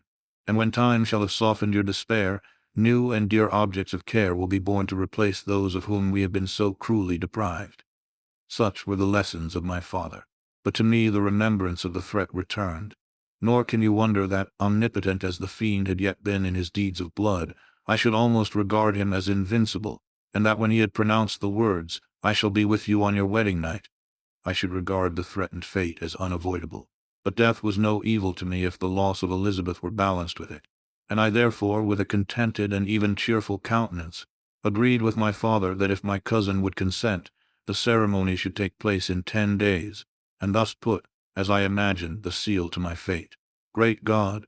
If for one instant I had thought what might be the hellish intention of my fiendish adversary, I would rather have banished myself forever from my native country, and wandered a friendless outcast over the earth than have consented to this miserable marriage. But as if possessed of magic powers, the monster had blinded me to his real intentions, and when I thought that I had prepared only my own death, I hastened that of a far dearer victim. As the period fixed for our marriage drew nearer, whether from cowardice or a prophetic feeling, I felt my heart sink within me. But I concealed my feelings by an appearance of hilarity that brought smiles and joy to the countenance of my father, but hardly deceived the ever-watchful and nicer eye of Elizabeth. She looked forward to our union with placid contentment, not unmingled with a little fear, which past misfortunes had impressed, that what now appeared certain and tangible happiness might soon dissipate into an airy dream and leave no trace but deep and everlasting regret. Preparations were made for the event, congratulatory visits were received, and all wore a smiling appearance. I shut up, as well as I could, in my own heart the anxiety that preyed there, and entered with seeming earnestness into the plans of my father, although they might only serve as the decorations of my tragedy. Through my father's exertions, a part of the inheritance of Elizabeth had been restored to her by the Austrian government. A small possession on the shores of Como belonged to her. It was agreed that, immediately after our union, we should proceed to Villa Lavenza and spend our first days of happiness beside the beautiful lake near which it stood. In the meantime, I took every precaution to defend my person in case the fiend should openly attack me. I carried pistols and a dagger constantly about me, and was ever on the watch to prevent artifice, and by these means gained a greater degree of tranquillity. Indeed, as the period approached, the threat appeared more as a delusion, not to be regarded as worthy to disturb my peace, while the happiness I hoped for in my marriage wore a greater appearance of certainty as the day fixed for its solemnization drew nearer, and I heard it continually spoken of as an occurrence which no accident could possibly prevent. Elizabeth seemed happy. My tranquil demeanor contributed greatly to calm her mind. But on the day that was to fulfill my wishes and my destiny, she was melancholy, and a presentiment of evil pervaded her. And perhaps also she thought of the dreadful secret which I had promised to reveal to her on the following day. My father was in the meantime overjoyed, and in the bustle of preparation only recognized in the melancholy of his niece the diffidence of a bride. After the ceremony was performed, a large party assembled at my father's, but it was agreed that Elizabeth and I should commence our journey by water, sleeping that night at Evian, and continuing our voyage on the following day. The day was fair, the wind favorable, all smiled on our nuptial embarkation. Those were the last moments of my life during which I enjoyed the feeling of happiness. We passed rapidly along. The sun was hot, but we were sheltered from its rays by a kind of canopy while we enjoyed the beauty of the scene. Sometimes on one side of the lake, where we saw Mont Salève, the pleasant banks of Montélimar, and at a distance, surmounting all, the beautiful Mont Blanc and the assemblage of snowy mountains that in vain endeavor to emulate her. Sometimes coasting the opposite banks, we saw the mighty Jura opposing its dark side to the ambition that would quit its native country, and an almost insurmountable barrier to the invader who should wish to enslave it. I took the hand of Elizabeth. "You are sorrowful, my love. Ah, if you knew what I have suffered and what I may yet endure, you would endeavor to let me taste the quiet and freedom from despair that this one day at least permits me to enjoy." "Be happy, my dear Victor," replied Elizabeth. "There is, I hope, nothing to distress you, and be assured that if a lively joy is not painted in my face, my heart is contented. Something whispers to me not to depend too much on the prospect that is open before us, but I will not listen to such a sinister voice. Observe how fast we move along, and how the clouds, which sometimes obscure and sometimes rise above the dome of Mont Blanc, render this scene of beauty still more interesting. Look also at the innumerable fish that are swimming in the clear waters, where we can distinguish every pebble that lies at the bottom. What a divine day! How happy and serene all nature appears!" Thus Elizabeth endeavored to divert her thoughts and mine from all reflection upon melancholy subjects. But her temper was fluctuating.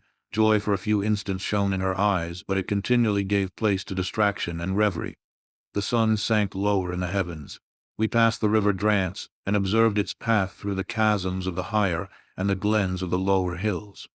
The Alps here come closer to the lake, and we approached the amphitheater of mountains which forms its eastern boundary. The spire of Evian shone under the woods that surrounded it, and the range of mountain above mountain by which it was overhung. The wind, which had hitherto carried us along with amazing rapidity, sank at sunset to a light breeze.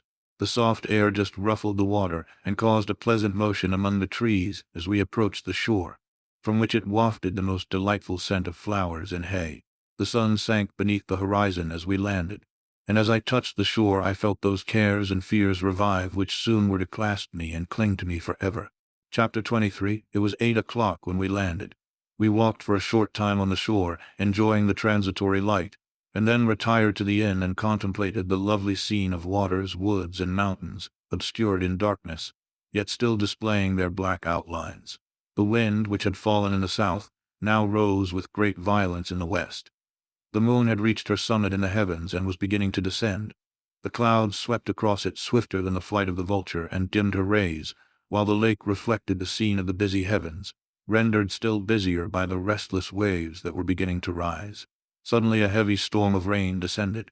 I had been calm during the day, but so soon as night obscured the shapes of objects, 1,000 fears arose in my mind.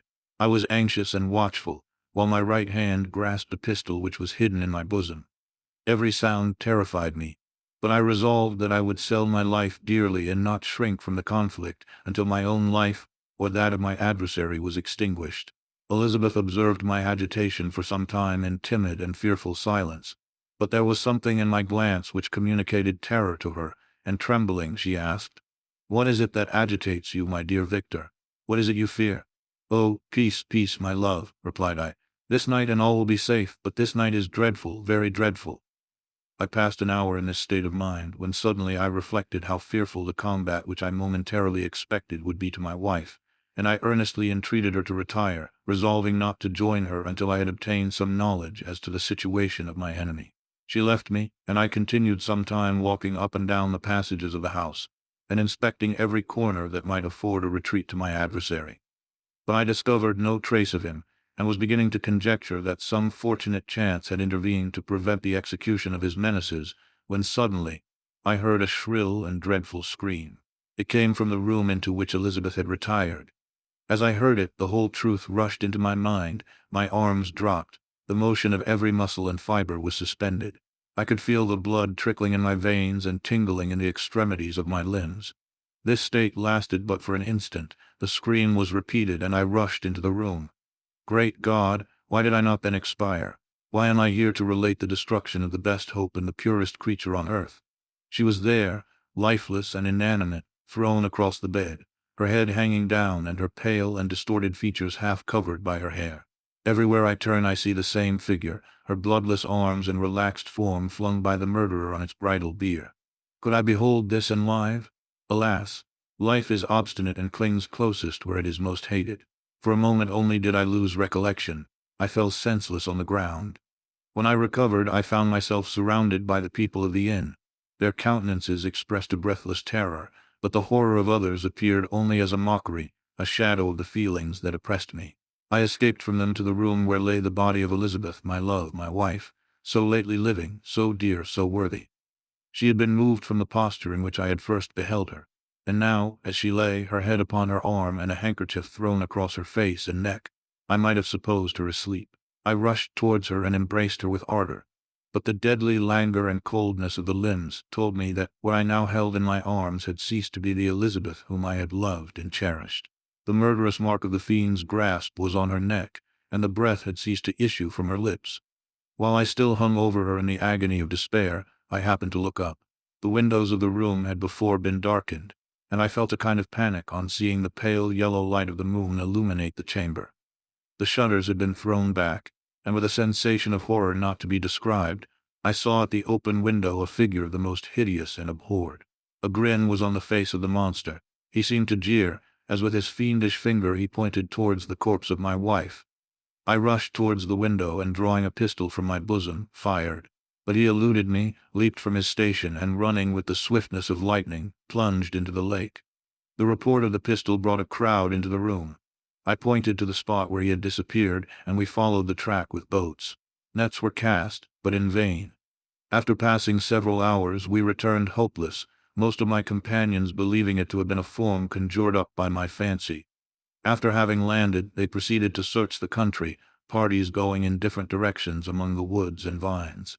I attempted to accompany them and proceeded a short distance from the house, but my head whirled round, my steps were like those of a drunken man. I fell at last in a state of utter exhaustion. A film covered my eyes, and my skin was parched with the heat of fever. In this state, I was carried back and placed on a bed, hardly conscious of what had happened.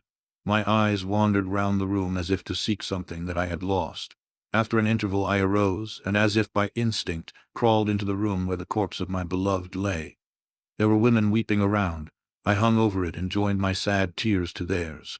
All this time no distinct idea presented itself to my mind, but my thoughts rambled to various subjects, reflecting confusedly on my misfortunes and their cause. I was bewildered, in a cloud of wonder and horror. The death of William, the execution of Justine, the murder of Clerval, and lastly of my wife. Even at that moment I knew not that my only remaining friends were safe from the malignity of the fiend. My father even now might be writhing under his grasp, and Ernest might be dead at his feet. This idea made me shudder and recalled me to action. I started up and resolved to return to Geneva with all possible speed.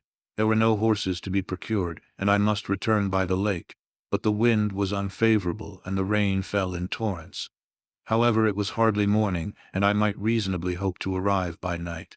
I hired men to row and took an oar myself, for I had always experienced relief from mental torment in bodily exercise. But the overflowing misery I now felt, and the excessive agitation that I endured rendered me incapable of any exertion. I threw down the oar, and leaning my head upon my hands, gave way to every gloomy idea that arose. If I looked up, I saw scenes which were familiar to me in my happier time, and which I had contemplated but the day before in the company of her who was now but a shadow and a recollection. Tears streamed from my eyes. The rain had ceased for a moment, and I saw the fish play in the waters as they had done a few hours before. They had then been observed by Elizabeth. Nothing is so painful to the human mind as a great and sudden change. The sun might shine or the clouds might lower, but nothing could appear to me as it had done the day before. A fiend had snatched from me every hope of future happiness. No creature had ever been so miserable as I was. So frightful an event is single in the history of man. But why should I dwell upon the incidents that followed this last overwhelming event? Mine has been a tale of horrors.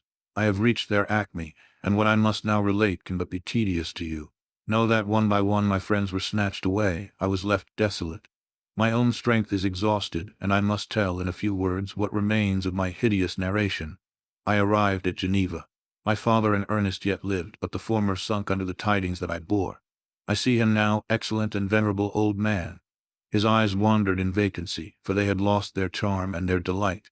His Elizabeth, his more than daughter, whom he doted on with all that affection which a man feels, who in the decline of life, having few affections, clings more earnestly to those that remain.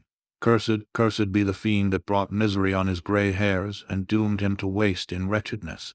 He could not live under the horrors that were accumulated around him. The springs of existence suddenly gave way.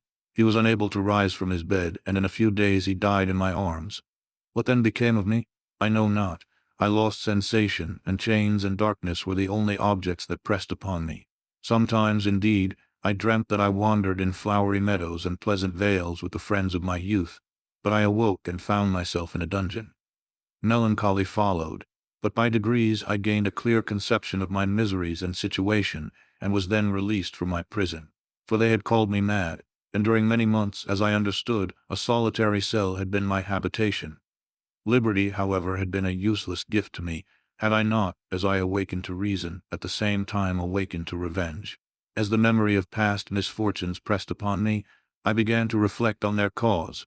The monster whom I had created, the miserable demon whom I had sent abroad into the world for my destruction. I was possessed by a maddening rage when I thought of him, and desired and ardently prayed that I might have him within my grasp to wreak a great and signal revenge on his cursed head. Nor did my hate long confine itself to useless wishes. I began to reflect on the best means of securing him, and for this purpose, about a month after my release, I repaired to a criminal judge in the town, and told him that I had an accusation to make, that I knew the destroyer of my family, and that I required him to exert his whole authority for the apprehension of the murderer. The magistrate listened to me with attention and kindness. "Be assured, sir," said he, "no pains or exertions on my part shall be spared to discover the villain."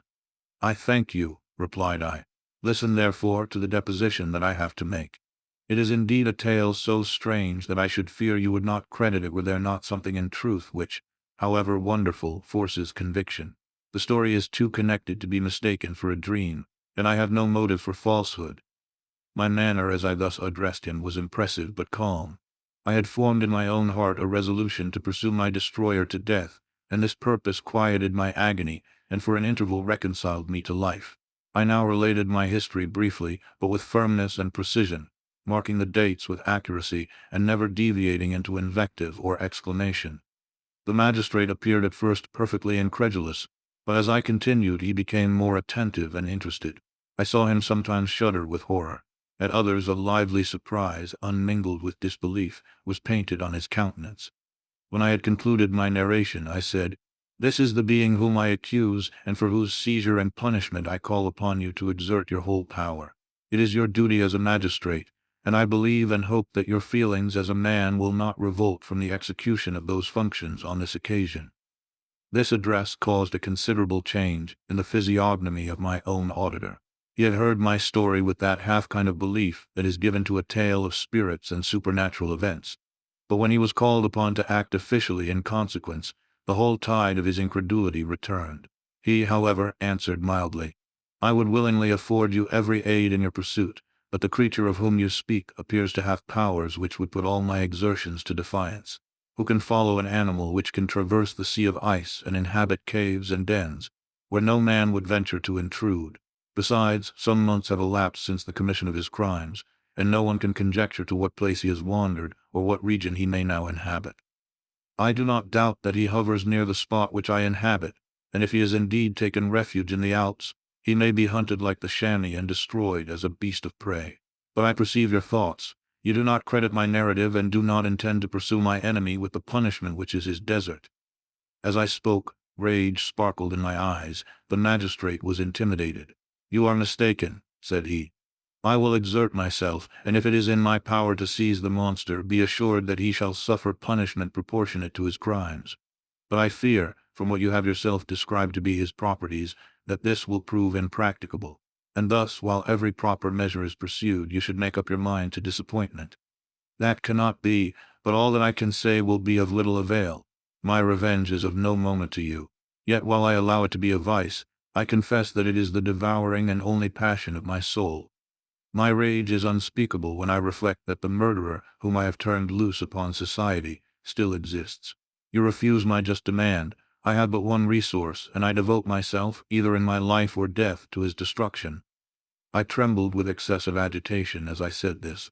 There was a frenzy in my manner, and something, I doubt not, of that haughty fierceness which the martyrs of old are said to have possessed. But to a Genevan magistrate, whose mind was occupied by far other ideas than those of devotion and heroism, this elevation of mind had much the appearance of madness. He endeavored to soothe me as a nurse does a child, and reverted to my tale as the effects of delirium. "Man," I cried, "how ignorant art thou in thy pride of wisdom! Cease. You know not what it is you say." I broke from the house angry and disturbed, and retired to meditate on some other mode of action. Chapter 24. My present situation was one in which all voluntary thought was swallowed up and lost. I was hurried away by fury. Revenge alone endowed me with strength and composure. It molded my feelings, and allowed me to be calculating and calm at periods when otherwise delirium or death would have been my portion. My first resolution was to quit Geneva forever. My country, which, when I was happy and beloved, was dear to me, now in my adversity became hateful. I provided myself with a sum of money, together with a few jewels which had belonged to my mother, and departed. And now my wanderings began, which are to cease but with life. I have traversed a vast portion of the earth, and have endured all the hardships which travelers in deserts and barbarous countries are wont to meet. How I have lived I hardly know. Many times have I stretched my failing limbs upon the sandy plain and prayed for death. But revenge kept me alive. I dared not die and leave my adversary in being. When I quitted Geneva, my first labor was to gain some clue by which I might trace the steps of my fiendish enemy. But my plan was unsettled, and I wandered many hours round the confines of the town, uncertain what path I should pursue. As night approached, I found myself at the entrance of the cemetery where William, Elizabeth, and my father reposed. I entered it, and approached the tomb which marked their graves. Everything was silent except the leaves of the trees, which were gently agitated by the wind. The night was nearly dark, and the scene would have been solemn and affecting even to an uninterested observer. The spirits of the departed seemed to flit around and to cast a shadow, which was felt but not seen, around the head of the mourner. The deep grief which this scene had at first excited quickly gave way to rage and despair. They were dead, and I lived. Their murderer also lived, and to destroy him I must drag out my weary existence. I knelt on the grass and kissed the earth, and with quivering lips exclaimed, "By the sacred earth on which I kneel, by the shades that wander near me, by the deep and eternal grief that I feel, I swear, and by thee, O night, and the spirits that preside over thee, to pursue the demon who caused this misery, until he or I shall perish in mortal conflict. For this purpose I will preserve my life. To execute this dear revenge will I again behold the sun and tread the green herbage of earth, which otherwise should vanish from my eyes forever. And I call on you, spirits of the dead, and on you, wandering ministers of vengeance to aid and conduct me in my work. Let the cursed and hellish monster drink deep of agony. Let him feel the despair that now torments me. I had begun my adjuration with solemnity, and an awe which almost assured me that the shades of my murdered friends heard and approved my devotion. But the furies possessed me as I concluded, and rage choked my utterance. I was answered through the stillness of night by a loud and fiendish laugh. It rang on my ears long and heavily. The mountains re-echoed it, and I felt as if all hell surrounded me with mockery and laughter. Surely in that moment I should have been possessed by frenzy and have destroyed my miserable existence, but that my vow was heard, and that I was reserved for vengeance. The laughter died away, when a well-known and abhorred voice, apparently close to my ear, addressed me in an audible whisper. "I am satisfied, miserable wretch. You have determined to live, and I am satisfied." I darted towards the spot from which the sound proceeded, but the devil eluded my grasp. Suddenly the broad disk of the moon arose and shone full upon his ghastly and distorted shape as he fled with more than mortal speed. I pursued him, and for many months this has been my task. Guided by a slight clue, I followed the windings of the Rhone, but vainly. The blue Mediterranean appeared, and by a strange chance, I saw the fiend enter by night and hide himself in a vessel bound for the Black Sea. I took my passage in the same ship, but he escaped, I know not how. Amidst the wilds of Tartary and Russia, although he still evaded me, I have ever followed in his track. Sometimes the peasants, scared by this horrid apparition, informed me of his path. Sometimes he himself, who feared that if I lost all trace of him I should despair and die, left some mark to guide me. The snows descended on my head, and I saw the print of his huge step on the white plain. To you first entering on life, to whom care is new and agony unknown, how can you understand what I have felt and still feel? Cold, want, and fatigue were the least pains which I was destined to endure. I was cursed by some devil, and carried about with me my eternal hell. Yet still a spirit of good followed and directed my steps, and when I most murmured would suddenly extricate me from seemingly insurmountable difficulties. Sometimes, when nature, overcome by hunger, sank under the exhaustion, a repast was prepared for me in the desert that restored and inspirited me. The fare was indeed coarse, such as the peasants of the country ate, but I will not doubt that it was set there by the spirits that I had invoked to aid me. Often when all was dry, the heavens cloudless, and I was parched by thirst, a slight cloud would bedim the sky, shed the few drops that revived me, and vanish. I followed, when I could, the courses of the rivers, but the demon generally avoided these, as it was here that the population of the country chiefly collected. In other places human beings were seldom seen, and I generally subsisted on the wild animals that crossed my path. I had money with me, and gained the friendship of the villagers by distributing it. Or I brought with me some food that I had killed, which, after taking a small part, I always presented to those who had provided me with fire and utensils for cooking. My life as it passed thus was indeed hateful to me, and it was during sleep alone that I could taste joy. O blessed sleep! Often when most miserable I sank to repose, and my dreams lulled me even to rapture. The spirits that guarded me had provided these moments, or rather hours, of happiness that I might retain strength to fulfill my pilgrimage. Deprived of this respite, I should have sunk under my hardships. During the day I was sustained and inspirited by the hope of night, for in sleep I saw my friends, my wife, and my beloved country. Again I saw the benevolent countenance of my father, heard the silver tones of my Elizabeth's voice, and beheld Clerval enjoying health and youth. Often, when wearied by a toilsome march, I persuaded myself that I was dreaming until night should come, and that I should then enjoy reality in the arms of my dearest friends. What agonizing fondness did I feel for them! How did I cling to their dear forms, as sometimes they haunted even my waking hours, and persuade myself that they still lived! At such moments vengeance, that burned within me, died in my heart, and I pursued my path towards the destruction of the demon more as a task enjoined by heaven, as the mechanical impulse of some power of which I was unconscious, than as the ardent desire of my soul. What his feelings were whom I pursued I cannot know. Sometimes, indeed, he left marks in writing on the barks of the trees, or cut in stone, that guided me and instigated my fury. My reign is not yet over. These words were legible in one of these inscriptions. You live, and my power is complete. Follow me. I seek the everlasting ices of the north, where you will feel the misery of cold and frost, to which I am impassive. You will find near this place, if you follow not too tardily, a dead hare. Eat and be refreshed. Come on, my enemy, we have yet to wrestle for our lives, but many hard and miserable hours must you endure until that period shall arrive. Scoffing devil, again do I vow vengeance. Again do I devote thee, miserable fiend, to torture and death. Never will I give up my search until he or I perish. And then with what ecstasy shall I join my Elizabeth and my departed friends, who even now prepare for me the reward of my tedious toil and horrible pilgrimage. As I still pursued my journey to the northward, the snows thickened and the cold increased in a degree almost too severe to support. The peasants were shut up in their hovels, and only a few of the most hardy ventured forth to seize the animals whom starvation had forced from their hiding places to seek for prey. The rivers were covered with ice, and no fish could be procured, and thus I was cut off from my chief article of maintenance. The triumph of my enemy increased with the difficulty of my labors. One inscription that he left was in these words: "Prepare, your toils only begin. Wrap yourself in furs and provide food, for we shall soon enter upon a journey where your sufferings will satisfy my everlasting hatred." My courage and perseverance were invigorated by these scoffing words. I resolved not to fail in my purpose, and calling on heaven to support me, I continued with unabated fervor to traverse immense deserts, until the ocean appeared at a distance and formed the utmost boundary of the horizon. Oh, how unlike it was to the blue seasons of the south!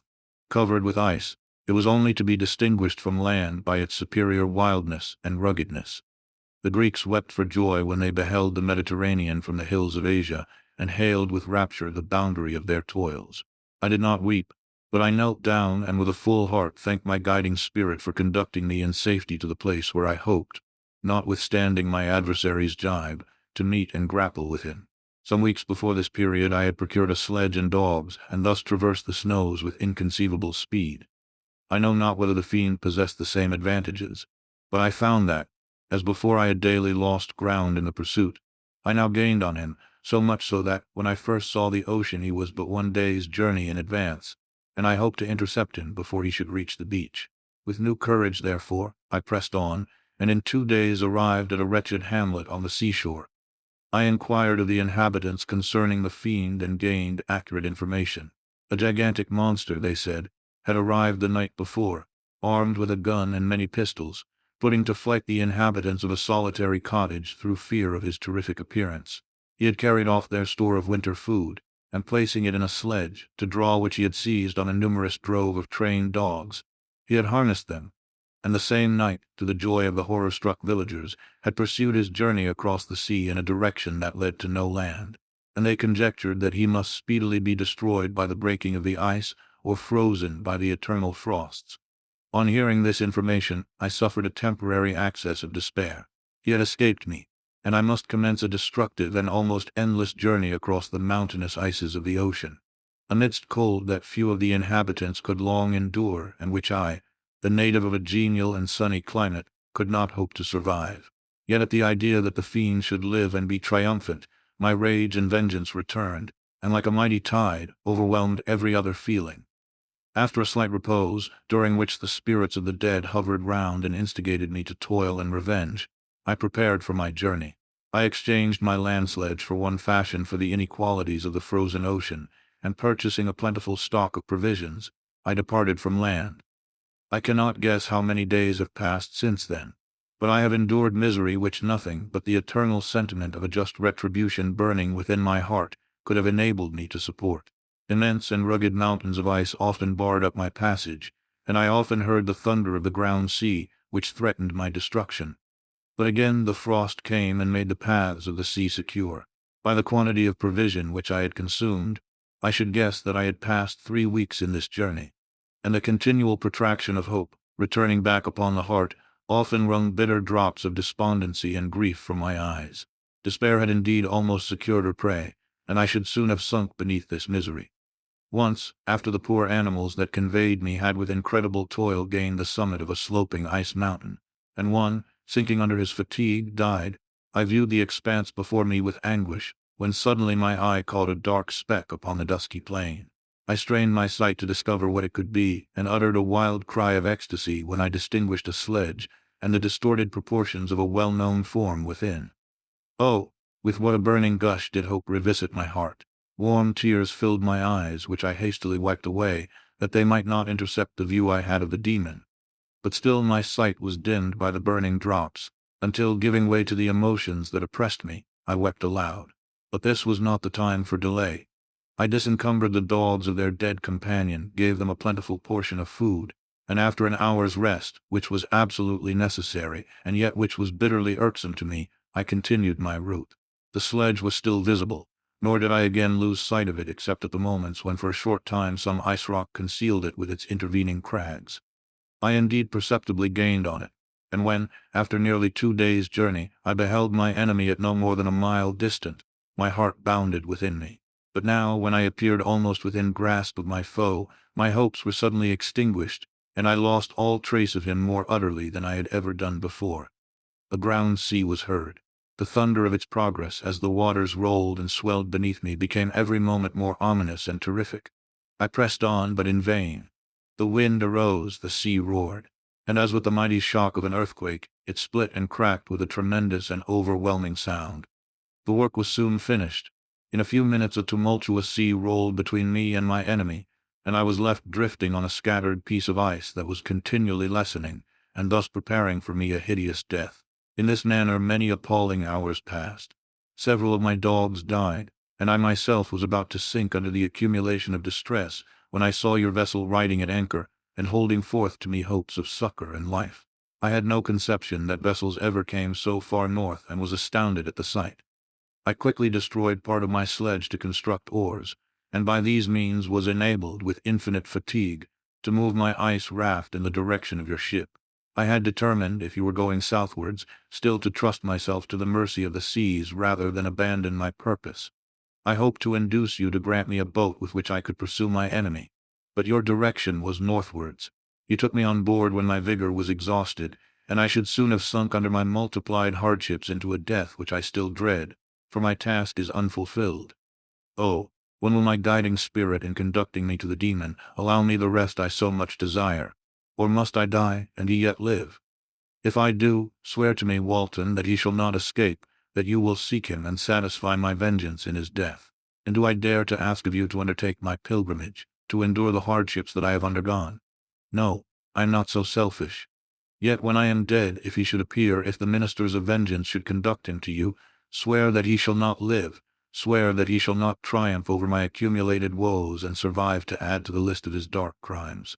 He is eloquent and persuasive, and once his words had even power over my heart, but trust him not. His soul is as hellish as his form, full of treachery and fiend-like malice. Hear him not. Call on the names of William, Justine, Clerval, Elizabeth, my father, and of the wretched Victor, and thrust your sword into his heart. I will hover near and direct the steel aright. Walton, in continuation. August 26, 17. You have read this strange and terrific story, Margaret, and do you not feel your blood congeal with horror like that which even now curdles mine? Sometimes, seized with sudden agony, he could not continue his tale. At others, his voice broken yet piercing, uttered with difficulty the words so replete with anguish. His fine and lovely eyes were now lighted up with indignation, now subdued to downcast sorrow and quenched in infinite wretchedness. Sometimes he commanded his countenance and tones, and related the most horrible incidents with a tranquil voice, suppressing every mark of agitation. Then, like a volcano bursting forth, his face would suddenly change to an expression of the wildest rage, as he shrieked out imprecations on his persecutor.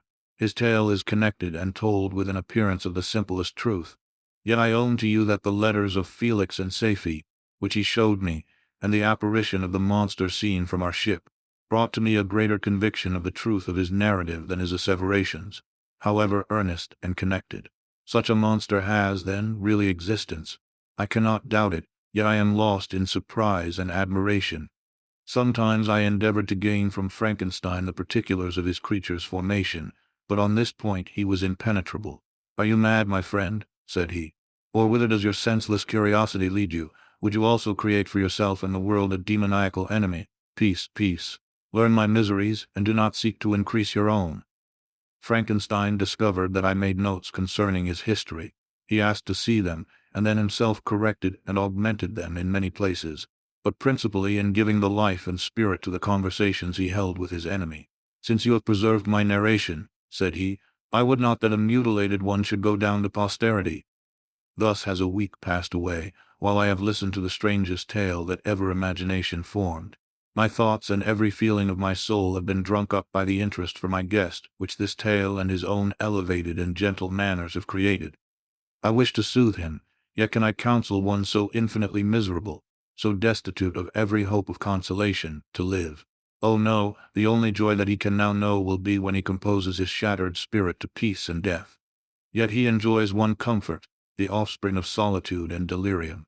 He believes that when in dreams he holds converse with his friends, and derives from that communion consolation for his miseries or excitements to his vengeance, that they are not the creations of his fancy, but the beings themselves who visit him from the regions of a remote world. This faith gives a solemnity to his reveries that render them to me almost as imposing and interesting as truth. Our conversations are not always confined to his own history and misfortunes. On every point of general literature he displays unbounded knowledge and a quick and piercing apprehension. His eloquence is forcible and touching, nor can I hear him, when he relates a pathetic incident or endeavors to move the passions of pity or love, without tears. What a glorious creature must he have been in the days of his prosperity, when he is thus noble and godlike in ruin. He seems to feel his own worth and the greatness of his fall. When younger, said he, I believed myself destined for some great enterprise. My feelings are profound, but I possessed a coolness of judgment that fitted me for illustrious achievements. This sentiment of the worth of my nature supported me when others would have been oppressed. For I deemed it criminal to throw away in useless grief those talents that might be useful to my fellow creatures. When I reflected on the work I had completed, no less a one in the creation of a sensitive and rational animal, I could not rank myself with the herd of common projectors. But this thought, which supported me in the commencement of my career, now serves only to plunge me lower in the dust. All my speculations and hopes are as nothing, and like the archangel who aspired to omnipotence, I am chained in an eternal hell. My imagination was vivid, yet my powers of analysis and application were intense. By the union of these qualities, I conceived the idea and executed the creation of a man. Even now I cannot recollect without passion my reveries while the work was incomplete. I trod heaven in my thoughts, now exulting in my powers, now burning with the idea of their effects. From my infancy I was imbued with high hopes and a lofty ambition. But how am I sunk? Oh, my friend, if you had known me as I once was, you would not recognize me in this state of degradation. Despondency rarely visited my heart. A high destiny seemed to bear me on until I fell never again to rise. Must I then lose this admirable being? I have longed for a friend. I have sought one who would sympathize with and love me. Behold, on these desert seas I have found such a one, but I fear I have gained him only to know his value and lose him. I would reconcile him to life, but he repulses the idea. I thank you, Walton, he said, for your kind intentions towards so miserable a wretch. But when you speak of new ties and fresh affections, think you that any can replace those who are gone? Can any man be to me as Clerval was, or any woman another Elizabeth? Even where the affections are not strongly moved by any superior excellence, the companions of our childhood always possess a certain power over our minds, which hardly any later friend can obtain. They know our infant indispositions, which, however they may be afterwards modified, are never eradicated, and they can judge of our actions with more certain conclusions as to the integrity of our motives. A sister or a brother can never, unless indeed such symptoms have been shown early, suspect the other of fraud or false dealing, when another friend, however strongly he may be attached, may in spite of himself be contemplated with suspicion. But I enjoyed friends, dear not only through habit and association, but from their own merits. And wherever I am, the soothing voice of my Elizabeth and the conversation of Clerval will be ever whispered in my ear. They are dead, and but one feeling in such a solitude can persuade me to preserve my life. If I were engaged in any high undertaking or design, fraught with extensive utility to my fellow creatures, then could I live to fulfill it. But such is not my destiny. I must pursue and destroy the being to whom I gave existence. Then my lot on earth will be fulfilled, and I may die. My beloved sister, September 2d. I write to you, encompassed by peril and ignorant whether I am ever doomed to see again dear England, and the dearer friends that inhabit it. I am surrounded by mountains of ice which admit of no escape, and threaten every moment to crush my vessel. The brave fellows whom I have persuaded to be my companions look towards me for aid, but I have none to bestow. There is something terribly appalling in our situation, yet my courage and hopes do not desert me. Yet it is terrible to reflect that the lives of all these men are endangered through me. If we are lost, my mad schemes are the cause.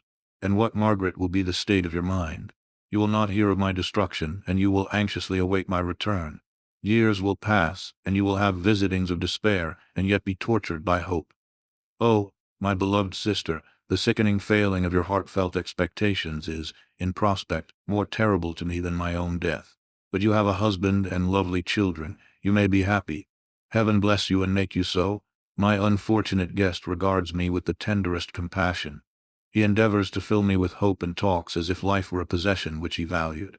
He reminds me how often the same accidents have happened to other navigators who have attempted this sea, and in spite of myself, he fills me with cheerful auguries. Even the sailors feel the power of his eloquence. When he speaks, they no longer despair. He rouses their energies, and while they hear his voice they believe these vast mountains of ice are molehills which will vanish before the resolutions of man. These feelings are transitory. Each day of expectation delayed fills them with fear, and I almost dread a mutiny caused by this despair. September 5th. A scene has just passed of such uncommon interest that, although it is highly probable that these papers may never reach you, yet I cannot forbear recording it. We are still surrounded by mountains of ice, still in imminent danger of being crushed in their conflict. The cold is excessive, and many of my unfortunate comrades have already found a grave amidst this scene of desolation. Frankenstein has daily declined in health. A feverish fire still glimmers in his eyes, but he is exhausted, and when suddenly roused to any exertion, he speedily sinks again into apparent lifelessness. I mentioned in my last letter the fears I entertained of a mutiny. This morning, as I sat watching the wan countenance of my friend, his eyes half closed and his limbs hanging listlessly, I was roused by half a dozen of the sailors, who demanded admission into the cabin. They entered, and their leader addressed me. He told me that he and his companions had been chosen by the other sailors to come in deputation to me to make me a requisition which, in justice, I could not refuse. We were immured in ice and should probably never escape, but they feared that if, as was possible, the ice should dissipate and a free passage be opened, I should be rash enough to continue my voyage and lead them into fresh dangers, after they might happily have surmounted this. They insisted, therefore, that I should engage with a solemn promise that if the vessel should be freed, I would instantly direct my course southwards. This speech troubled me. I had not despaired, nor had I yet conceived the idea of returning if set free. Yet could I, in justice, or even in possibility, refuse this demand? I hesitated before I answered, when Frankenstein, who had at first been silent, and indeed appeared hardly to have force enough to attend, now roused himself. His eyes sparkled and his cheeks flushed with momentary vigor. Turning towards the men, he said, "What do you mean? What do you demand of your captain? Are you, then, so easily turned from your design? Did you not call this a glorious expedition? And wherefore was it glorious? Not because the way was smooth and placid as a southern sea, but because it was full of dangers and terror, because at every new incident your fortitude was to be called forth and your courage exhibited, because danger and death surrounded it, and these you were to brave and overcome. For this was it an honorable undertaking. You were hereafter to be hailed as the benefactors of your species, your names adored as belonging to brave men who encountered death for honor and the benefit of mankind. And now behold, with the first imagination of danger, or, if you will, the first mighty and terrific trial of your courage, you shrink away and are content to be handed down as men who had not strength enough to endure cold and peril. And so, poor souls, they were chilly and returned to their warm firesides. Why, that requires not this preparation. You need not have come thus far and dragged your captain to the shame of a defeat merely to prove yourselves cowards. Oh, be men or be more than men. Be steady to your purposes and firm as a rock. This ice is not made of such stuff as your hearts may be. It is mutable and cannot withstand you if you say that it shall not. Do not return to your families with the stigma of disgrace marked on your brows. Return as heroes who have fought and conquered, and who know not what it is to turn their backs on the foe." He spoke this with a voice so modulated to the different feelings expressed in his speech, with an eye so full of lofty design and heroism, that can you wonder that these men were moved? They looked at one another and were unable to reply. I spoke. I told them to retire and consider of what had been said, that I would not lead them farther north if they strenuously desired the contrary, but that I hoped that, with reflection, their courage would return. They retired, and I turned towards my friend, but he was sunk in languor and almost deprived of life. How all this will terminate I know not, but I had rather die than return shamefully, my purpose unfulfilled. Yet I fear such will be my fate. The men, unsupported by ideas of glory and honor, can never willingly continue to endure their present hardships. September 7th. The die is cast. I have consented to return if we are not destroyed. Thus are my hopes blasted by cowardice and indecision. I come back ignorant and disappointed. It requires more philosophy than I possess to bear this injustice with patience. September 12th. It is past. I am returning to England. I have lost my hopes of utility and glory. I have lost my friend. But I will endeavor to detail these bitter circumstances to you, my dear sister, and while I am wafted towards England and towards you, I will not despond. September 9th, the ice began to move, and roarings like thunder were heard at a distance as the island split and cracked in every direction. We were in the most imminent peril, but as we could only remain passive, my chief attention was occupied by my unfortunate guest, whose illness increased in such a degree that he was entirely confined to his bed. The ice cracked behind us and was driven with force towards the north. A breeze sprang from the west, and on the 11th the passage towards the south became perfectly free. When the sailors saw this and that their return to their native country was apparently assured, a shout of tumultuous joy broke from them, loud and long continued. Frankenstein, who was dozing, awoke and asked the cause of the tumult. "They shout," I said, "because they will soon return to England." "Do you, then, really return?" "Alas, yes, I cannot withstand their demands. I cannot lead them unwillingly to danger, and I must return." "Do so, if you will." "But I will not. You may give up your purpose, but mine is assigned to me by heaven, and I dare not. I am weak, but surely the spirits who assist my vengeance will endow me with sufficient strength." Saying this, he endeavored to spring from the bed, but the exertion was too great for him. He fell back and fainted. It was long before he was restored, and I often thought that life was entirely extinct. At length he opened his eyes. He breathed with difficulty and was unable to speak. The surgeon gave him a composing draught and ordered us to leave him undisturbed. In the meantime he told me that my friend had certainly not many hours to live. His sentence was pronounced, and I could only grieve and be patient. I sat by his bed watching him. His eyes were closed, and I thought he slept. But presently he called to me in a feeble voice, and bidding me come near, said, "Alas, the strength I relied on is gone. I feel that I shall soon die, and he, my enemy and persecutor, may still be in being.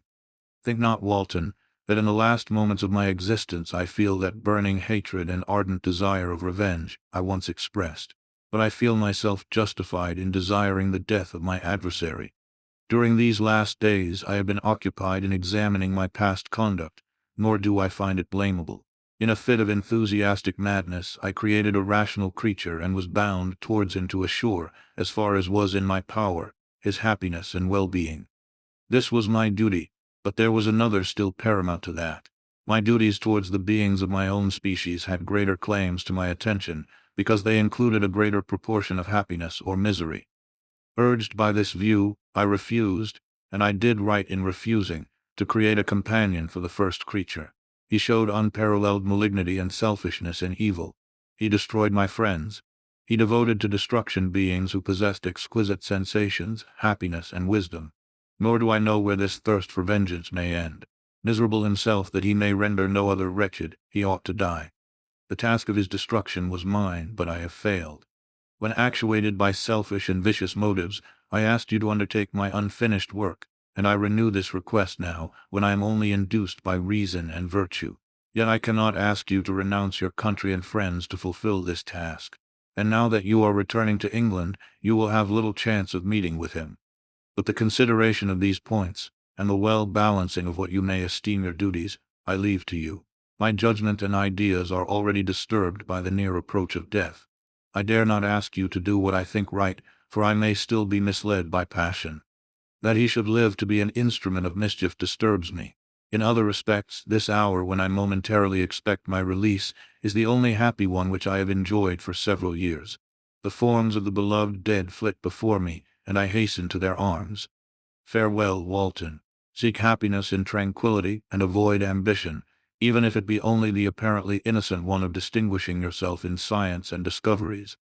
Yet why do I say this? I have myself been blasted in these hopes, yet another may succeed. His voice became fainter as he spoke, and at length, exhausted by his effort, he sank into silence. About half an hour afterwards he attempted again to speak, but was unable. He pressed my hand feebly, and his eyes closed forever, while the irradiation of a gentle smile passed away from his lips. Margaret, what comment can I make on the untimely extinction of this glorious spirit? What can I say that will enable you to understand the depth of my sorrow? All that I should express would be inadequate and feeble. My tears flow. My mind is overshadowed by a cloud of disappointment. But I journey towards England, and I may there find consolation. I am interrupted.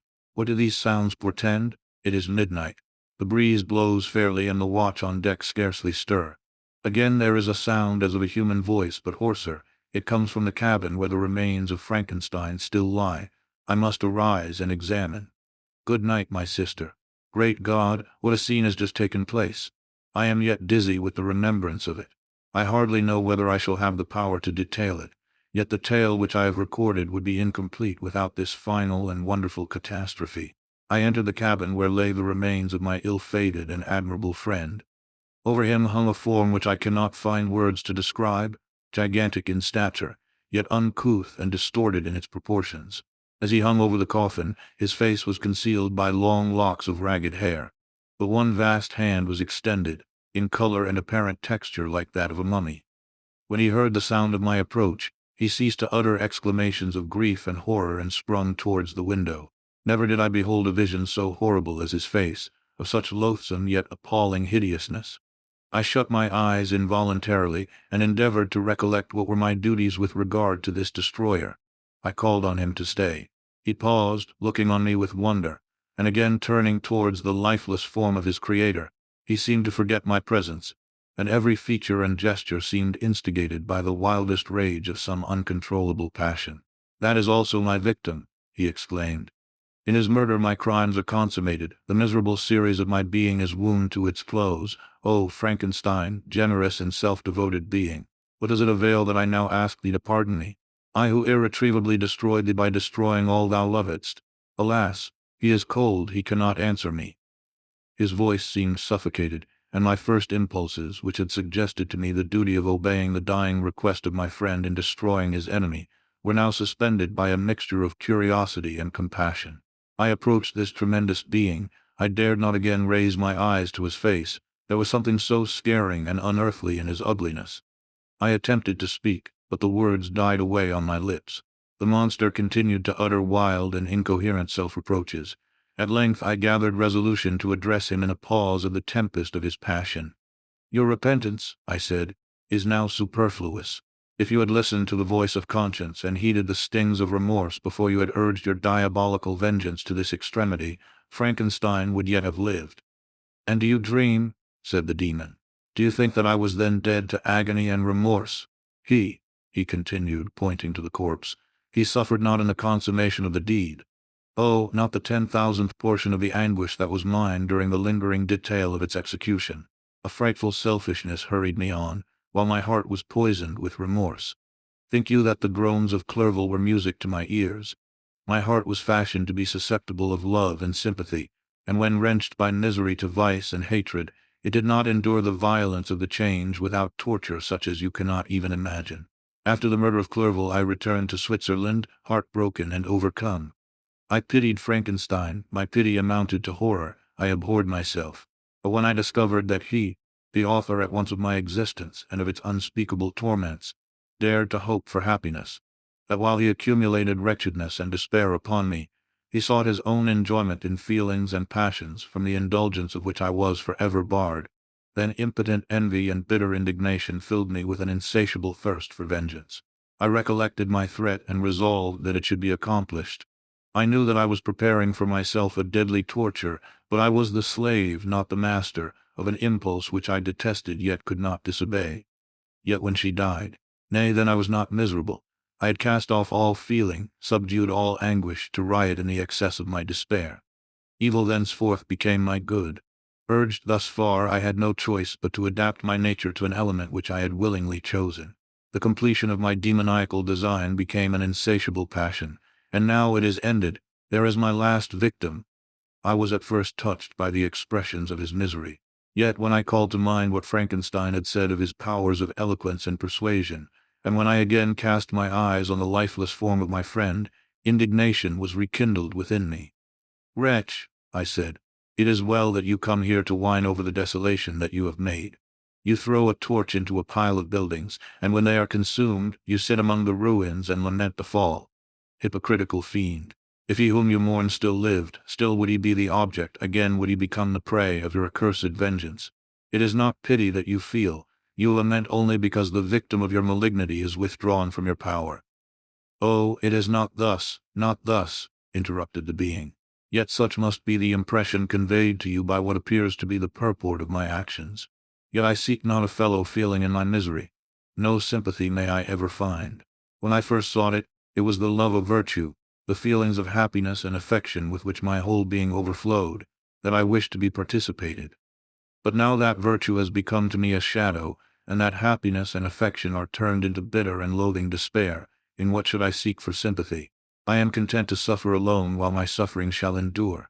When I die, I am well satisfied that abhorrence and opprobrium should load my memory. Once my fancy was soothed with dreams of virtue, of fame, and of enjoyment. Once I falsely hoped to meet with beings who, pardoning my outward form, would love me for the excellent qualities which I was capable of unfolding. I was nourished with high thoughts of honor and devotion, but now crime has degraded me beneath the meanest animal. No guilt, no mischief, no malignity, no misery can be found comparable to mine. When I run over the frightful catalogue of my sins, I cannot believe that I am the same creature whose thoughts were once filled with sublime and transcendent visions of the beauty and the majesty of goodness. But it is even so, the fallen angel becomes a malignant devil. Yet even that enemy of God and man had friends and associates in his desolation. I am alone. You, who call Frankenstein your friend, seem to have a knowledge of my crimes and his misfortunes. But in the detail which he gave you of them, he could not sum up the hours and months of misery which I endured wasting in impotent passions.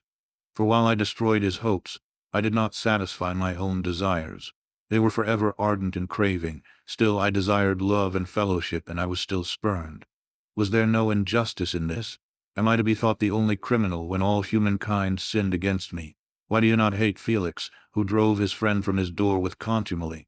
Why do you not execrate the rustic who sought to destroy the Savior of his child? Nay, these are virtuous and immaculate beings. I, the miserable and the abandoned, am an abortion to be spurned at and kicked and trampled on. Even now my blood boils at the recollection of this injustice. But it is true that I am a wretch. I have murdered the lovely and the helpless. I have strangled the innocent as they slept and grasped to death his throat who never injured me or any other living thing. I have devoted my Creator, the select specimen of all that is worthy of love and admiration among men, to misery. I have pursued him even to that irremediable ruin. There he lies, white and cold in death. You hate me, but your abhorrence cannot equal that with which I regard myself. I look on the hands which executed the deed. I think on the heart in which the imagination of it was conceived, and long for the moment when these hands will meet my eyes, when that imagination will haunt my thoughts no more. Fear not that I shall be the instrument of future mischief. My work is nearly complete. Neither yours nor any man's death is needed to consummate the series of my being and accomplish that which must be done, but it requires my own. Do not think that I shall be slow to perform this sacrifice. I shall quit your vessel on the ice raft which brought me thither, and shall seek the most northern extremity of the globe. I shall collect my funeral pile and consume to ashes this miserable frame, that its remains may afford no light to any curious and unhallowed wretch who would create such another as I have been. I shall die. I shall no longer feel the agonies which now consume me, or be the prey of feelings unsatisfied, yet unquenched. He is dead who called me into being, and when I shall be no more, the very remembrance of us both will speedily vanish. I shall no longer see the sun or stars or feel the winds play on my cheeks. Light, feeling, and sense will pass away, and in this condition must I find my happiness. Some years ago, when the images which this world affords first opened upon me, when I felt the cheering warmth of summer and heard the rustling of the leaves and the warbling of the birds, and these were all to me, I should have wept to die. Now it is my only consolation. Polluted by crimes and torn by the bitterest remorse, where can I find rest but in death? Farewell, I leave you, and in you the last of humankind whom these eyes will ever behold. Farewell, Frankenstein. If thou wert yet alive, and yet cherished a desire of revenge against me, it would be better satiated in my life than in my destruction. But it was not so. Thou didst seek my extinction, that I might not cause greater wretchedness. And if yet, in some mode unknown to me, thou hadst not ceased to think and feel, thou wouldst not desire against me a vengeance greater than that which I feel. Blasted as thou wert, my agony was still superior to thine. For the bitter sting of remorse will not cease to rankle in my wounds until death shall close them forever. But soon, he cried with sad and solemn enthusiasm, I shall die, and what I now feel be no longer felt. Soon these burning miseries will be extinct. I shall ascend my funeral pile triumphantly and exult in the agony of the torturing flames. The light of that conflagration will fade away, my ashes will be swept into the sea by the winds. My spirit will sleep in peace, or if it thinks, it will not surely think thus. Farewell. He sprang from the cabin window as he said this, upon the ice raft which lay close to the vessel. He was soon borne away by the waves and lost in darkness and distance.